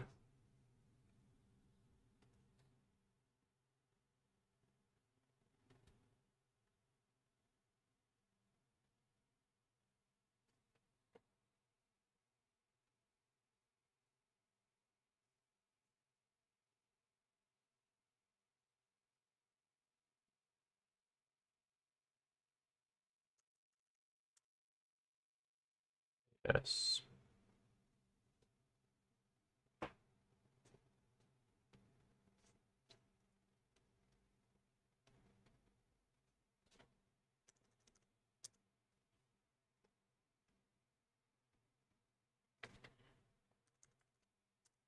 Very unsecure.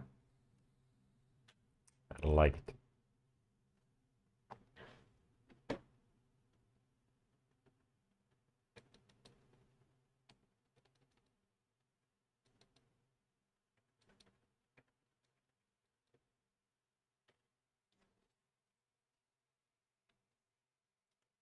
forever, forever, forever.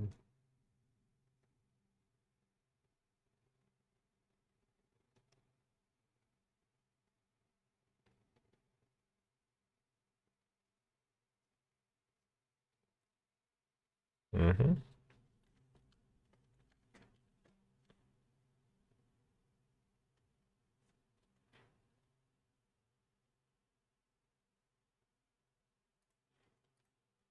I don't know if I can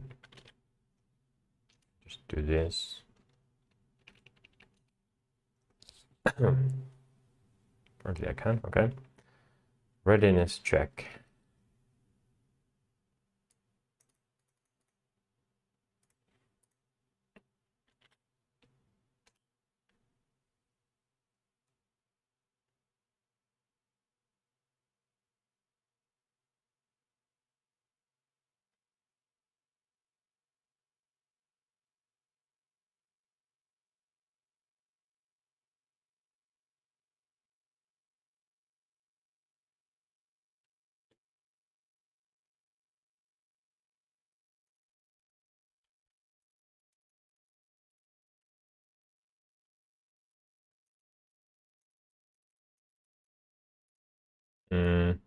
I don't have that.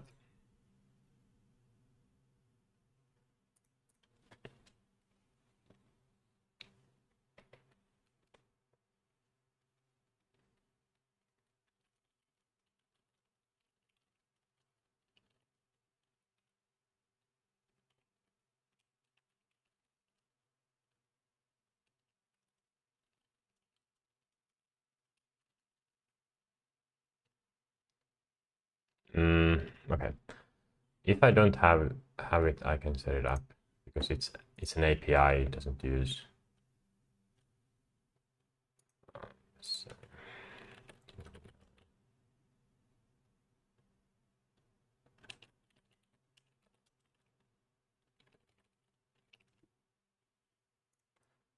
I might have this already.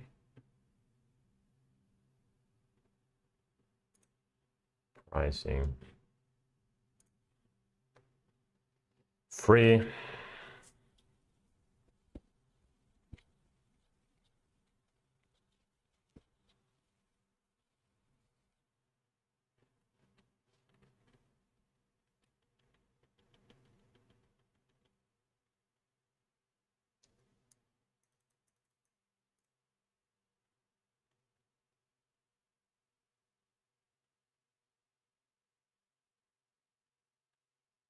Low latency audio to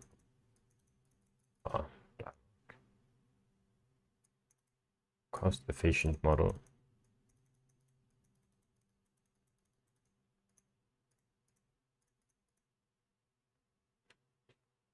Let's try that.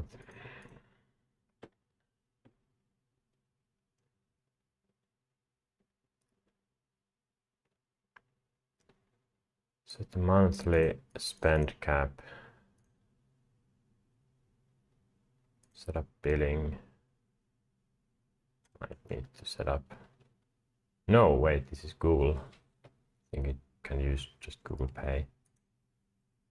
Billing account.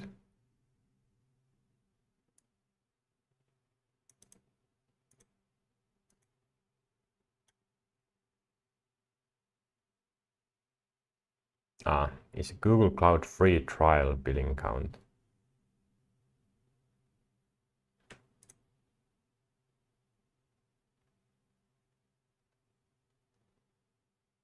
I will create this later.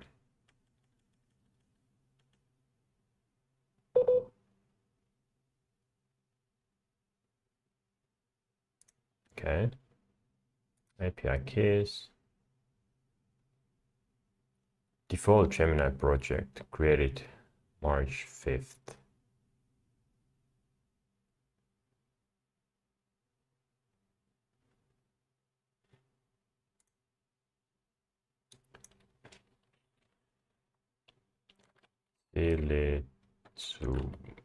Silitsum. Default Gemini project.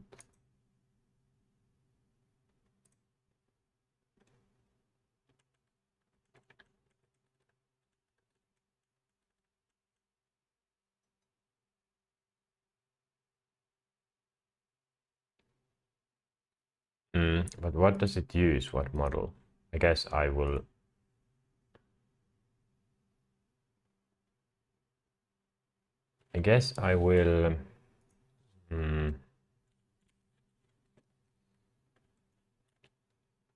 Select it here. It's my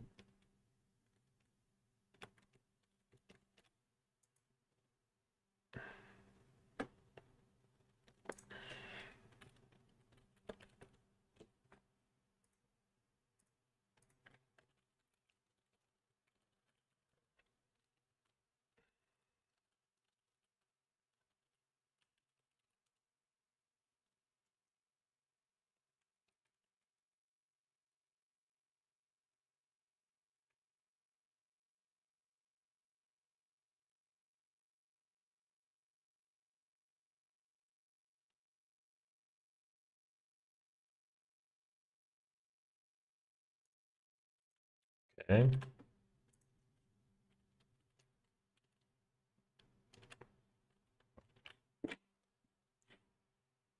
This copy.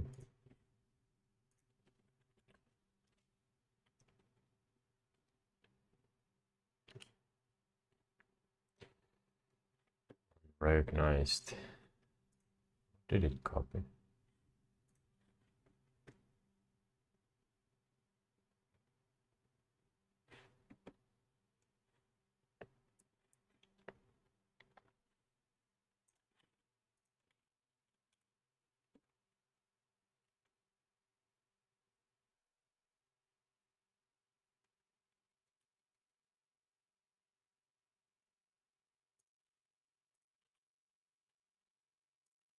Try this again.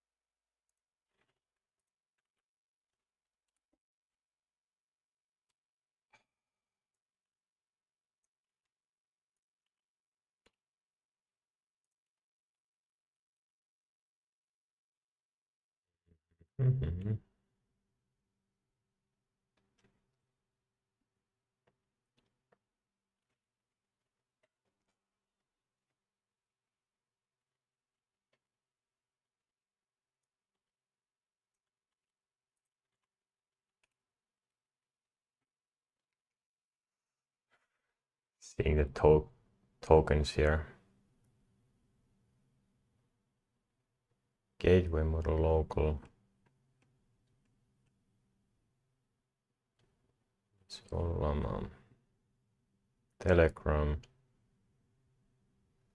It's all here. Google A. Okay.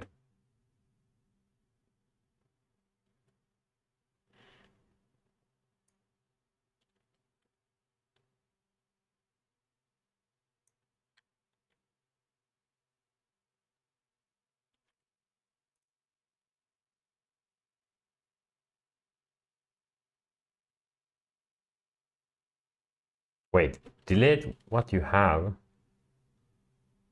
Oh.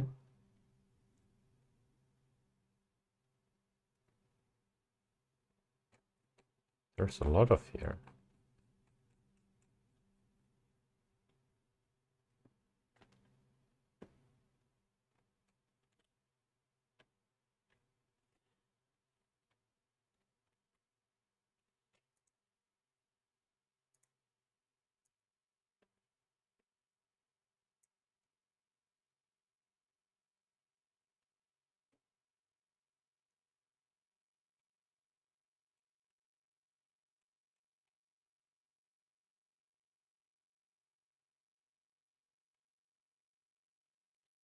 How do I copy everything?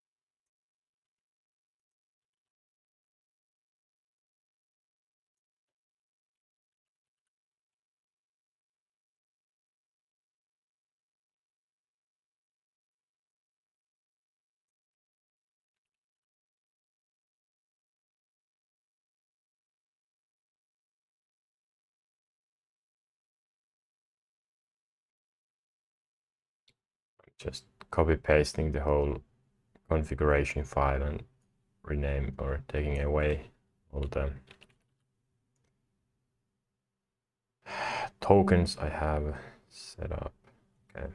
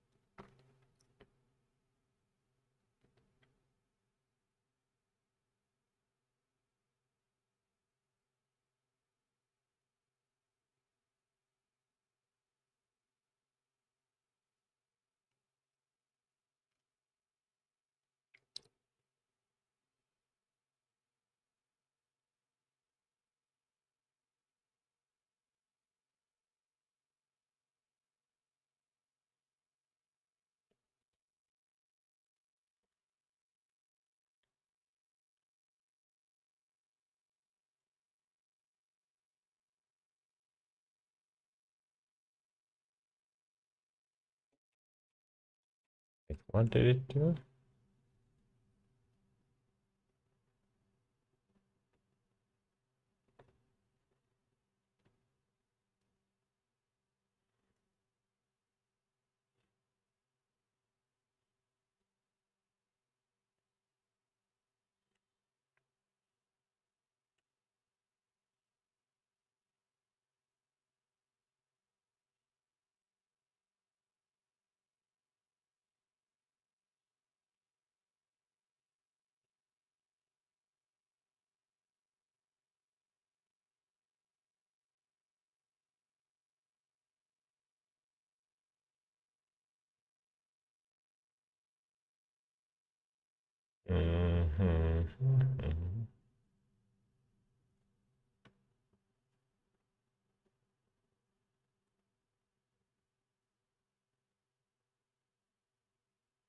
It did absolutely nothing.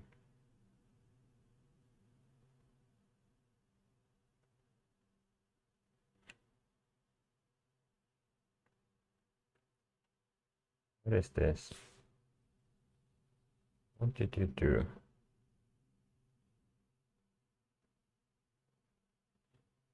Ah. Spiders.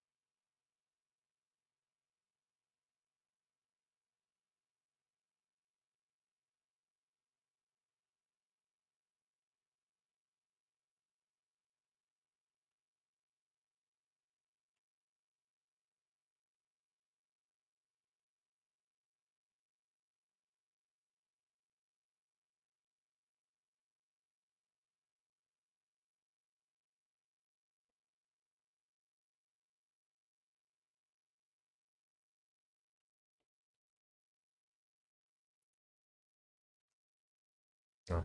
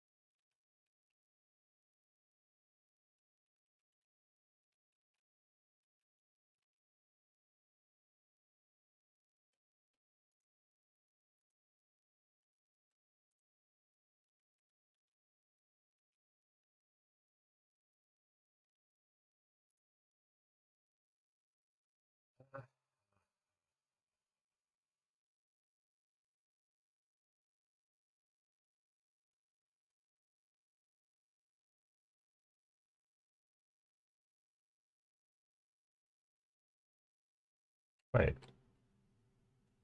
Ah.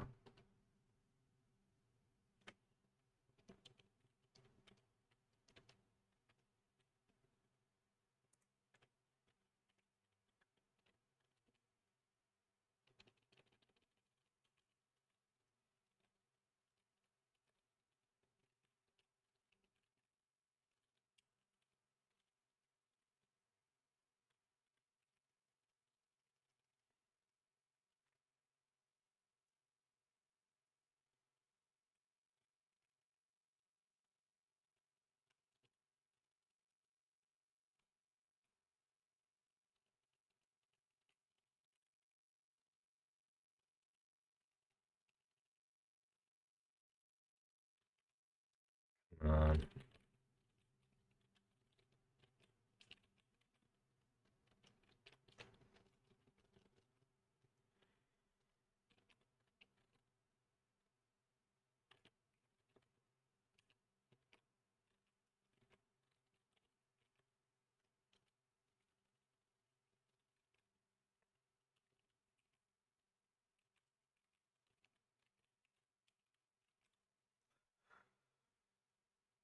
must say I would be surprised if this worked.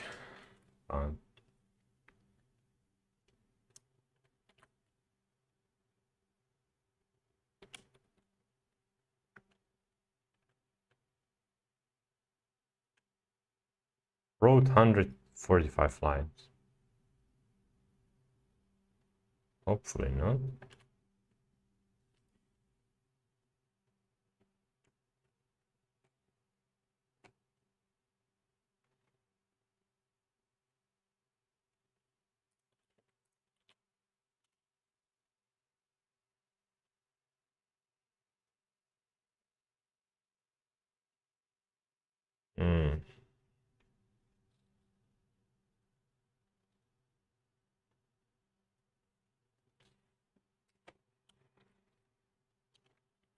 I might have forgotten to put some... here.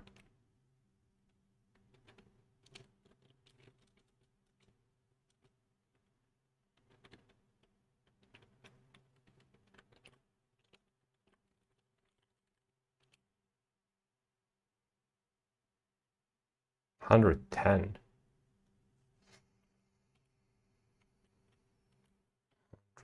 $110.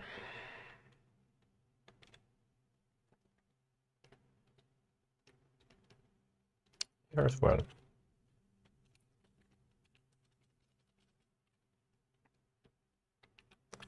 So the closing brackets I might have forgotten to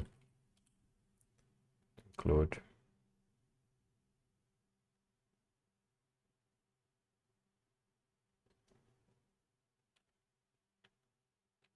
Wait, what?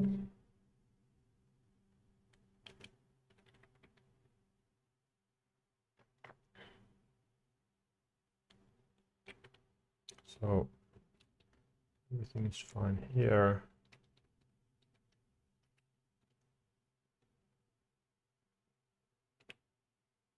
It's fine.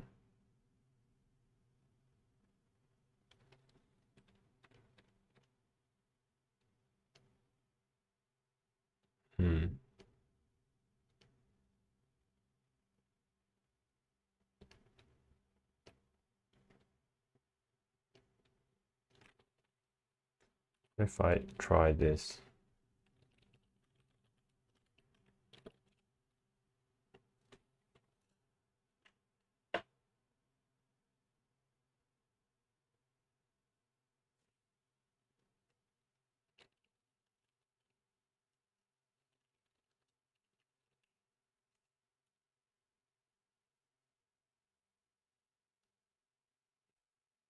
Failed.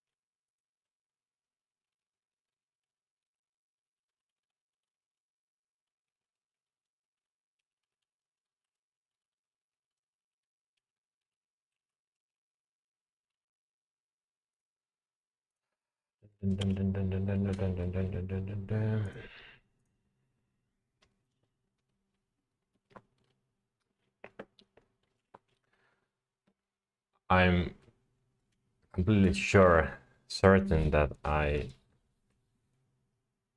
did not do this right.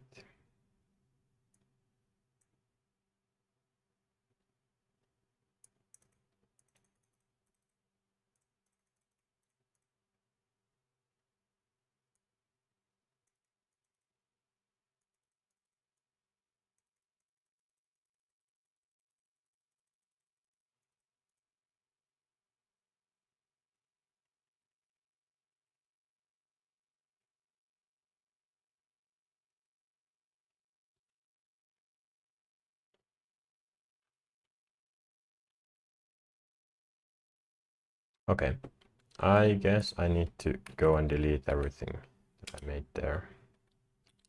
Every change.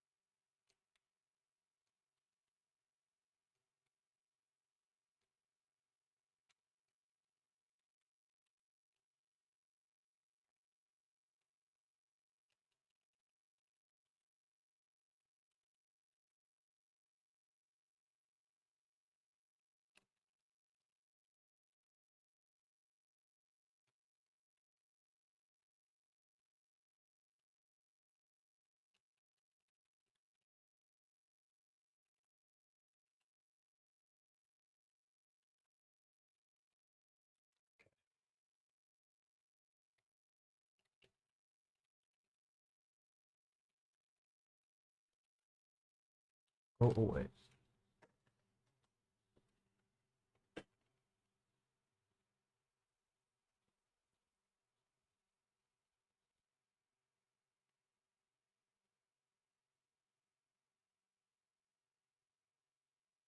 Mm.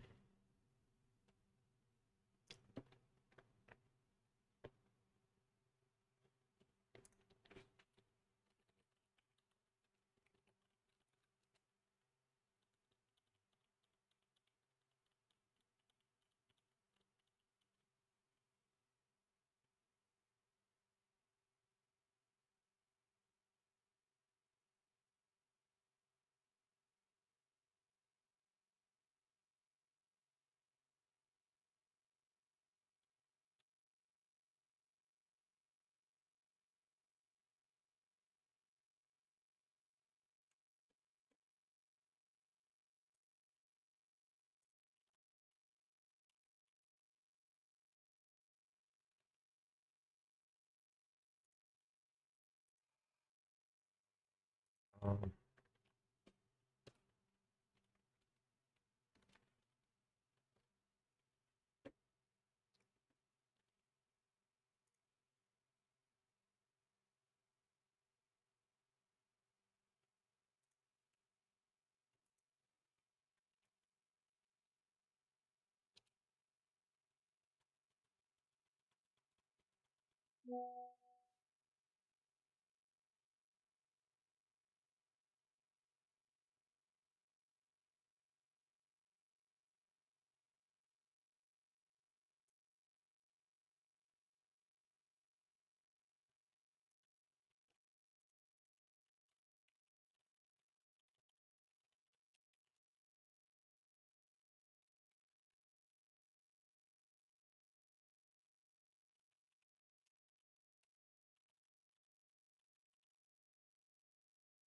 mm.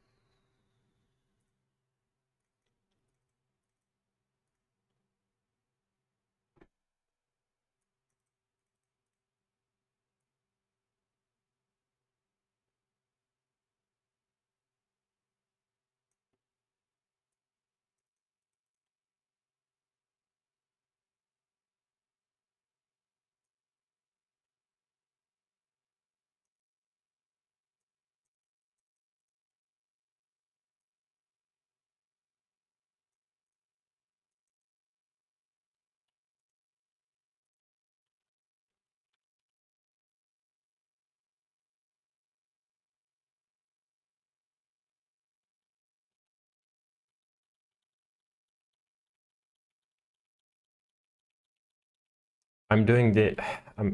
Why am I copy pasting some JSON stuff here? Opening a browser. Claw 8.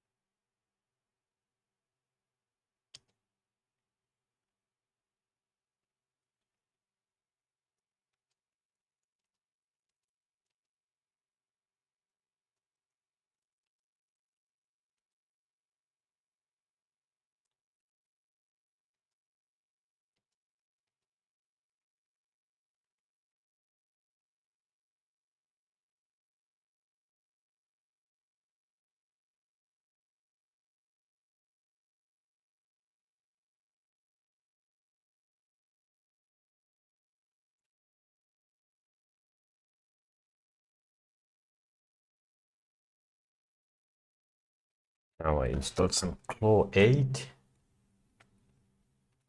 Okay.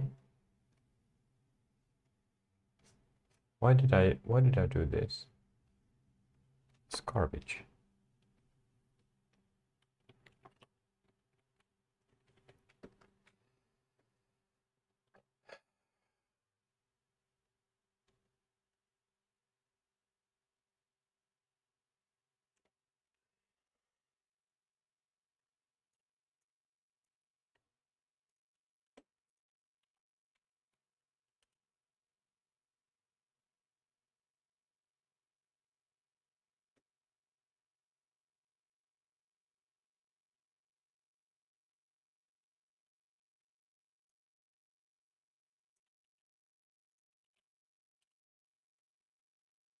What? This is taking forever.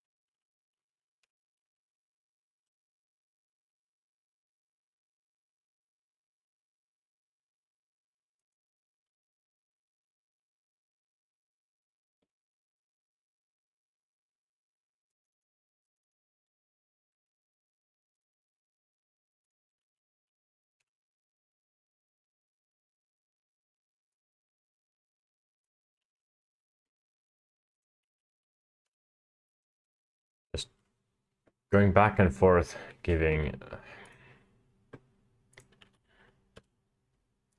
the errors. Okay, now it works.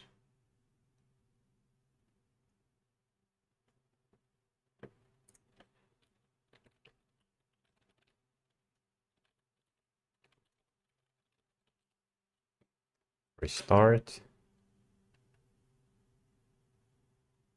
Okay.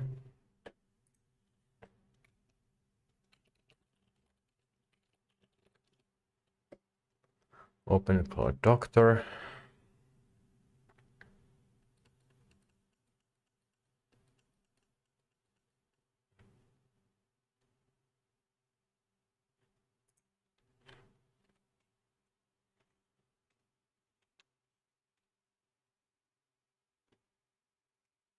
Now let's send a message. Maybe it works right away.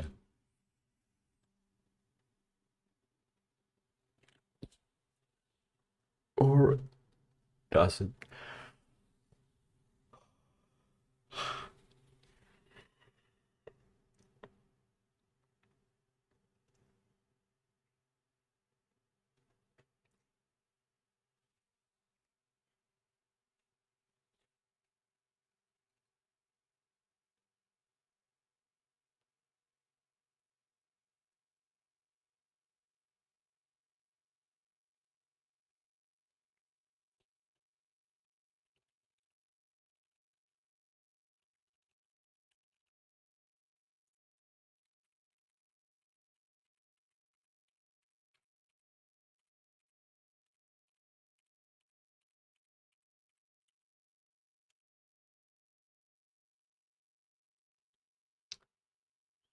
Oh, that there.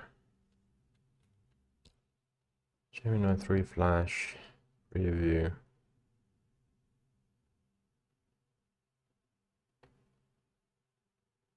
Google API key.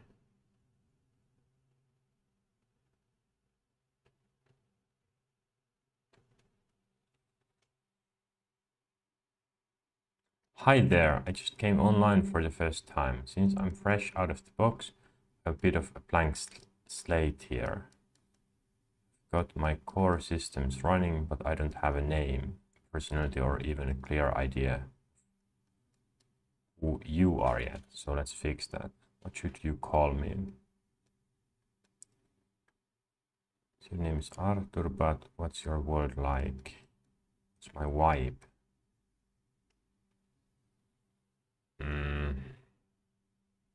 Pretty sure it used Gemini here. Fallbacks. Okay.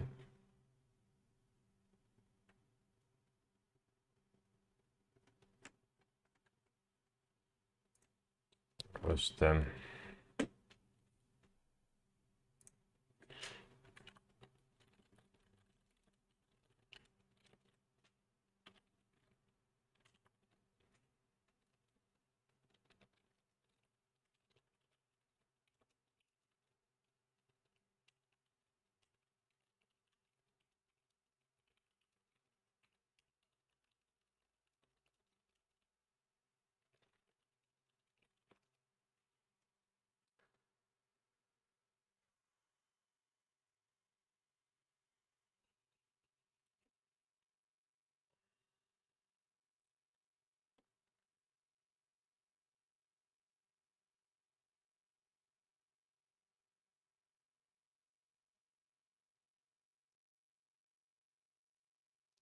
ah.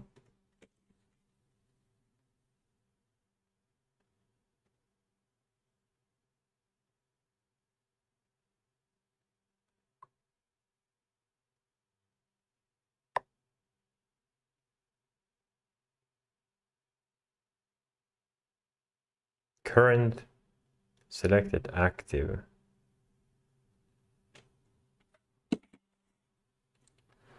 I'm gonna take a break and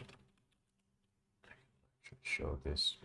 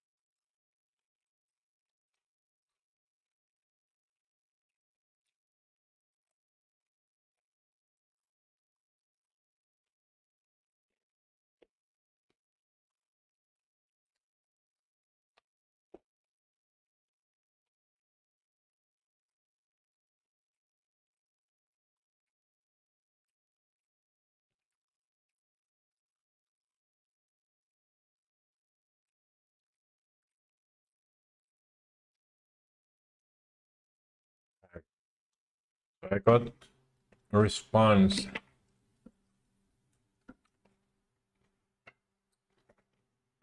from Telegram.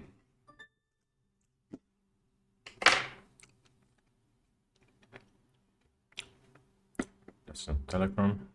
I just close it. At current model and active model runtime.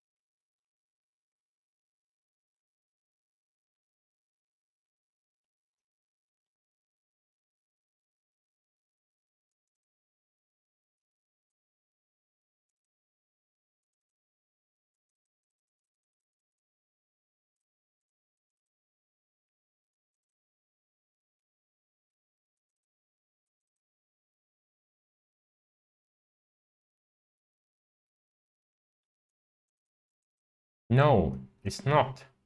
It's always on.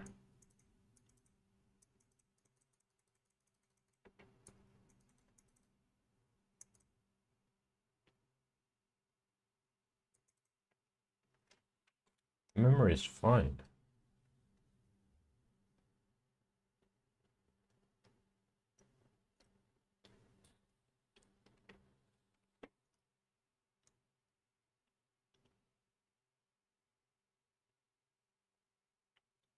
Forget the obsidian. No, I didn't ask that.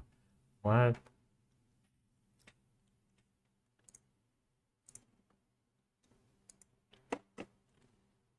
What is this? Okay.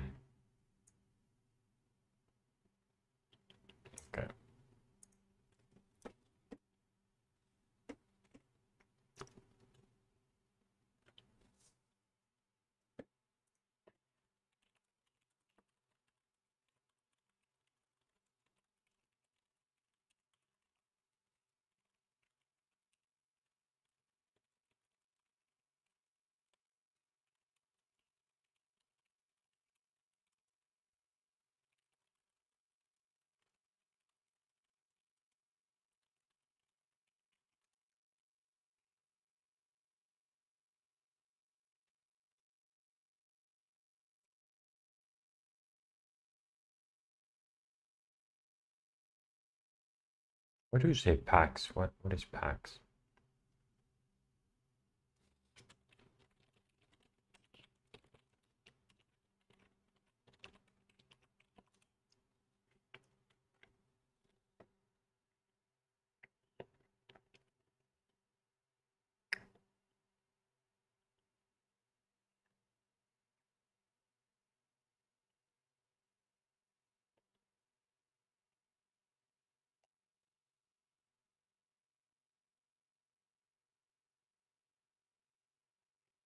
No, but what is PAX? What? Specific AI persona.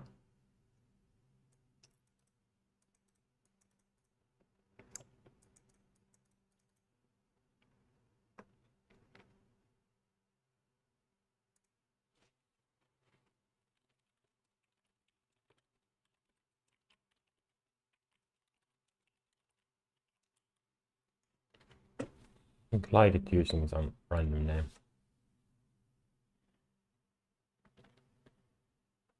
Huh?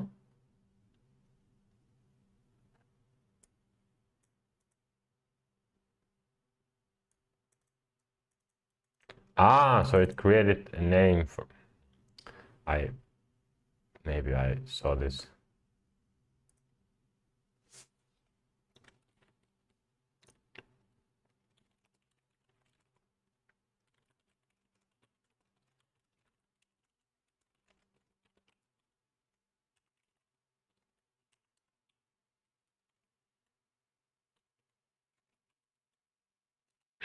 So start using the right name. It's fantastic. Yeah.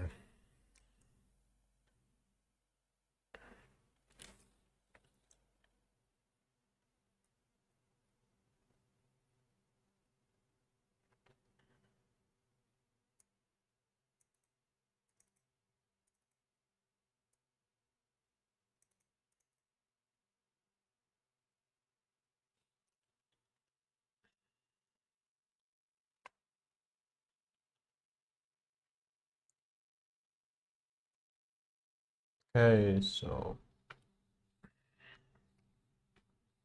setting share on login items.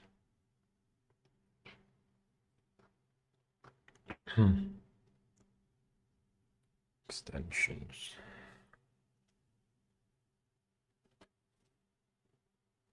Open at login, nothing. Should see.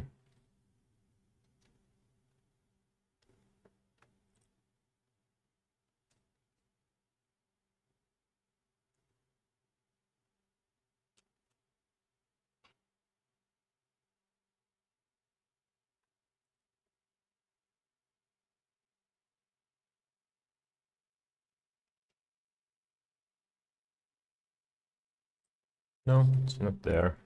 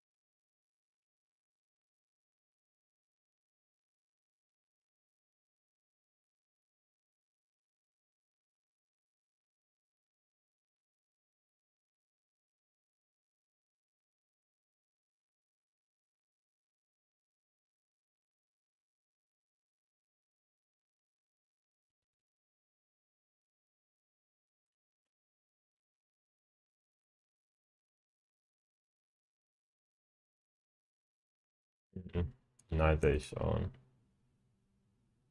Node.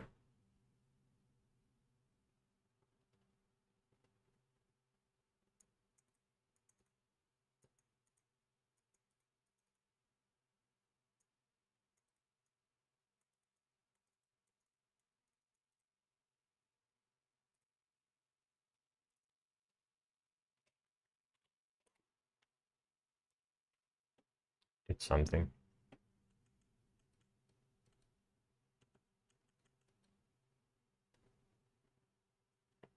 Okay, let's go here.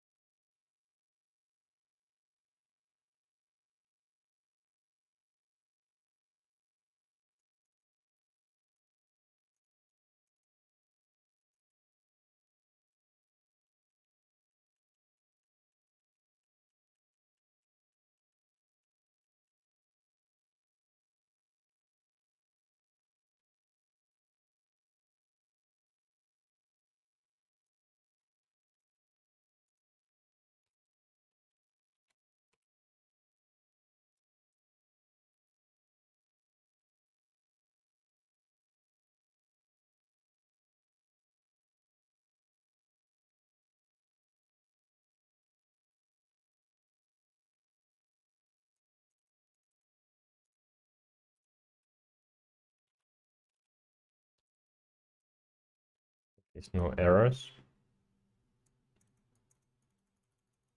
Oh.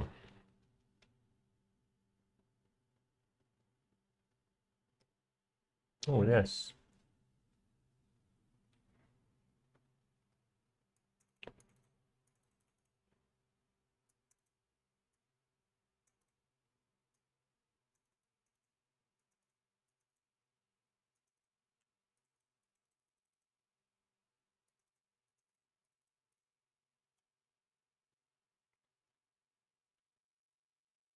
Okay, I think I'm ready.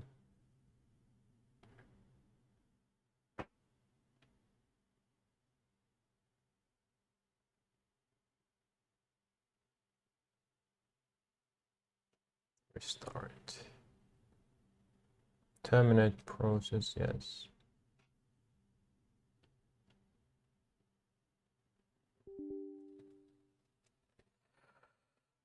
Shut down.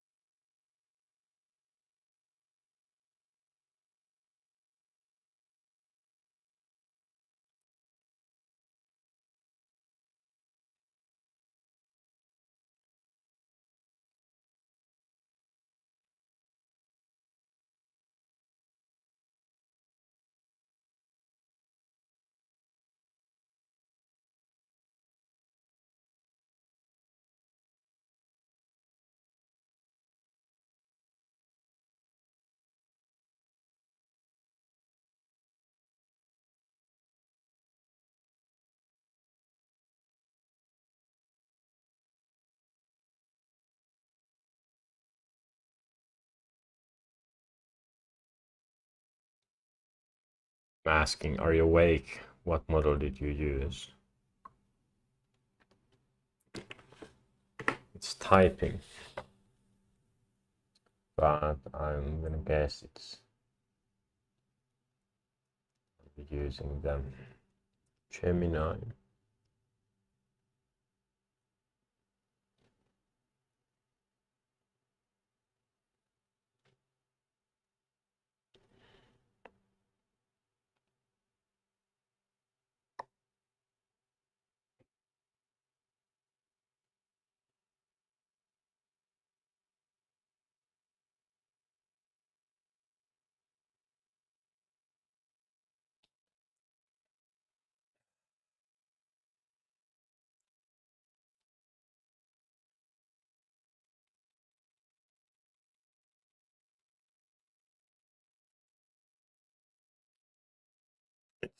Gemini, it's using Gemini.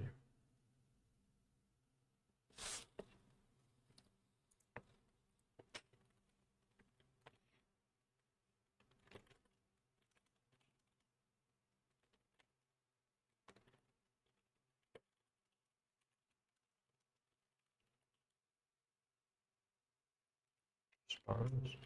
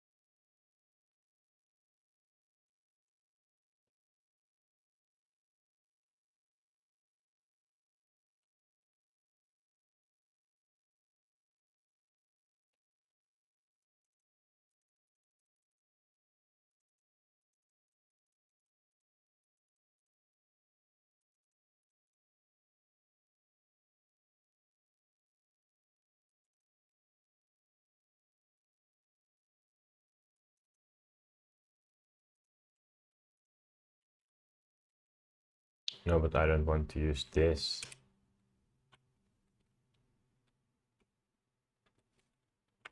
Ah.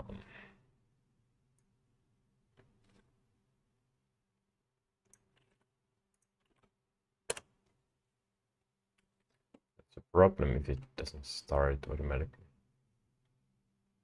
Actually, I never set that up.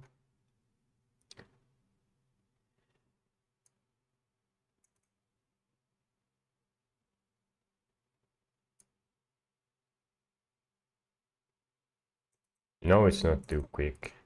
It needs to be quicker. 10 seconds max. I don't want to wait.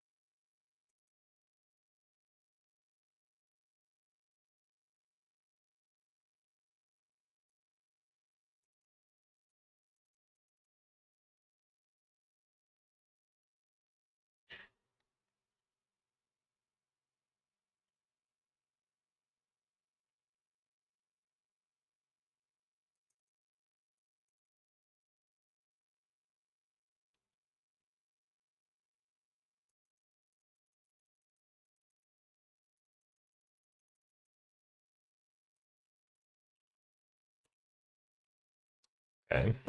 And didn't I? Ah, wait.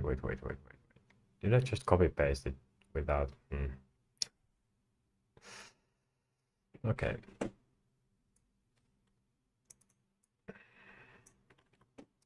I'm too lazy.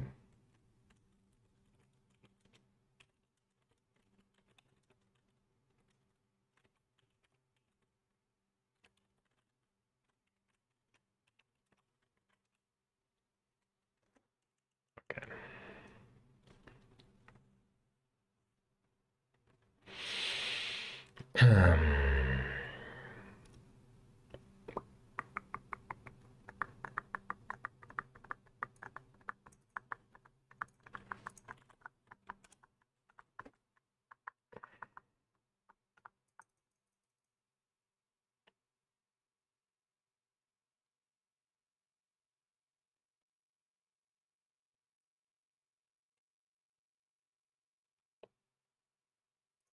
List.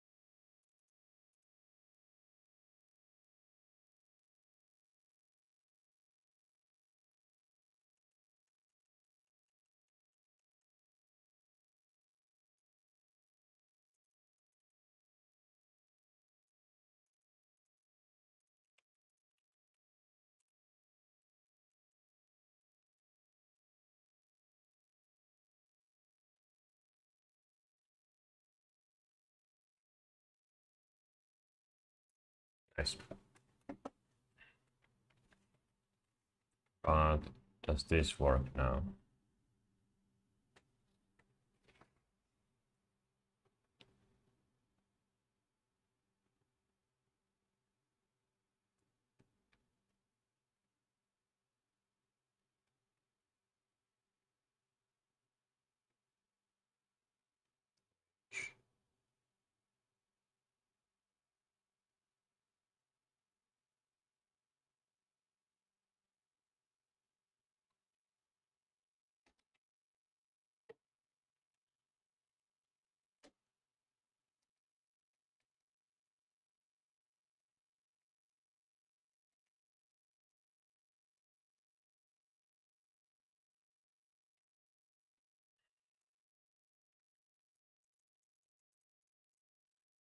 I want to turn this into asking the model itself and not Gemini, because it has different knowledge what's going on.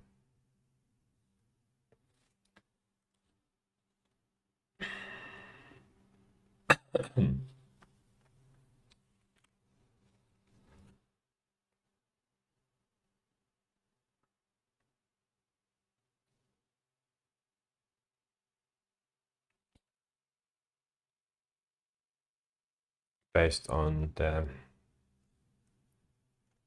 response time, it's using Gemini again.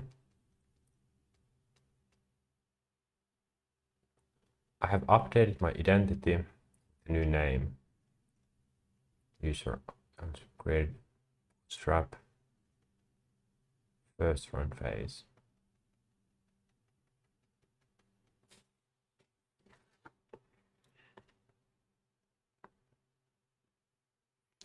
Can I just ask, why aren't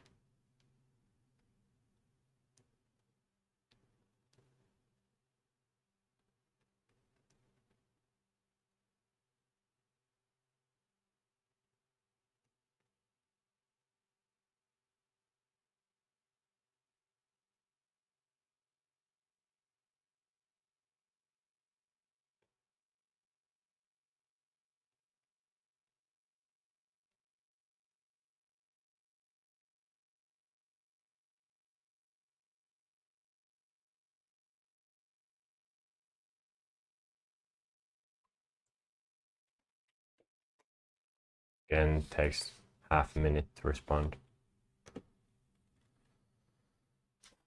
So that's working. Can I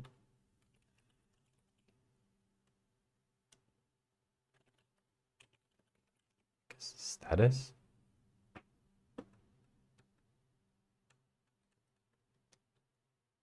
Could you show some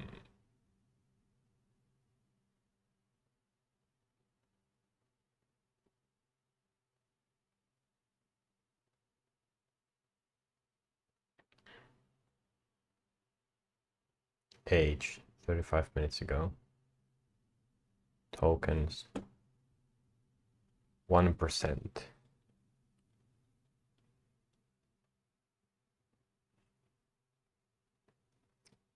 This does show the, wait, no, it doesn't.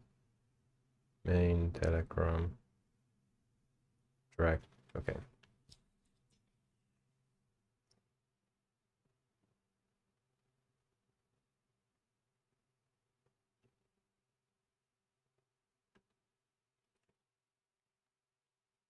Still waiting for the response. Ah, there was the test. Can I test?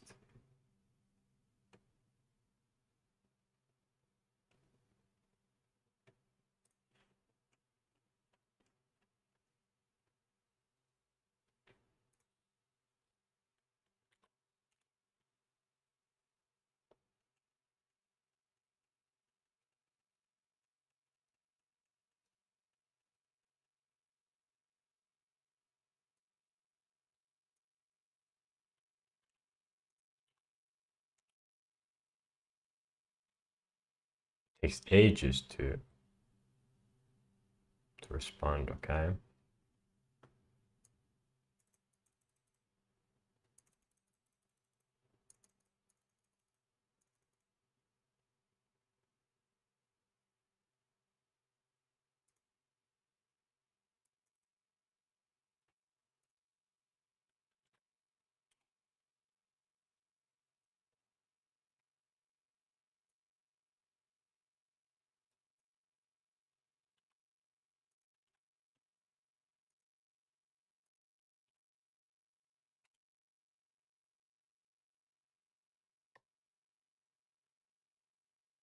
The reason I fell back to Gemini is that my previous attempts to reach the local Olon model timed out. Based on my logs, it looks like it was hitting a default 60-second limit without getting a response. So automatically switch to Gemini as your configured fallback. I have updated your configuration as requested. New timeout 10 seconds. Since this session is currently pinned to Gemini due to the fallback, continue using it for now to maintain consistency. If you want me to try switching back to Olm immediately, do so, or we can see if it picks it up in a fresh session.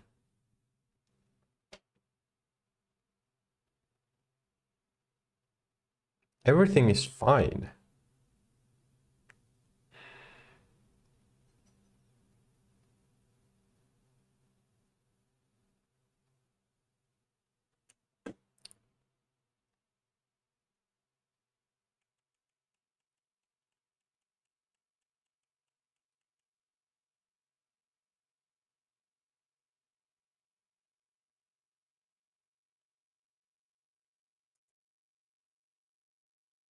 Brain is perfect.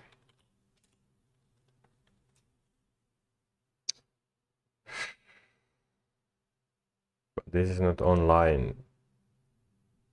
Yeah, parameter size.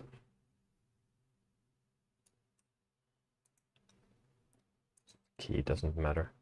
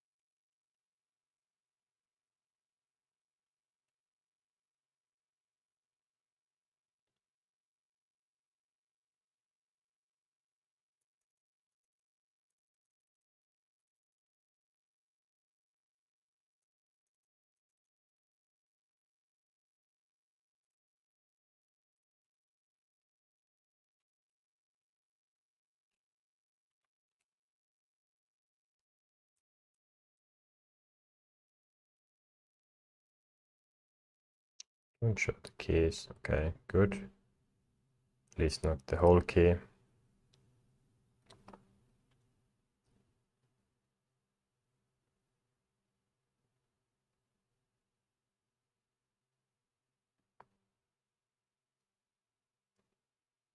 Default.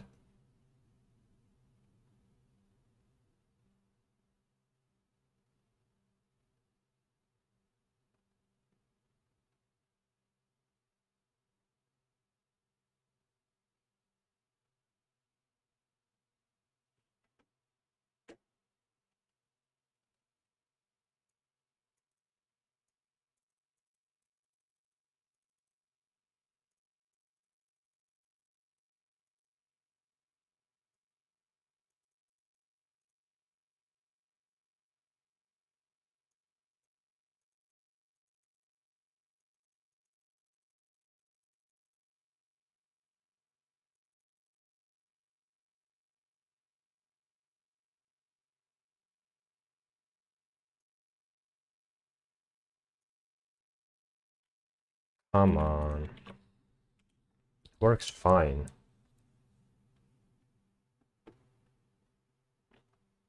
Next.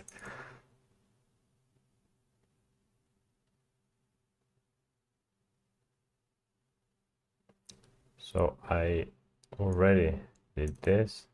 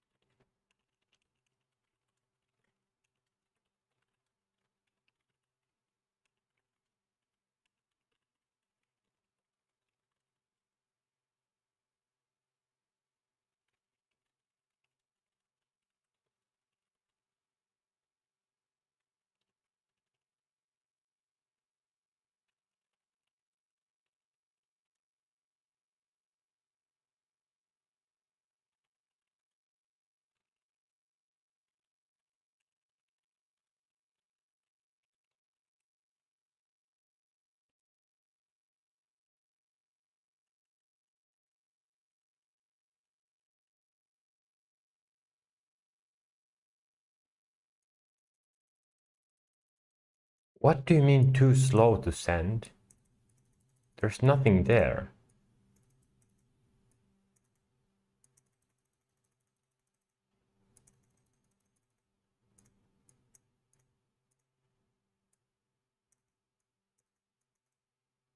Wait.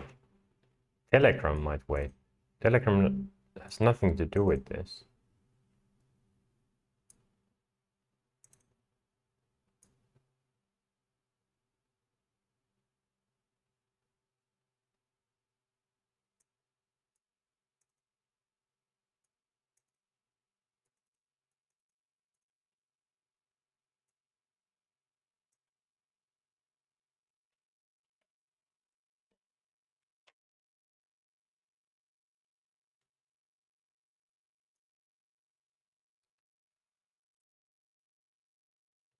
E1.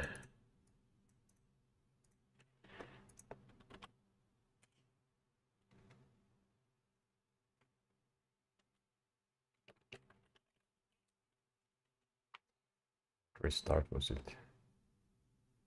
Gateway.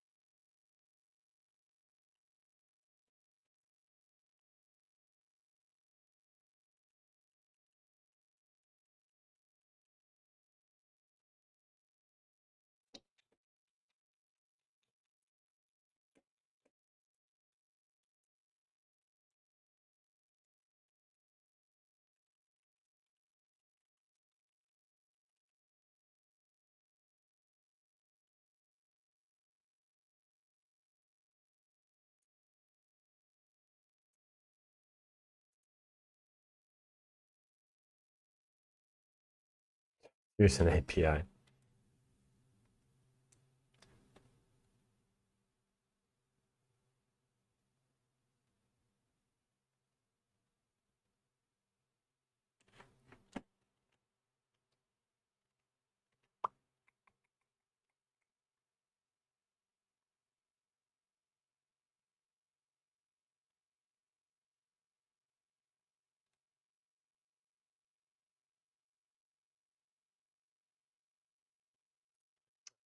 Out this.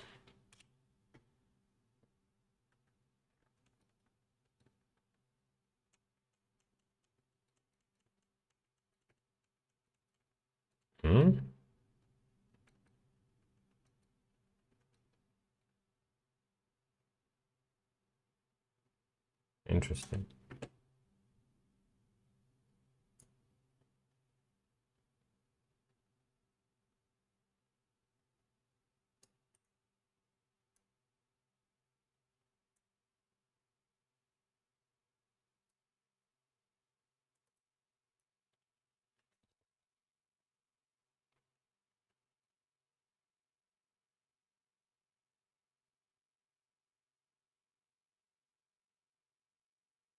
I must say, trying to debug this, get it working, do feel frustrated. Especially because I'm streaming. I would like to just go back to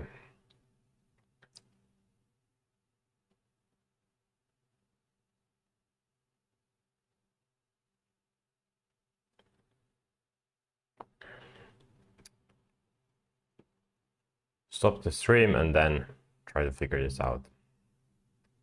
But really there isn't any real reason. It's just an excuse to stop working. I recognize it from my past. So Zilitsum didn't want to send anything. Use local model and say hi. Nothing.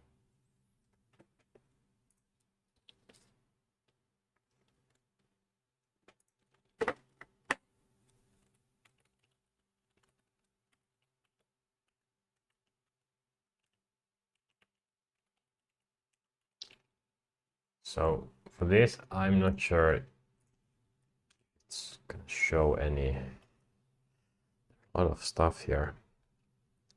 Does it show API keys?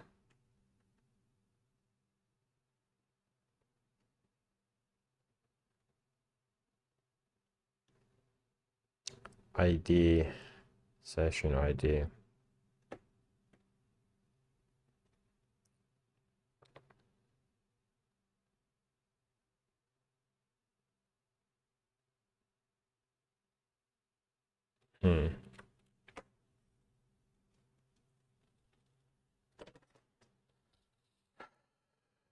Citizen bot.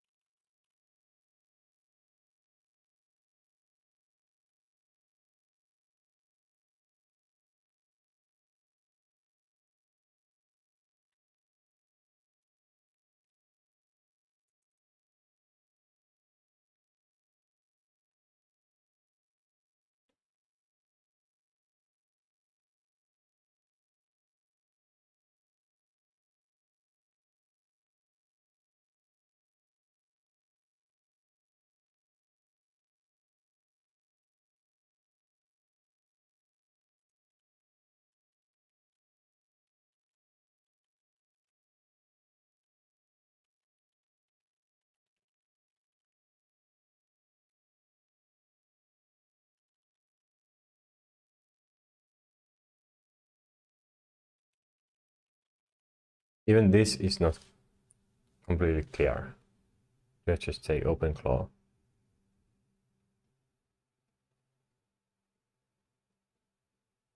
No, I don't want to use Telegram.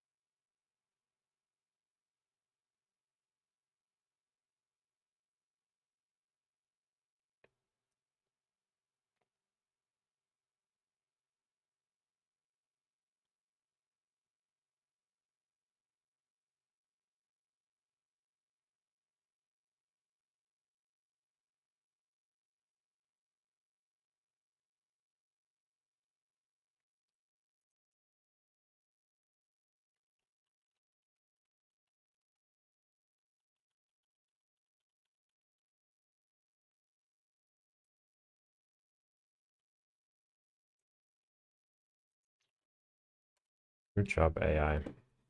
No, nothing.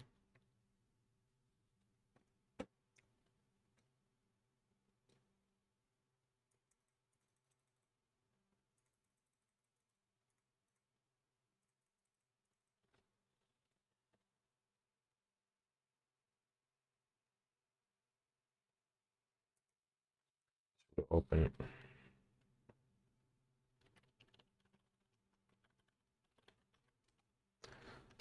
My Mac.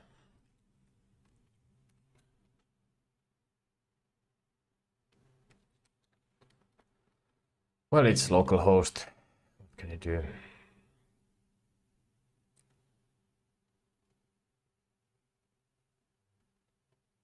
Ah. No GUI detected. Can I run this? No, but I'm already there.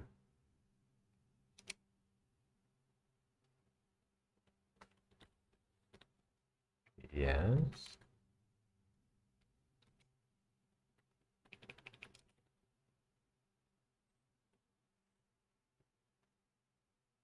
Hmm.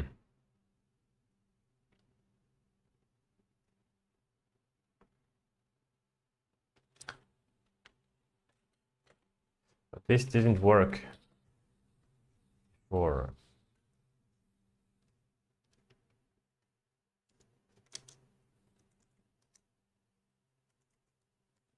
Oh, it's small.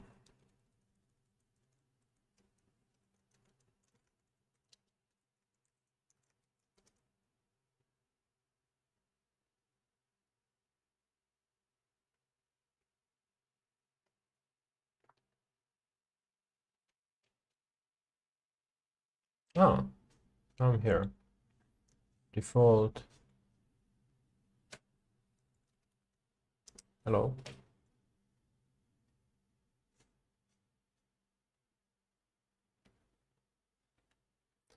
Didn't work before.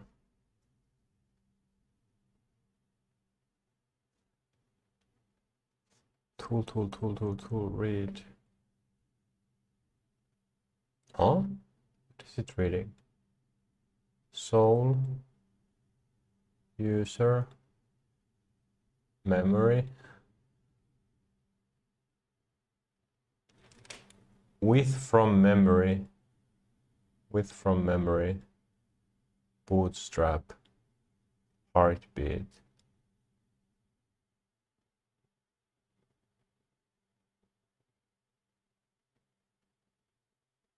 So is it really that slow?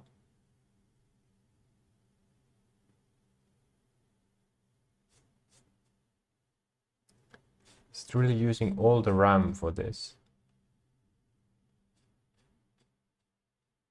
Memory used 4.8 gigabytes. Wait, what?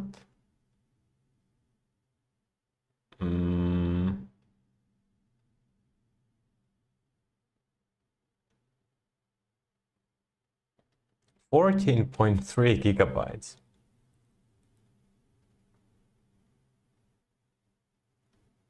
What is this? Cached files. Oh.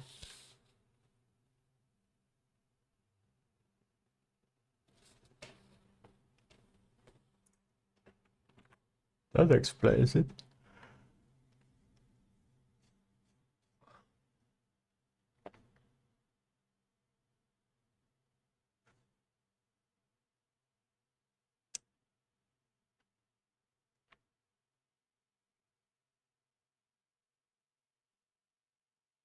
Hmm.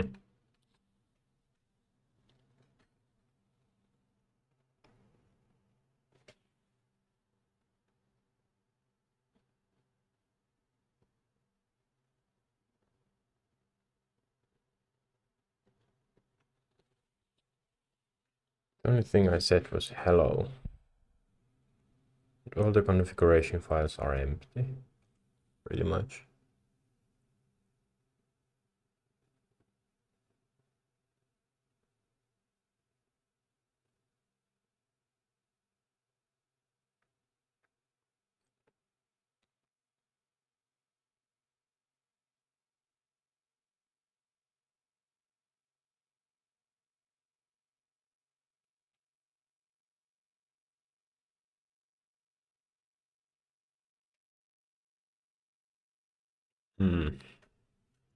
Okay, what if I just use Gemini?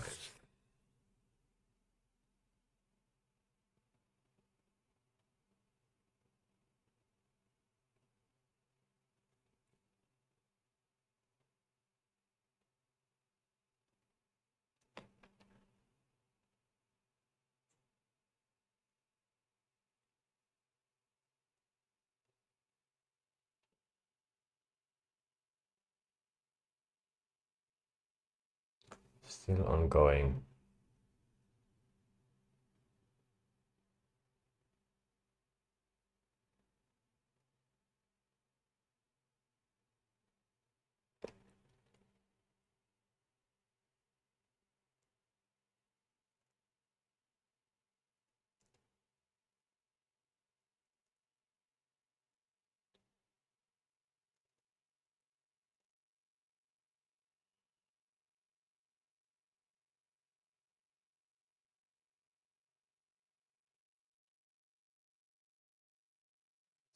Too long.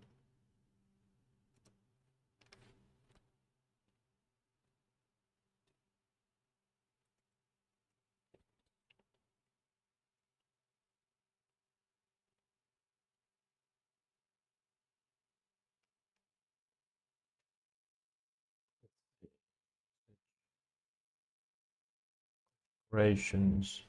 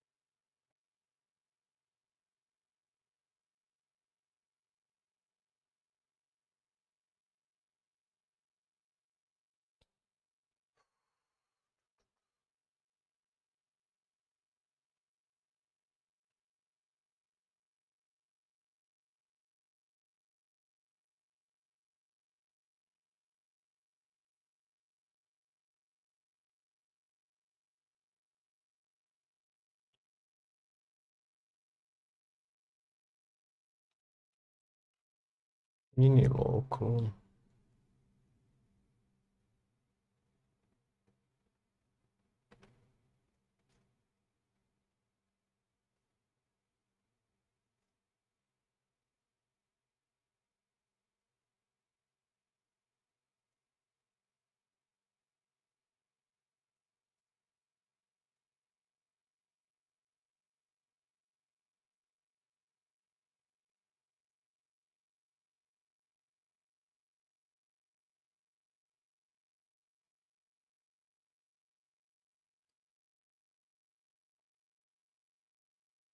Why is it so difficult to change the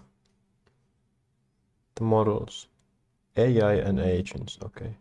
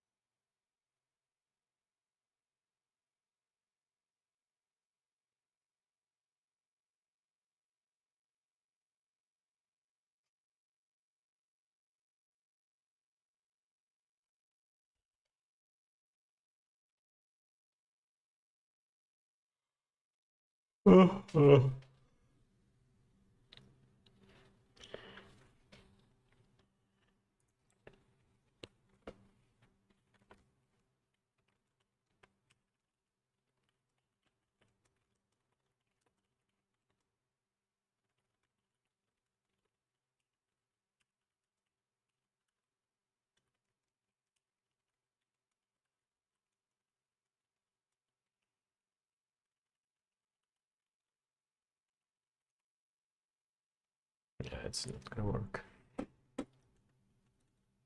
Smart move. Sure.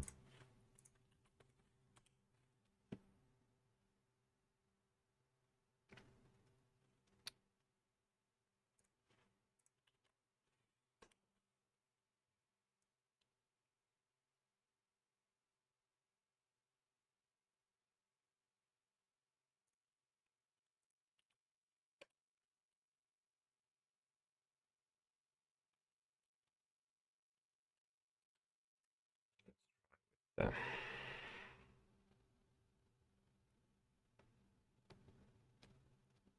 Again.